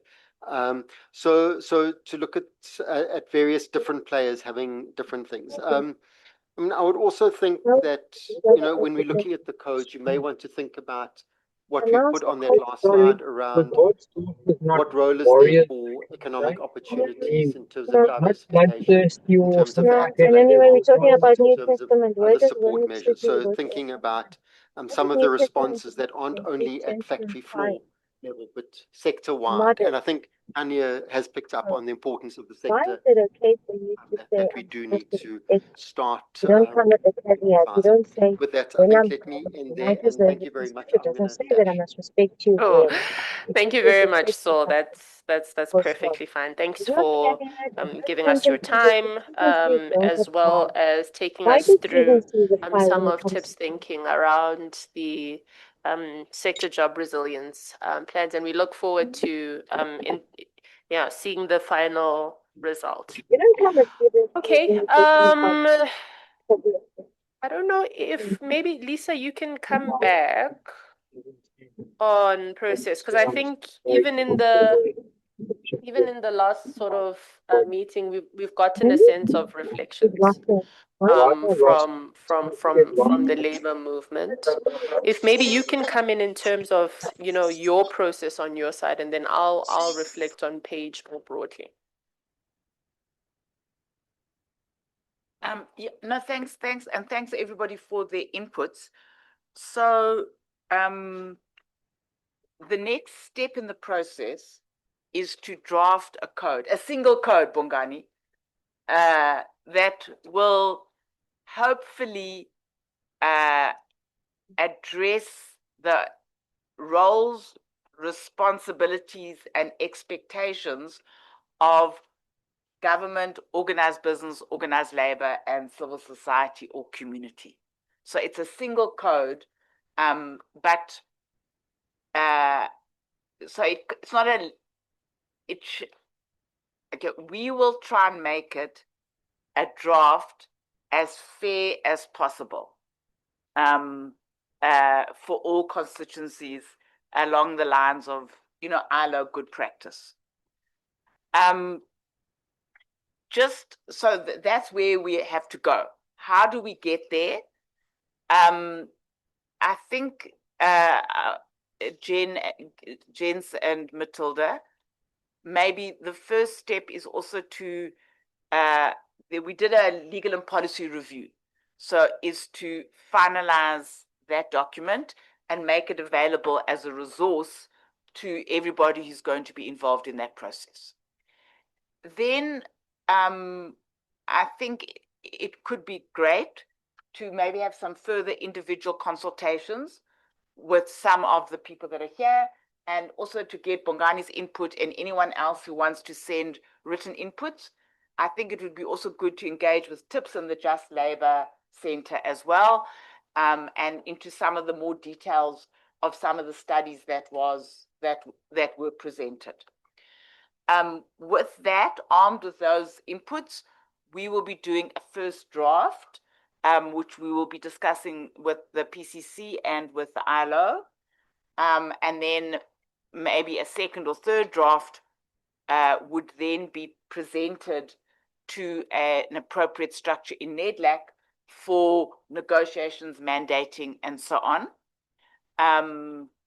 I understand that there is a Labour Market Chamber meeting next week where Labour will also be there to raise this issue. Yeah, I think that's the process. The other thing that we will do in parallel is to take up the issue, to legally look at the possibility of a regulation. But I think it would have to be up to the PCC to speak to the responsible minister. But Labour, it would seem that depending on that, it might impact on this, Tanya, the structures in NEDLAC. Is it better to discuss a code in the labour market and a guidance in another in the community chamber, or is it better to set up a joint structure? So I think, I'm no longer in NEDLAC, but it seems to me that there needs to be some of that discussion sooner rather than later. Thanks, Lebo. Thank you very much, Lisa. That's really helpful. So, yeah, especially on the point around the fact that we will be going back to the labor market chamber to present the legal and policy review, get a conversation going and a process kick-started. So the comrades who are in the labor market chamber are going to have to really help us in terms of where are we best located here, taking into consideration that in the labor market chamber, community doesn't have participation there. And there are a number of cross-sectoral issues, especially when we're looking at the issue of practical guidance. Economic diversification is not well placed in the labor market chamber. And I'm not too sure if we really want to break up the process across the various chambers. It could be best to just consolidate all of this in a standing task, man-co-task team. But I'm also no longer in the unions and I have no representation in the chambers, so I can't make that call for comrades, but I'm just putting it out there. Why it is worth thinking about consolidation in one place is that impact and progress are easily tracked there, as opposed to things happening in the various sort of chambers. And we have practical experience with this. We did wonderful work on the economic recovery, reconstruction and recovery task team. We achieved a lot and we pushed a lot there. And then when we allocated specific items to the various chambers, it was very difficult to track progress and consolidate what our impact was. So having learned from that, again, I'm not influencing anything, but my appeal is really to look at how best to get the best out of these processes. Before I get into the way forward, I don't know, Matilda, Jens, you want to reflect on anything? No, just to say, I think great discussions today, and thank you for all your input. And just to say, I think it's very important to explain the role of the ILO, the office. We are not here to drive anything. We're here to support, right? So when Lisa say they will send it to the PCC and the ILO, we are just the technical support partner, but PCC calls the shots. But I want to ask you a hard question, Lebo. regarding so you have four chambers in NETLAC, so trade and investment, right? Labor market, public finance, social development, right? Are they all tripartite, or is it only the labor market chamber? So, community is only represented in the development chamber. But the others are tripartite. Okay, but you say it might be difficult, but doesn't it make sense if we look at, just transition as a whole of society approach? Restricting it just to the labor market chamber, it becomes another labor market issue, but it is much broader. I'm just saying it might be worth to explore. The road might be a bit longer, but it might make sense to explore it. I don't know. Matilda, do you have any final comments? No, mine is just a warm thank you and a lot of appreciation for all your insights, questions, suggestions, experiences. Yeah, a lot to digest, and we really appreciate it. And this is just the first step of a longer journey, and looking forward to walking it with you all. So thank you so much.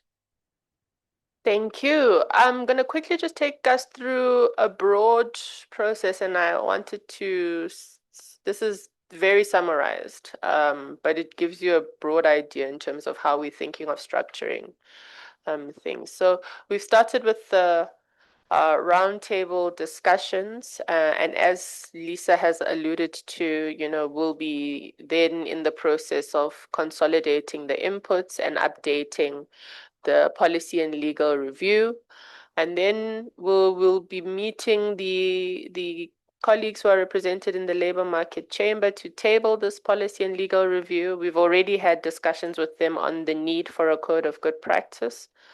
But there we will take on the conversation around where this is appropriately constituted, and hopefully begin the work on a task team to look at the codes and the various other interventions or practical guidance.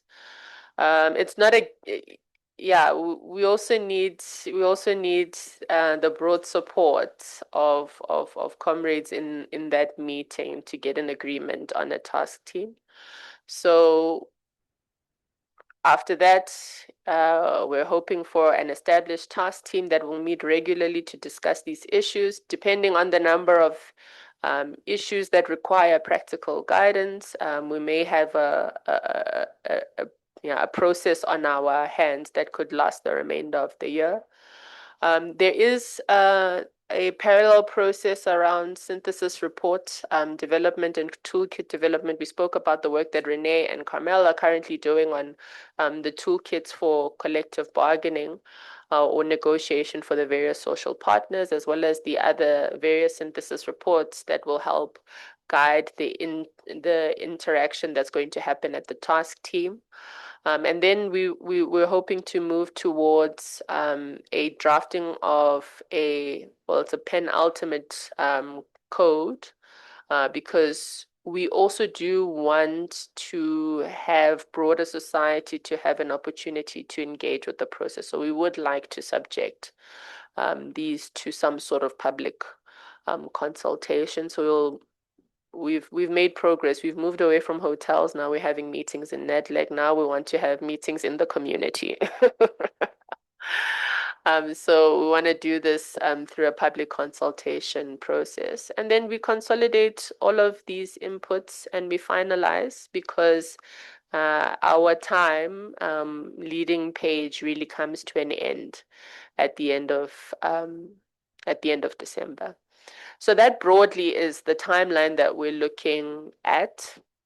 Nothing is set in stone. We also play it by the ear sometimes, and we move things along to accommodate other things, because as much as possible, this is a social partner driven process. So in a nutshell, this is what through the page program, at least, we intend to do in terms of the development of the code, as well as all of the other supplementary instruments. If you want to submit inputs, like I said, you are more than welcome to do that. If you want to invite us to come to meet the leadership of NUM to talk about the code, we will welcome the opportunity to have a conversation. And any other structure that you think would benefit from understanding what we are talking about here today. So with that said, I want to thank you all for taking time to sit through this process. We really appreciate your engagement and your robust, and you've challenged us on a number of issues, which we greatly appreciate. This is why we wanted to have these sessions here in person so that we could have these robust conversation. I want to thank the ILO, UNITA, Lisa, as well as Paul Benjamin for all the work that they've done to get us thus far. I also want to thank the team that's helping us coordinate admin, as well as we've got a very good AV team that's assisting us here, as well as the caterers who've been making sure that we're fed. With that said, comrades, thank you very much for joining us, and we hope that when we call you again, you won't hesitate. You won't say, hey, they're calling us for another box ticking exercise. We really want to push forward towards implementation. With that said, thanks, colleagues. Please drive home safely, and we will see each other very soon.